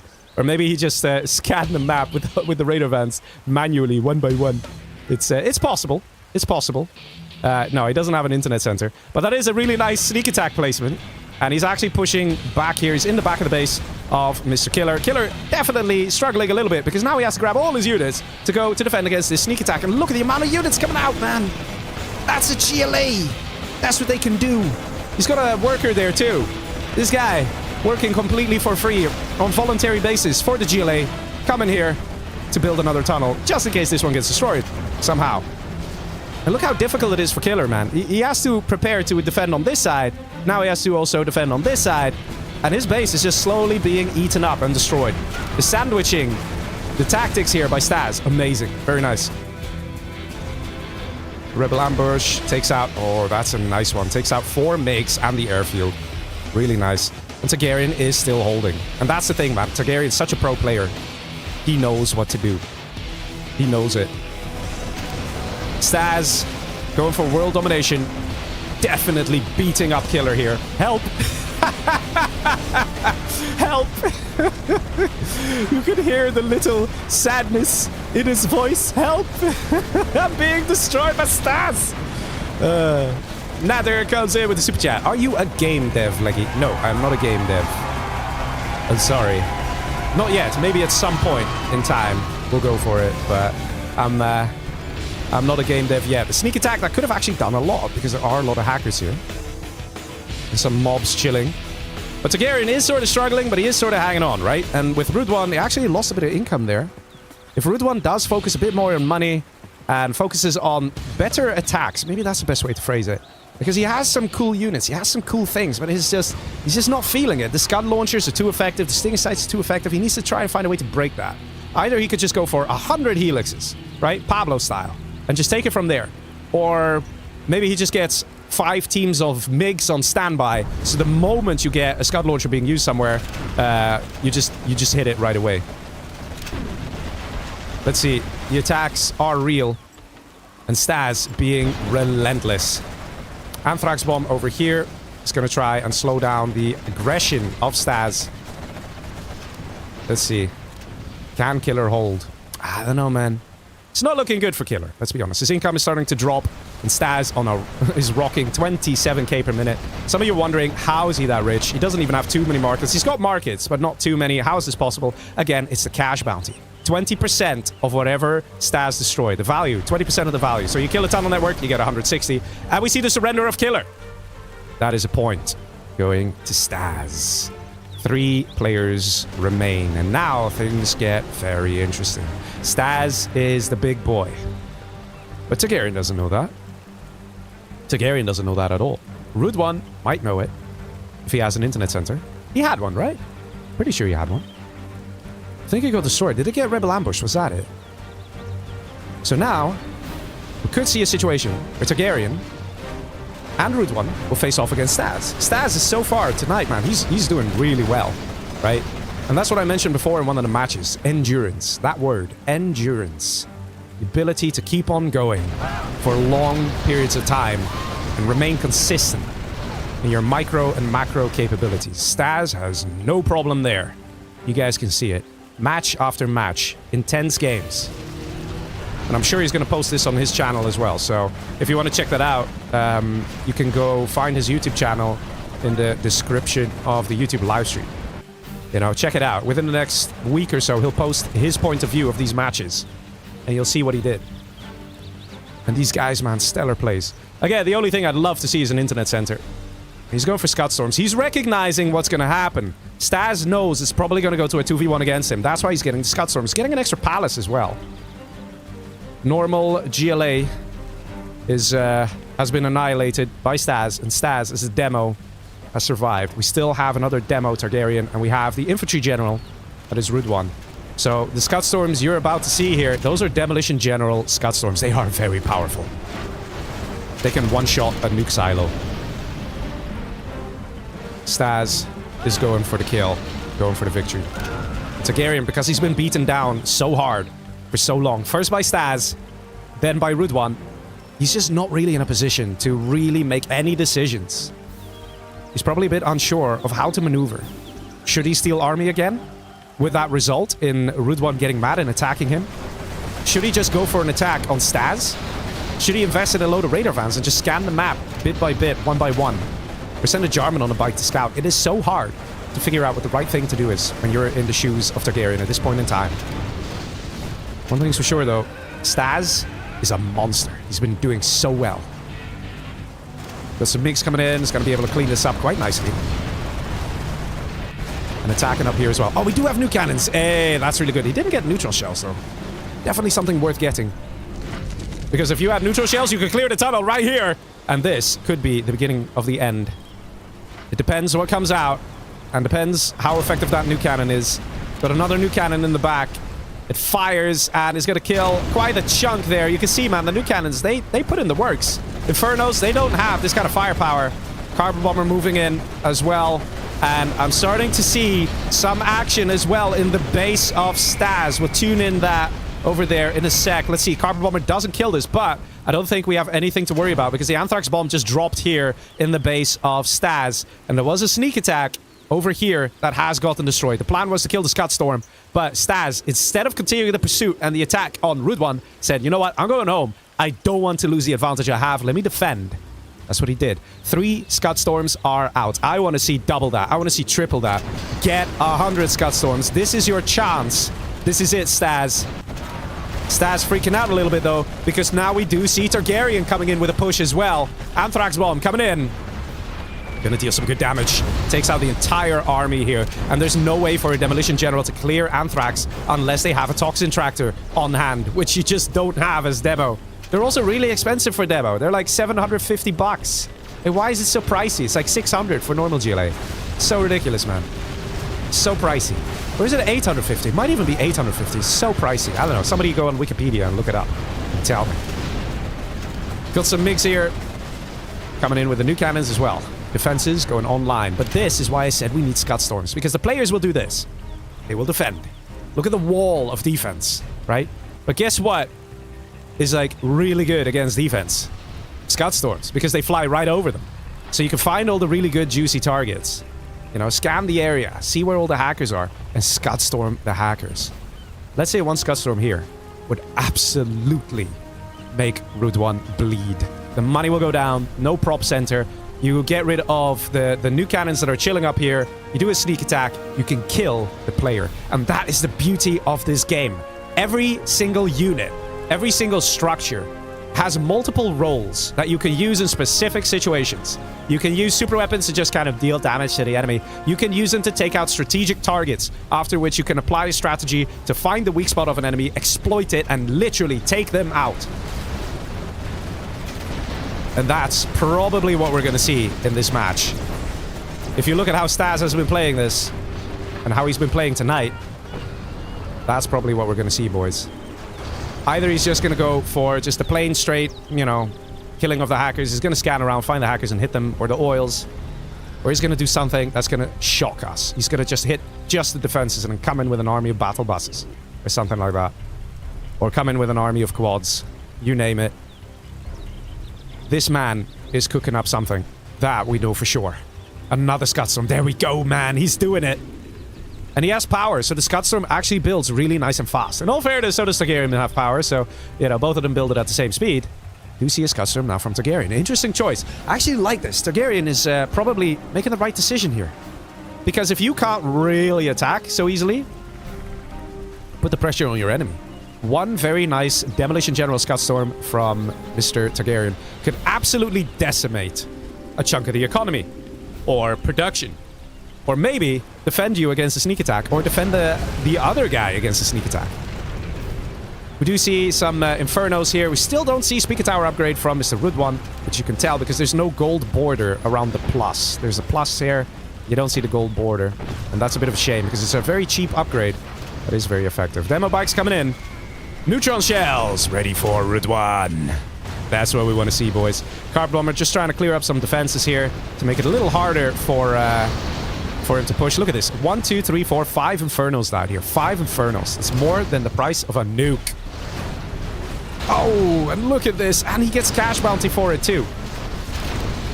So if you lose 5 Infernos, you literally give the enemy over 1,000 bucks. I don't know, man.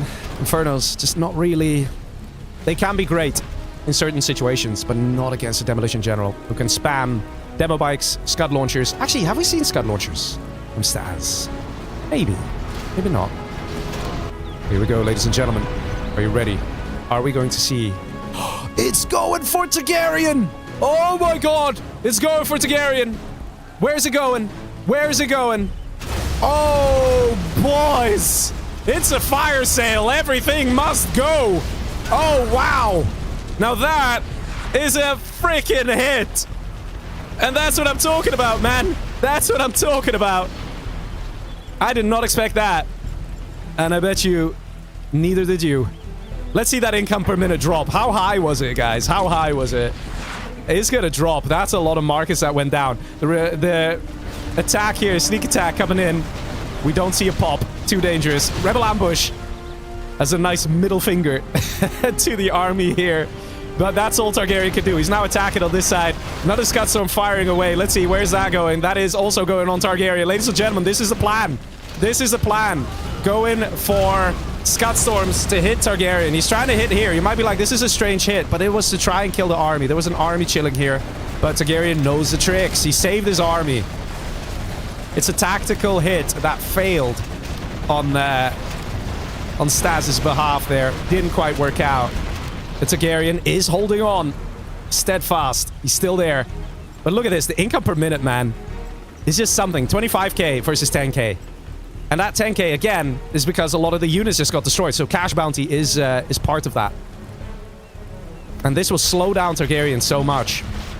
The question is, what does Stas want to do? Who does he want to kill? It looks like he might actually want to switch fully to Targaryen, because these are still demo Scud Storms. So freaking powerful. But let's see. There's still an army up top, and I think Stas is just kind of cleaning this up with just sending a whole load of demo bikes. Like, don't worry about it. Just send a load of demo bikes. It'll be fine.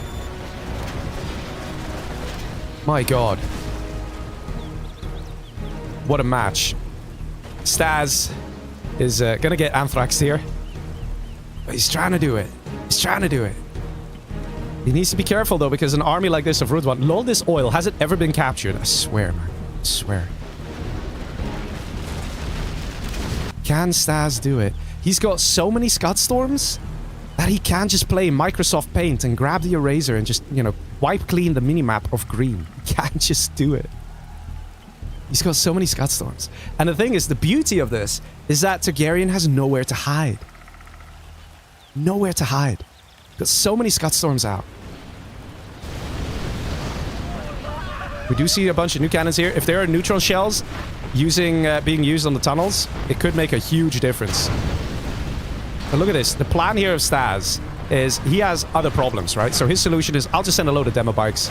And you can see, it actually works. It actually works. Just keep sending demo bikes. And this is the problem that Infantry General has. They can't easily deal with the demo bikes. They can't easily deal with Scud launchers. Quads, yeah, they can deal with. Again, sneak attack in the same spot. Do we have an army popping ready to go? Or is this the time where Targaryen's going to shine? Yes, it is. He's coming out with the buses. He's coming out with the quads. Nothing in the tunnels here of Stas. And this right here could change everything. Scudstorm number 1 destroyed. Scudstorm number 2 under fire and gets destroyed as well. 2 Scudstorms down. 3rd Scudstorm being attacked, and this makes a difference. These Scudstorms were going to be the end of Targaryen. We could see it. The writing was on the wall. Targaryen knew he had to get rid of them. He took a chance. He did a sneak attack. He saw it was safe to pop, and he's taken out all these Scudstorms. What a difference this is going to make to the match. What a difference, because right now, Targaryen hasn't just destroyed 3 Scudstorms. He has saved himself. Even if the other 3 Scuds fire, it cannot completely destroy him. It cannot completely obliterate him. But if it was 6 Scudstorms, yeah, that's gonna hurt. Very well played here by Targaryen, figuring out what the enemy was gonna do and actually having a successful attack. We still have 1 random damaged quad cannon staying alive here. Right now, Stas, this was the turning point. This might just be the moment where Stas starts to go into a losing position. Losing those Scudstorms might actually cost him the game. Scudstorm being used, so Targaryen going on the palace. What is it gonna hit? What else? We have another Scudstorm ready in 48 seconds. Where is that gonna fire? This is where everything begins to change. Everything. The Scudstorms that Stas had needed to get used, needed to go for Targaryen. There's actually a chance Stas is now going to lose this match. There's actually a chance that Targaryen might win this match. It all depends on Stas. What is he going to do next? He actually needs to get rocket buggies here to deal with the Scud launchers. He needs to pay attention to this. 2 Scuds ready, 3rd one ready in 40 seconds. He can still do it. If Stas has an ace up his sleeve, a huge army stacked away somewhere that he can use, something, there's still a chance. He's rebuilding the Scuds, but where are the units? He's got some over here, but these arms leaders are just producing demo bikes. What is the plan? We also have some attacks up here. What is this, bro? What is this? Look at all the dozers. Look at the quad having a great time. But also, let's have a look at where these Scudstorms are firing. Going onto the Scudstorms of Targaryen that just launched its payload. Wasted Scud. Absolutely wasted. He even used 2 Scudstorms on it. And he tried to take out the command center, but he still has a China dozer right here. So he didn't even get dozer hunted. Not a good hit. Not a good hit. Phil comes in and says, for a beer. Well, thank you very much, good sir. Thank you, Mr. Phil. I mean, let's be honest. This is the kind of game that having a beer, would go great with, right? You can see how dynamic these matches are. You can see it. Now, look at also another very nice thing. All these 4 Scud Storms are very close together because he built a new one. He just fired 3 of them. So in about 4.5 minutes, we're going to see it rain some Scuds. And it's up to Rudwan to change that. Now, Targaryen here is under serious threat. He's still hanging on. But like I said, if there were another 3 Scud Storms, guys, if there were another 3 Scud Storms right now for Staz, you would definitely agree with me that there would be no Targaryen. He would be gone. He would be wiped. But right now, he has a chance. But Rudwan needs to be aggressive. Rudwan needs to be successful. He needs to hit the tunnel networks with a new cannon and then attack from the other side. He needs to have some Lixes, some MiGs, something, some air units. They work very well. Because air units, they don't die to a rebel ambush. They don't die to demo bikes. It's the demo bikes that are so difficult and so effective. Staz doesn't even really need to worry about this army so much. He could just keep spamming demo bikes, and eventually one of them will hit the target and deal insane damage like this. Pops open an outpost, kills an ECM, and you just keep doing that, and this whole army is going to be reduced to nothing. Attacks coming in here, going for the CC. Again, not exactly the best target, but he's chipping away at Targaryen. He's chipping away. Staz definitely spending his money. Look at that. Could also build this here. But now he doesn't really need to worry about a sneak attack from Targaryen, because Targaryen is very busy defending. If Targaryen does a sneak attack, like a counter attack, it's not going to get this army to retreat. Oh, wow. That's a great Scud missile there. Killed 4 quads and almost a 5th. But yeah, look at this. Targaryen is in trouble, and Rudwan needs to go a little faster. He is, in fact, using the neutral shell here. He is getting his units out. But what Rudwan, right now, what he needs, ladies and gentlemen, what Rudwan needs is an army of helixes. That is something that infantry general really can do. Get a huge army of assault helixes. But we're not seeing that. We're seeing some MiGs. They're not even being used. I think Rudwan might be chilling a little too hard. Even this oil, still not taken. Anthrax bomb coming in from Mr. Targaryen. Nuke fires away on the production, I think, or on the oil, or not on the radar vans. Okay, on the production. There's a nice hit. For those of you wondering, like, wow, he didn't even kill anything. It's about the radiation. It's an on-demand anthrax bomb. The radiation. Look at this quad, guys. Look how much damage it takes. Okay, it's taking quite a bit of damage, but he's getting out of there right away. So if the quads were chilling here a little longer, it would have actually done more. It's not a bad hit. It's just that how Staz has things set up, it's just not damaging so much. So, just about survives. But yeah, you can see the attacks continuing here. Another nuke fires away somewhere on the Scud. Like I said, he needs to make it happen. He needs to kill the Scuds. He has a flamer here as well. This is pretty great, pretty juicy. And he's going to flame that Scud Storm down. No problem whatsoever. Oh, man. Such great plays here. You can see how one flamer just makes such a difference, right? Such a difference. Carpet Bomber coming in. Gotta take out another Scud Storm. Rudwan is gonna try and get himself a victory here. And he's gonna do it by trying to make sure there are no Scud Storms for the Demo General. It will help a lot. The question is it gonna be enough? Targaryen has so little right now. So little. He's got a tunnel here, actually. And as long as Staz keeps attacking here, keeps persisting... Ooh, this is an empty palace. Then this is basically all that's left of Targaryen. It's nothing. A handful of stuff. The bus gets targeted down. You can still see in this situation where there's so much going on, Staz is still microing his armies, manually choosing the targets to make sure everything's optimal. Nuke missile ready to go for Rudwan. The base is shrinking. And again, the demo bikes, man. The demo bikes are MVP in this match. Okay, in this match. It's insane. Rudwan's even manually microing, targeting down the demo bikes, because if he doesn't, this whole army goes down. But by doing so, with a good micro, he's going to take out another Scud. He's firing another missile, I think, over here, another nuke. And he does. Like I said, he has to make it happen. He can fire the next nuke. 13 seconds on the timer. I'm not sure if that's this Scud Storm. I don't think so, actually. I think this one was under construction for a while. So it's probably this Scud Storm that's ready to fire. But look at what's left here of Targaryen. Targaryen has been eliminated for sure. Nothing left here for the man. Is he even worker hunted? I think he is. He's got nothing. So Staz did it again. And now Staz brings it from a 2v1 to a 1v1. What an insane game. This last worker gets killed. There we go.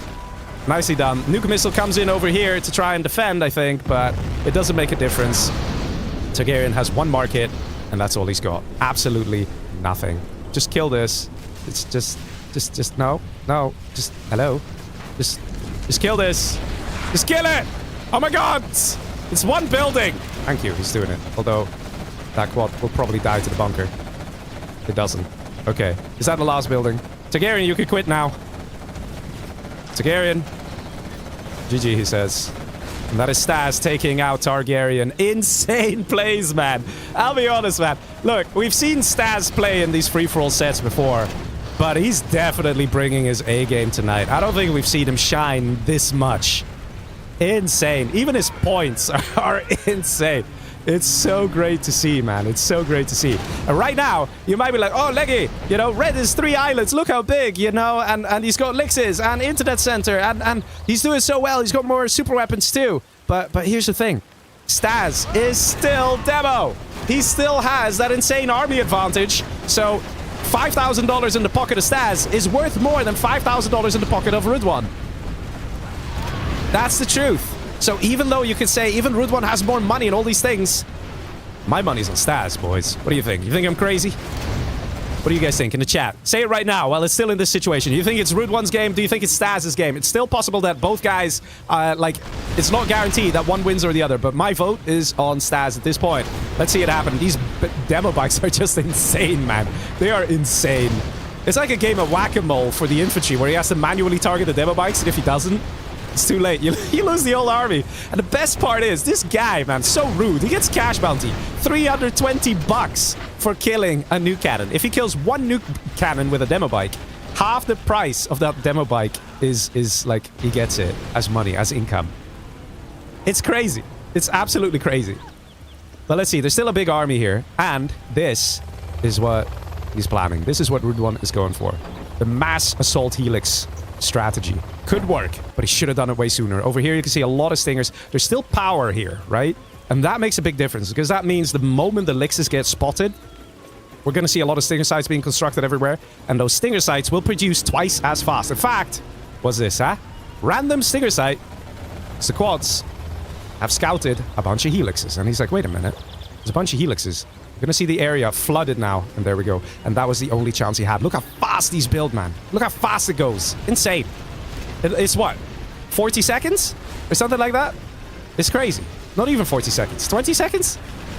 Anyway, let's see what's happening here. The quads do get caught out, do get destroyed. But Rudwan has to make it happen. Either he wins this game within the next 5 minutes, or he is dead. If it's gonna go and be dragged out, the demo general will have way too many advantages. It needs to happen now. Now. And these hits, man, with the demo bikes are just way too powerful. Look at this. That demo bike just killed 4 Infernals. 4. It literally made him money. It covered its own costs. The attack comes in. Stas was prepared. Too many stingers, too many quads, too many tunnels, popping everywhere. Great plays from Stas here tonight. 0 chance for Rudwan. And that, ladies and gents, might just be the GG. He's got a nuke ready to go, but he needed to do it with elixirs, and it didn't work. It didn't happen. He is clearing the tunnel, though. That is really nice.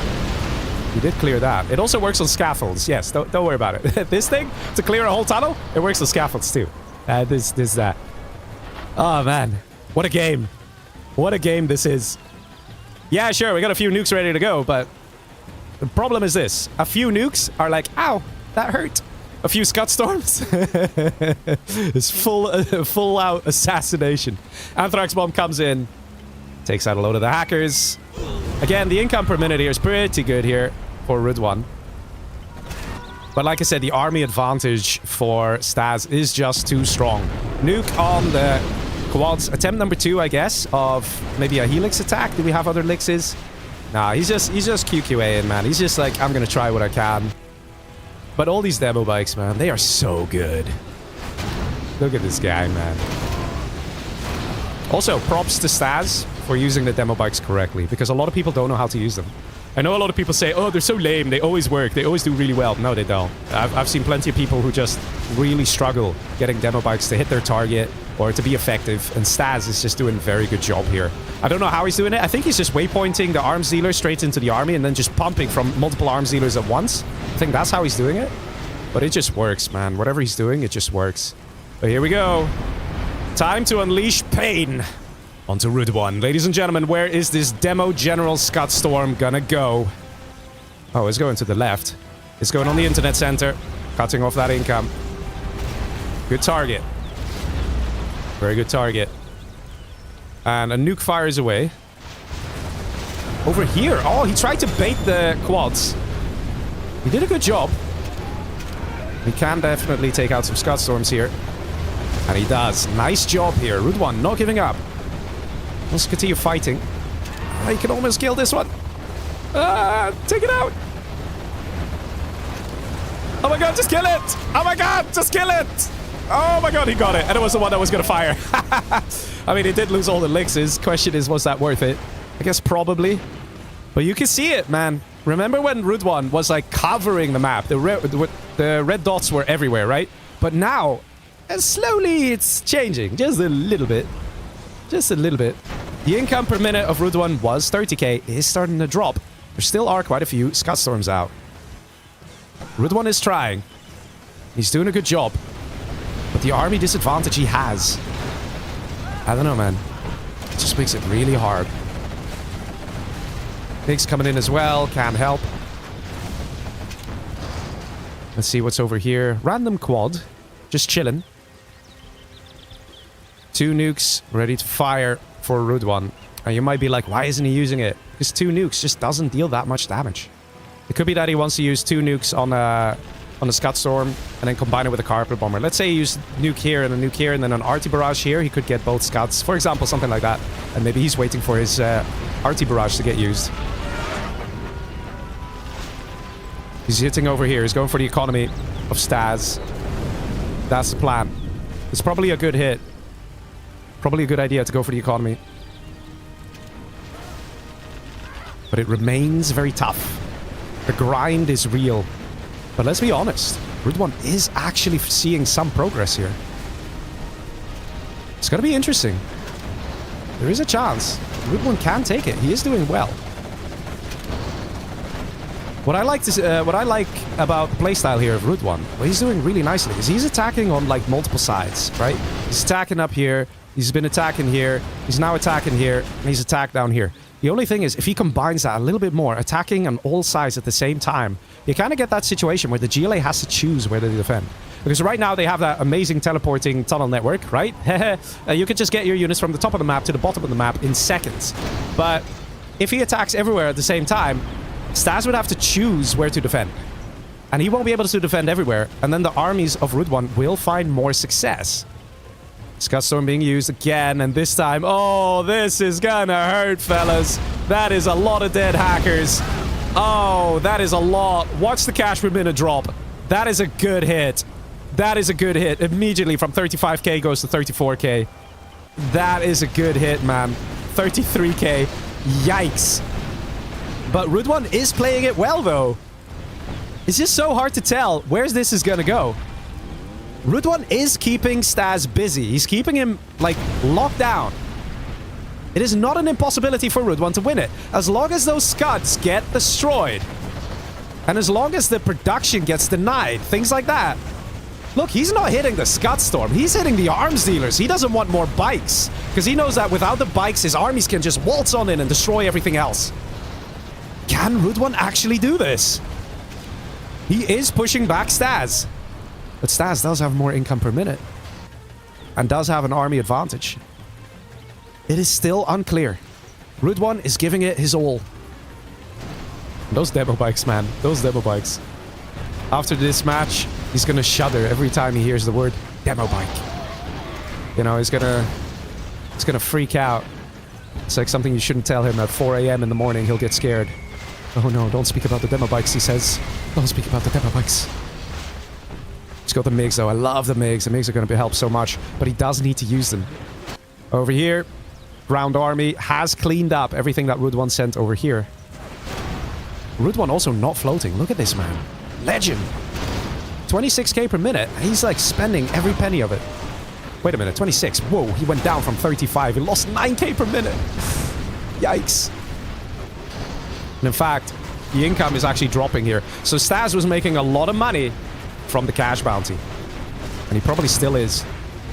So it's kind of fighting an uphill battle, right? Because if you are Root 1, right? Listen to this. Listen to how crazy this game is, right? The army advantage for Stas.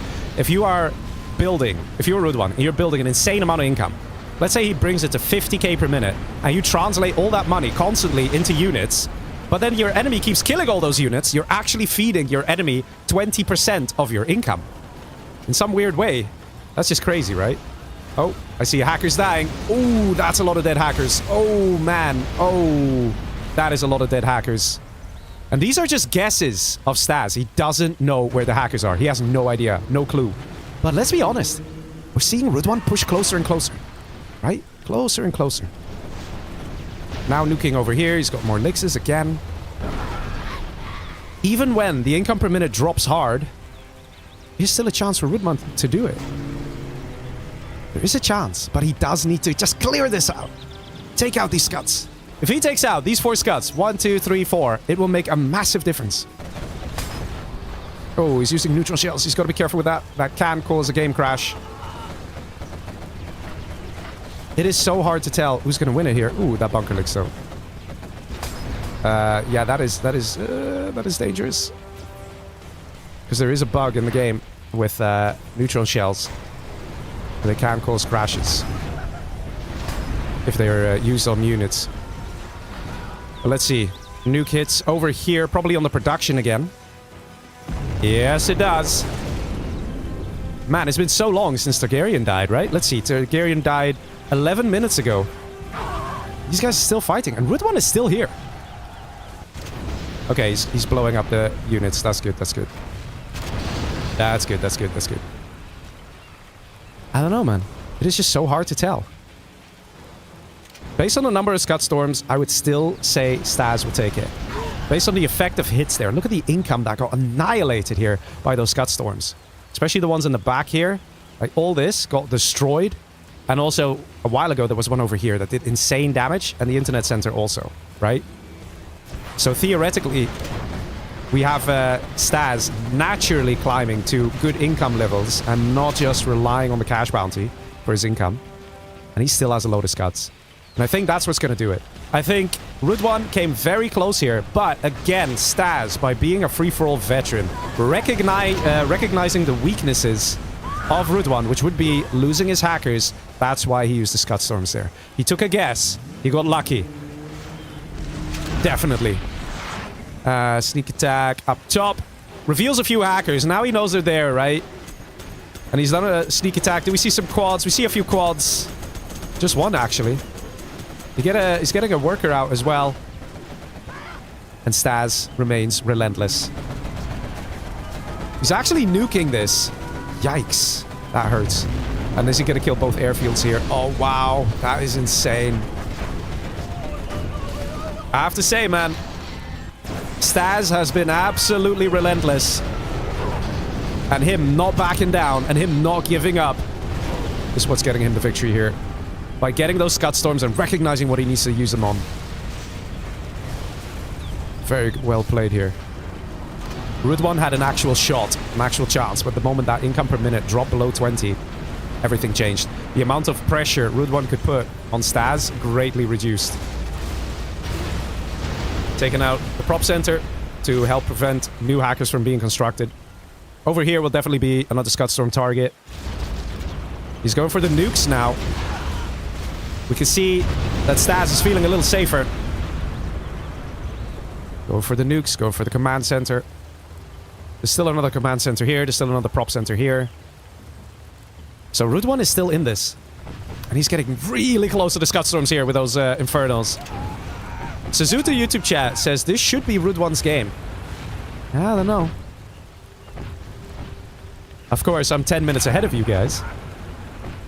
But the army advantage of just spamming demo bikes, using a rebel ambush, having crazy powerful super weapons. All of that adds up. Plus the cash bounty, where you get 20% of the value of what you destroy.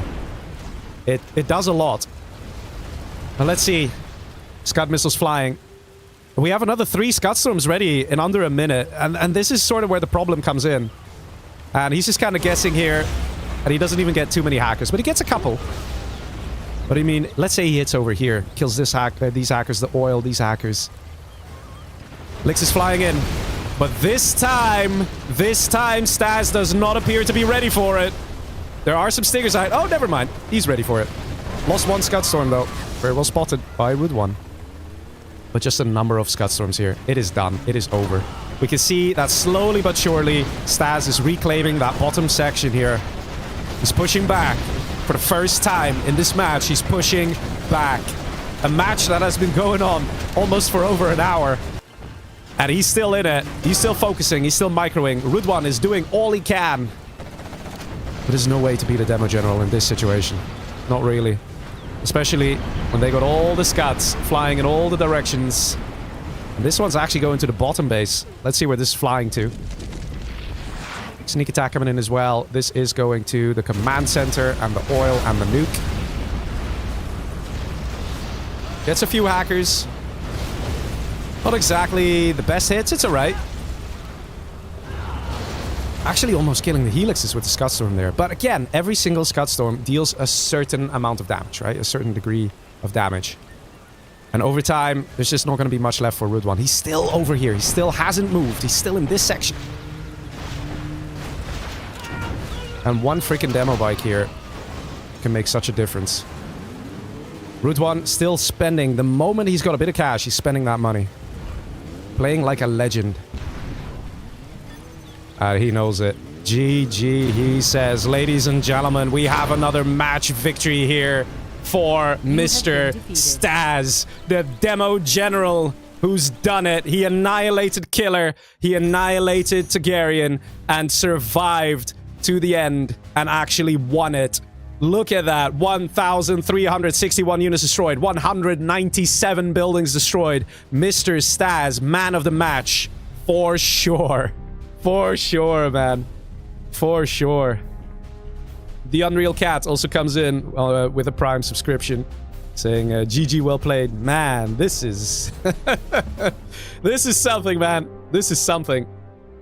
Amir says, Root 1 playing so bad, he would never win this game. I really disagree with you, sir. I think he played great. If you look at the army disadvantage that he had, you know, there are certain matchups that we can all agree are imbalanced as hell. So let's say Air Force versus Super Weapon, right? Air Force is just much better. Let's say 1v1, right?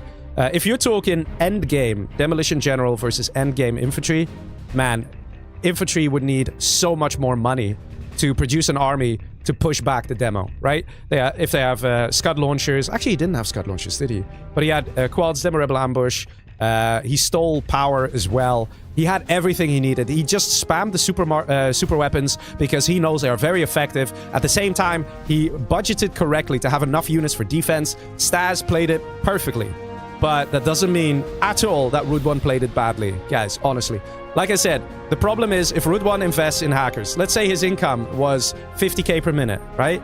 Then 20% of his income is basically gonna go straight to Stas. Because Stas, whatever he kills, he gets 20% of the value of what he kills. And actually it's more than that, right? Because if you kill an attack outpost, that costs $1,000 to make. But if you kill the outpost and then you kill the individual tank hunters, you get the $60 for each tank hunter as well.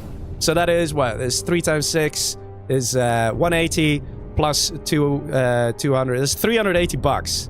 There's almost 40% that you get. And that's what I was saying as well. The income that he was getting from the cash bounty was insane, fellas. If he didn't choose cash bounty, let me put it that way. If he didn't choose cash bounty as a general promotion, he would have lost this match. And I think anyone who says otherwise, seriously, I'll challenge you on that. Cash bounty is what kept him alive, because you saw how hard it was for Stas to win this game. So, GG, well played. Oh, wait, no. Restart your game. Restart your game. That's what I wanted to say. Man, that was something. That was something. Sure. Okay, we're gonna take another bathroom break. Let me tell the players as well. Okay, we're gonna take a quick bathroom break again. Just a few minutes. But then we'll continue to the last match. Man, Mr. Staz. Let's watch some beautiful replays, right? That was a gorgeous match. Gorgeous. Actually, I have a lot of replays here from this match. Insane. Rudwan did very well in the beginning, right? He recognized that he kind of was given the space to grow because he was the first one to take out an opponent. He took out Monster and had that ability to make use of the money and grow. He did well. He definitely did well. Also ended up in second place, so he got a lot of points actually from this match. And really did well here. Kiltol was an easy, you know, player to take out at this stage. He was dozer hunted.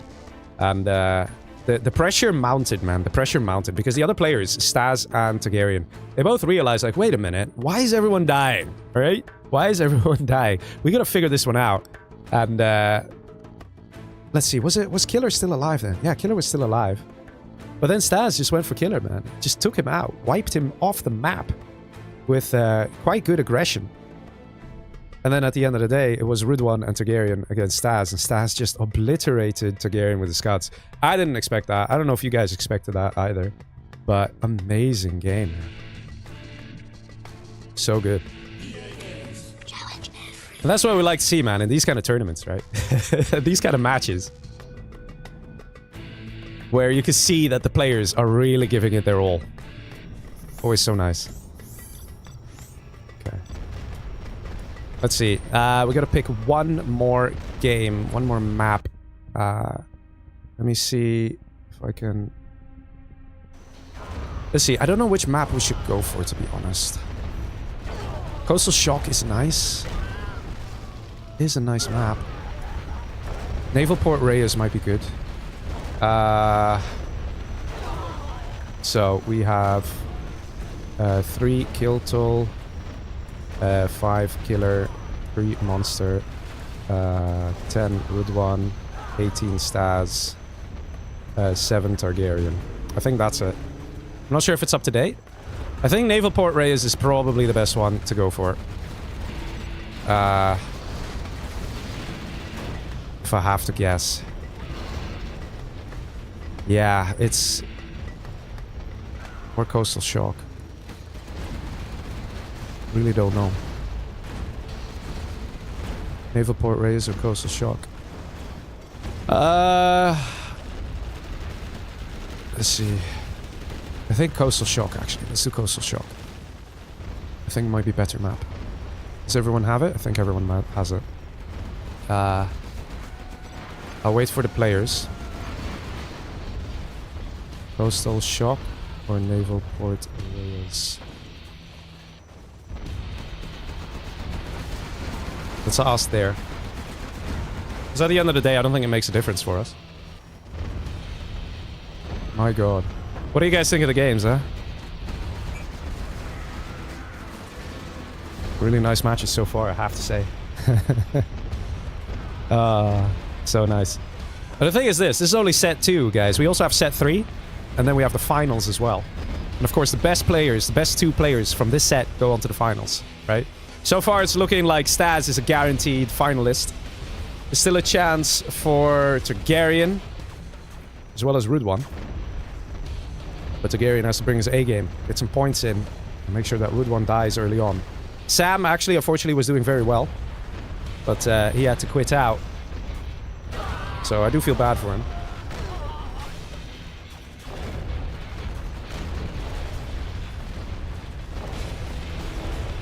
Alright. Let's see, we only need one more person here, and then we're good to go. But yeah, guys, tell me in the chat, who are you rooting for? And also say, who has impressed you the most so far, right?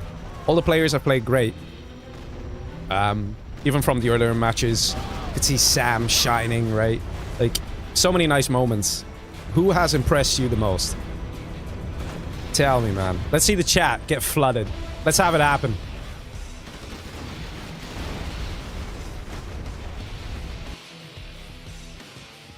Okay, we're still waiting on one more person. Let's see. We'll wait for the last guy to join, and then I tell them all to restart their game again. Haha. Okay, they're gonna hate me. Restart your game. Do it. They're gonna get so annoyed at me, man. They're all gonna unsubscribe. Yeah, but they're doing it though. You saw how quickly they all went offline. They're doing it. They're listening. Probably because the last few games that we had were all super smooth and stable. No issues whatsoever. So maybe people are like, maybe there's something to this. But yeah, let's see. Targaryen has a chance of coming second place. Root One has a chance of staying second place.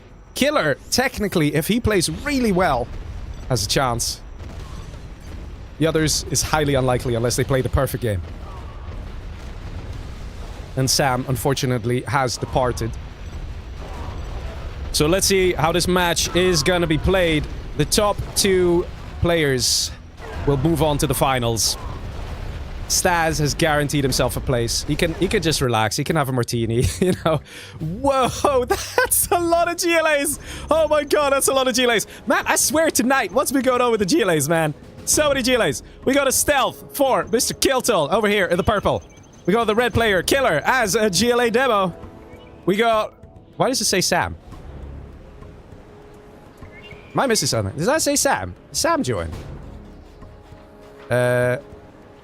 What? Why does it say Sam? Somebody used the wrong name. Okay. Well, according to elimination, it is the other person, which would be Staz. Okay, so this is Staz. Okay, I'm not sure. I think he may have put the wrong name. I'm pretty sure he did, and I know it's Staz. Let me double check here. Yeah, he put the wrong name. What? He put the wrong name.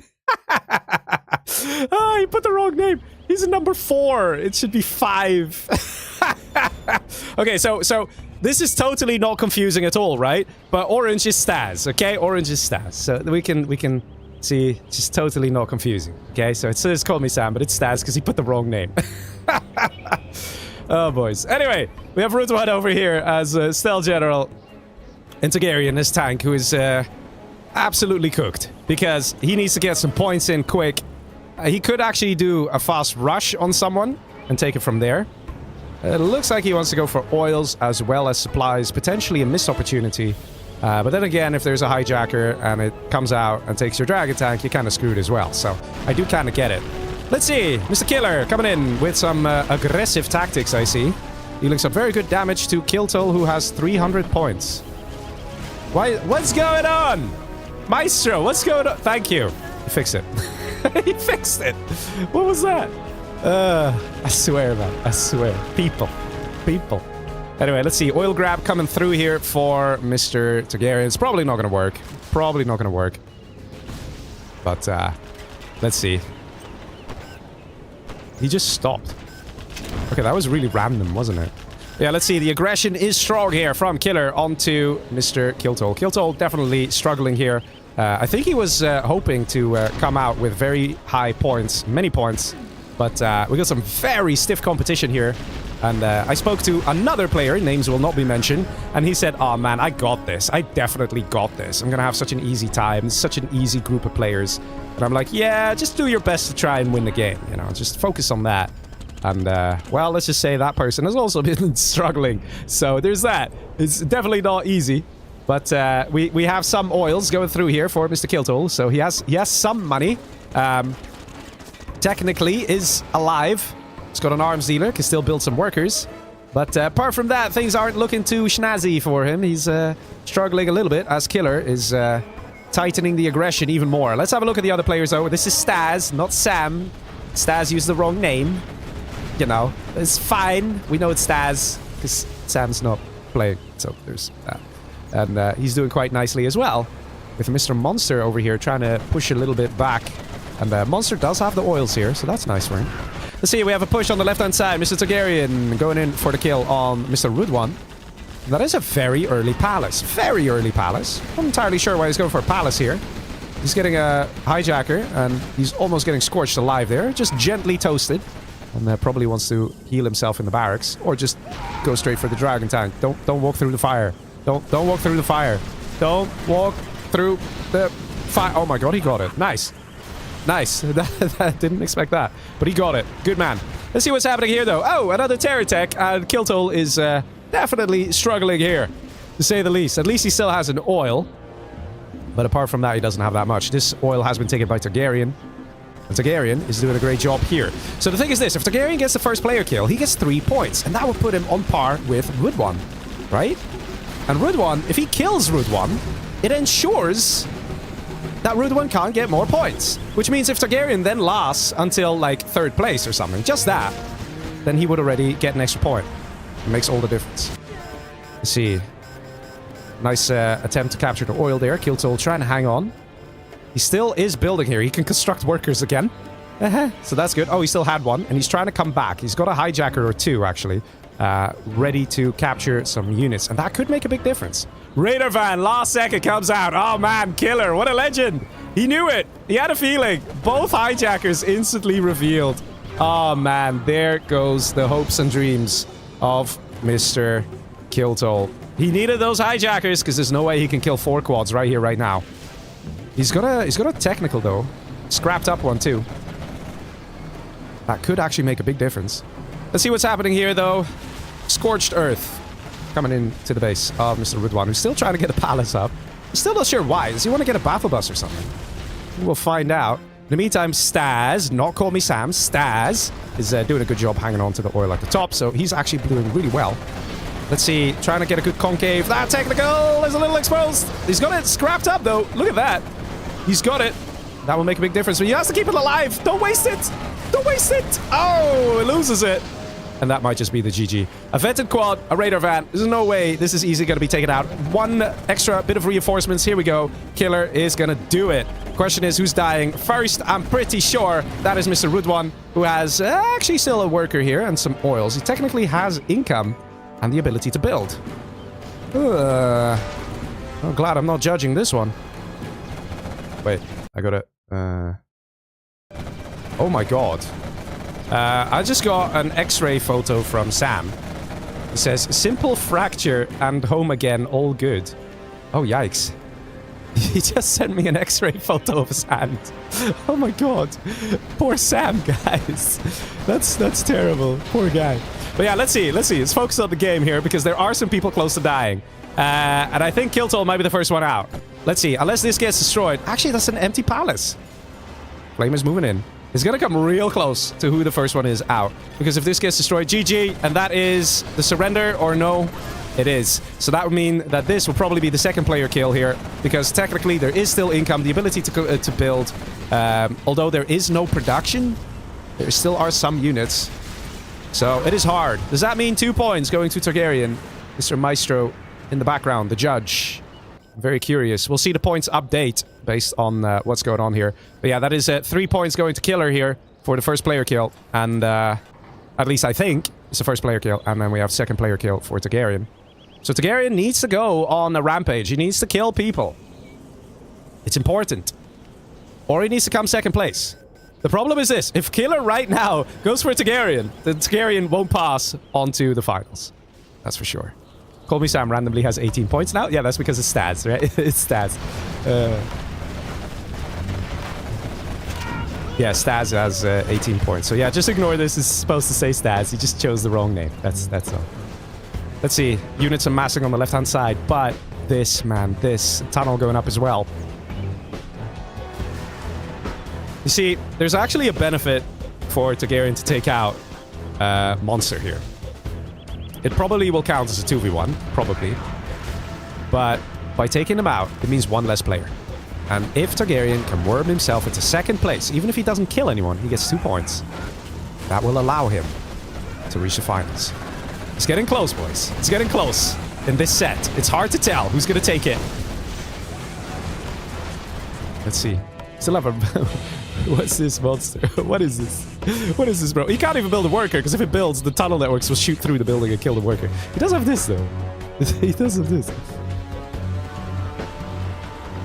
But he definitely wants players to die. But here's the thing. There's a bit of a problem, right? Because if you look at the situation, Targaryen is not that big. I mean, he's getting some overlords now. That's nice. But if you look at the size of Staz here, not Sam, it's Staz. then he's not going to be someone you can take out so easily, right? And the same has to be said for Killer over here. He's not going to be taken out so easily. Let's see. If Killer doesn't go for Scud Launchers, it would make him an easier target. Right? But this is anonymous. Nobody knows who's who. Staz is more likely to go for Scud Launchers in this situation if he knows he's fighting a powerful tank general. And it won't be long before we see a Jarman on a bike from these players. At least from Staz. I don't know if Killer's gonna go for one. You might need to do that. So far, Targaryen is giving it his all. He wants to do it. He wants to get himself to the finals. See, this whole base has been destroyed.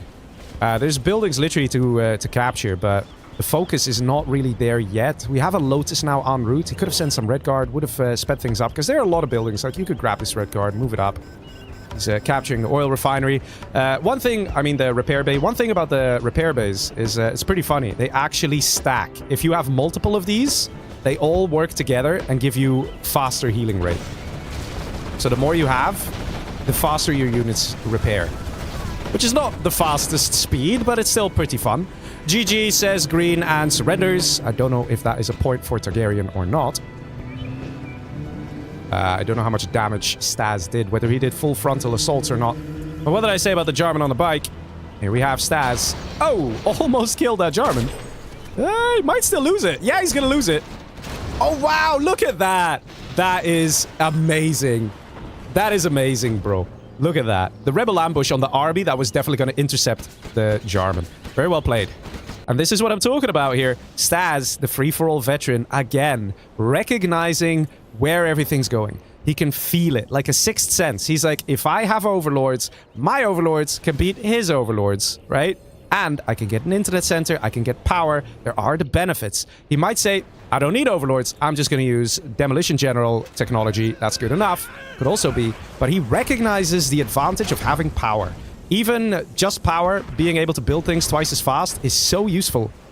It will also help him against the fight over here of Killer. But imagine you have this army of overlords, an army of quads and buses. And you throw in a nice overlord, right? A nice Emperor overlord. It'll make things so hard for the red player Killer if he's just pumping out mostly quads.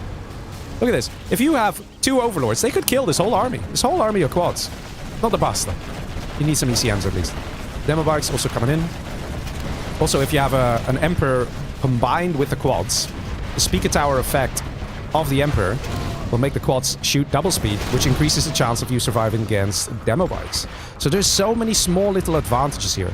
But, you know, the downside is it takes really long to get overlords up because you need to build a dozer, build a supply, build a war factory, build a prop center, then build overlords. You know, it takes really long. It's a lot of investment. I feel sorry for Targaryen's Strider. Yeah, it's not the greatest, but he's doing his best. And in fact, he did get the point. He did get the point. Hang on. Wait a minute, there's only 3 players left now. Which means if he comes 3rd place, if he's the next one to die, he still gets 11 points and beats out Rude One and gets himself to the finals. Wow. That's insane. Mind you, like I said, the points are not final, right? The points can be discussed with the players. Maybe Rude One is gonna say, no, I should get a point over here. We look into it, or people say, no, Targaryen shouldn't get the point over there, and we'll look into it, and we'll check out the replays, and we'll do so fairly, and we'll do so after the stream, you know, in our own time, not rushing things, not rushing decisions. So, again, the points are not final, but as it stands... Wait a minute. Why does he have 7 general points? You have a command center. Am I missing something? Does he think his nose are hunted? You have 7 general points. Bruh. Okay, Targaryen is under a lot of pressure. He's like, I gotta kill people, man. I gotta get myself into the finals. Oh, wow. Look at this. So crazy, man.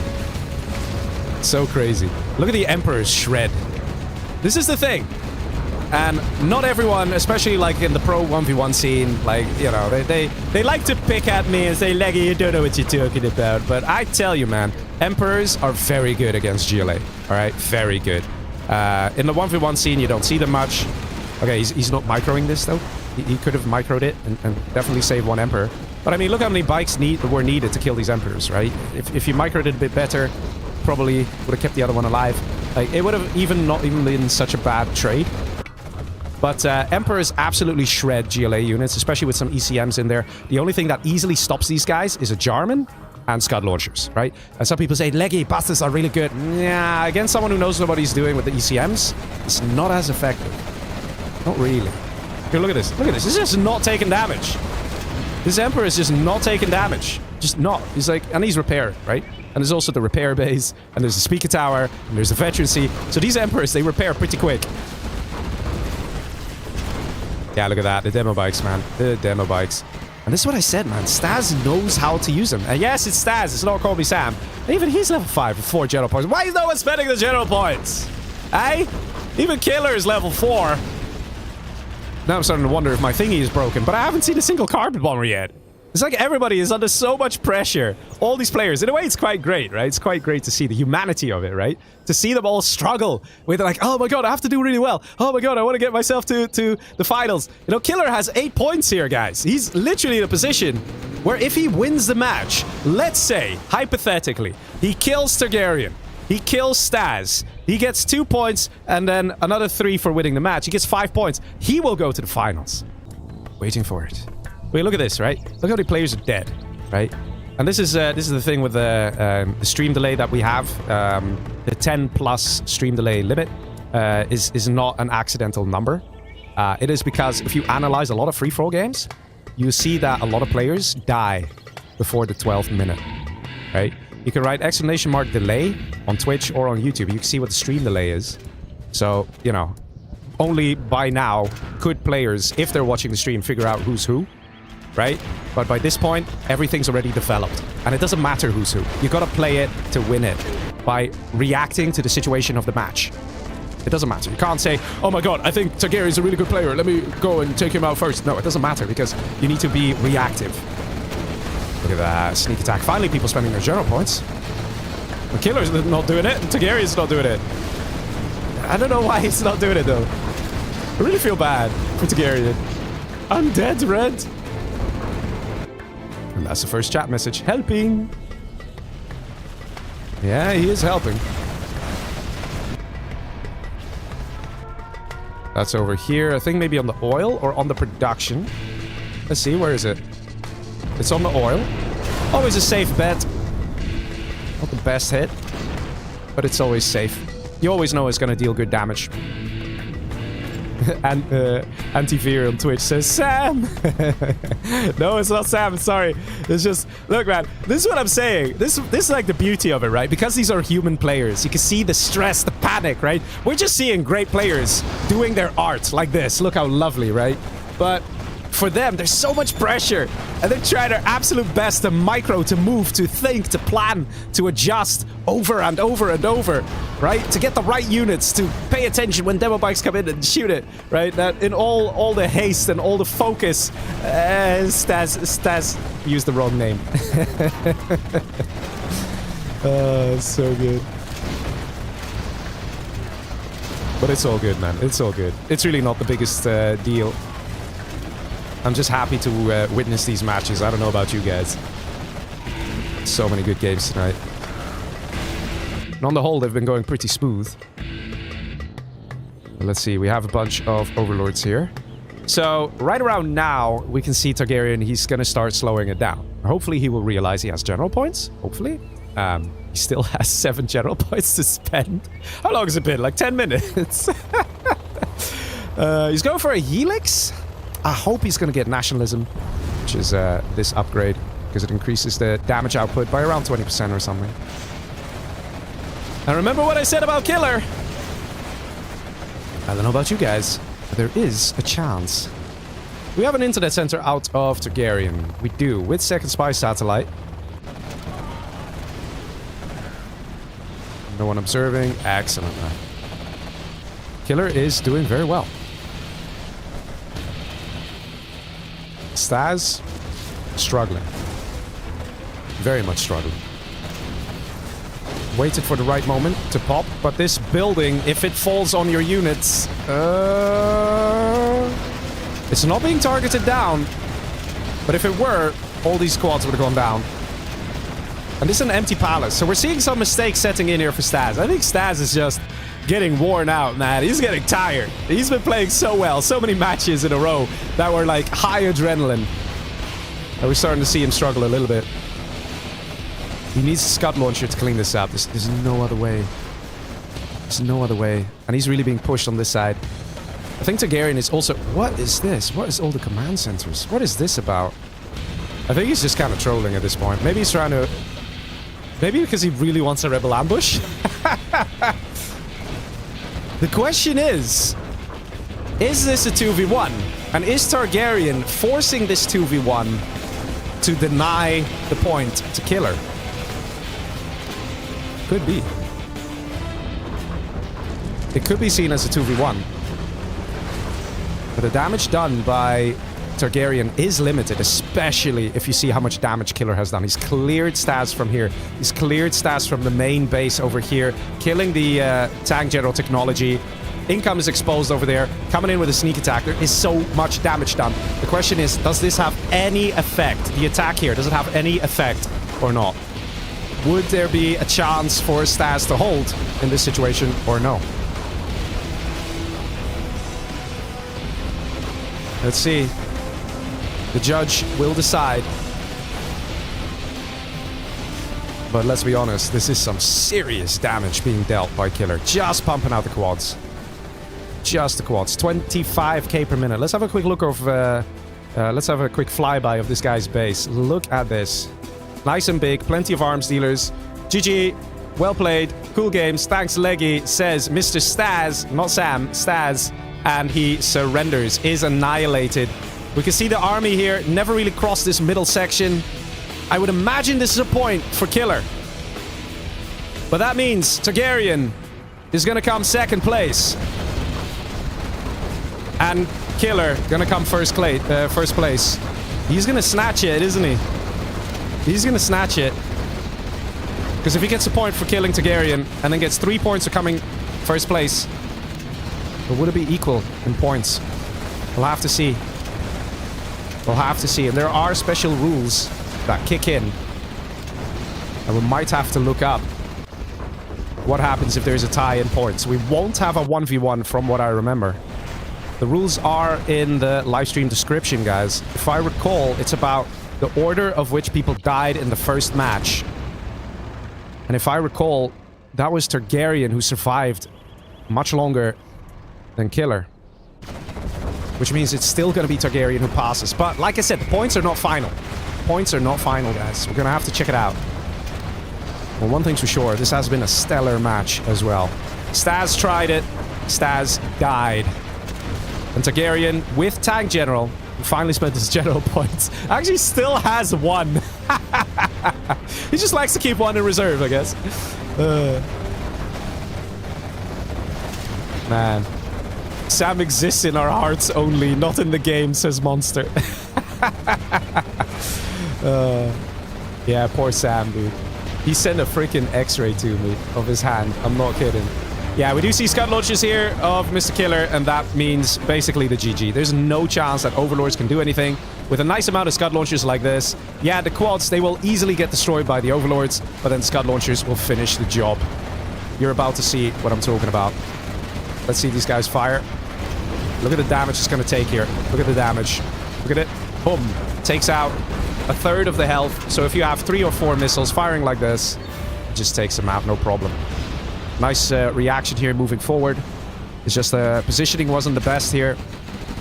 But you can see how Demo General is just very powerful in this situation. We do see Targaryen trying. 11k per minute versus 25. We don't see any super weapons. Bit surprised at that. I think that at this stage in the game, Killer is feeling super confident. He's like, I got this game. I don't need super weapons. I don't need anything. I'm just going to kill him. But there could be a danger to that. There's a nuke firing away. Probably on the production here. Nope. On the oils. Does it get both? It gets one and that building. Mighty Barrage coming in. And that's probably going on more oils. Yep. There is still a chance for Targaryen to win it. But only if Killer drops his guard. And the question is, will he do that? I don't think Killer will drop his guard, man. He's been playing very solid tonight. He's going to recognize what he needs to do. Look, oil over here, just destroy it, things like that. Got random units here, just checking out the area. There is a Lotus here. Like, if you see the oil is taken by the enemy, just blow it up at this point. Just get rid of it. Get rid of what you can. Break down your enemy. That's the best thing you can do. And let's see. There is a good economy out of Targaryen. Good amount of hackers, but it's really not too bad. Still, 20k per minute for Killer. 12k per minute for Mr. Targaryen. Sneak attack coming in... Where? Where is that sneak attack? Down below. Pop, he says. And he crushes the hackers with the Scud Launcher.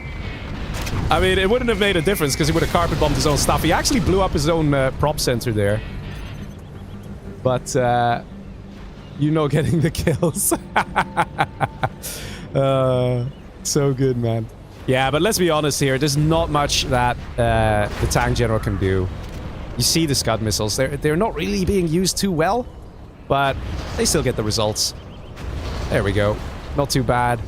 And slowly but surely, the map control is being lost here by Targaryen, and the map is turning red. Anthrax Bomb being called in as well, just to try and do some harassment. It's not really going to do too much damage, but you can see how everywhere, everything is turning red. There's no way that Targaryen can hang on for much longer, especially if the hackers go down. That will be it. There's an army here. I don't think he can even stop this. So this will be the GG. Killer actually going to win this match, which means there will in fact be a tie in the points with Killer and Targaryen. Insane. Because Killer is going to get 3 points for... Wait, no. He gets a point for killing... No, Killer actually pulls ahead because he gets a point for killing Targaryen. So that gives him 10. And then he gets 3 points for winning the match. So that puts him on 13. Whereas Targaryen gets 2 points for coming second place. So that's going to put him on 12. So Killer snatching the victory away from Targaryen. Insane. We'll probably check out the replays though. Gonna be very clear about that. Okay, we'll be checking the replays. GG's. Thank you for the games, they say. And there we go. Killer takes the last final match here of this evening. Very well played. Did a great job. And the score has been updated. Call Me Sam now says 19. It's actually Staz who's 19. It's fine, it's fine. Don't worry about it. Don't worry about it. But yeah, GG's, well played to the players. And I have to say, that was a very close set.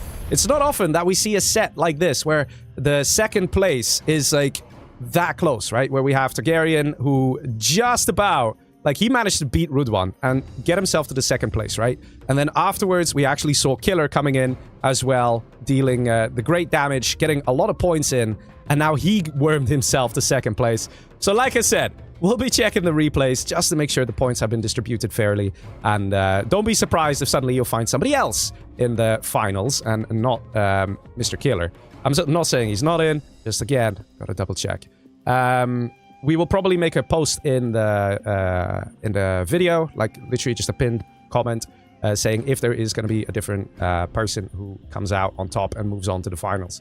So yeah, man, that was definitely a very nice, interesting set and some really nice games. Very well played by the players. Also, very bad for Sam. I feel bad for him, man. Let's have some Sam +++ because he was off to a great start and then he literally had to go to the hospital to get his hand x-rayed. Because he fell down the stairs. So, yikes, man. Yikes. Talking about a way to not make it to a tournament final during the set. So, that's pretty crazy. So, I feel bad for him. He did great. But yeah, unfortunately, life can be like that sometimes. But yeah, very well played to the players. Also, big shout out to Mr. RVB for organizing this tournament and bringing all of the players together. And a big shout out to Wild Communist sponsoring this tournament with $1,000. The players have been getting $30 per match victory tonight. And man, we had a lovely set tonight. Also, a big announcement is the Outpost live event. Guys, check it out. Seriously, it's really cool. It's really fun. The links are in the description. And go check out, maybe get a ticket and come meet us in the flesh. You know, shake the hands of you know, some of the folks. Maybe not the hand of Sam. Probably his other hand will be better to shake. But, you know, come visit us. It's fun. We're going to do it in October, 2nd, 3rd, 4th October. I mean, 3rd, 4th, 5th October in Leiden, in the Netherlands. It's going to be great fun. It's going to be great fun. Hopefully, I will catch you guys there. This will be Legionnaire signing off. Good night, everybody. And see ya. Poor Sam.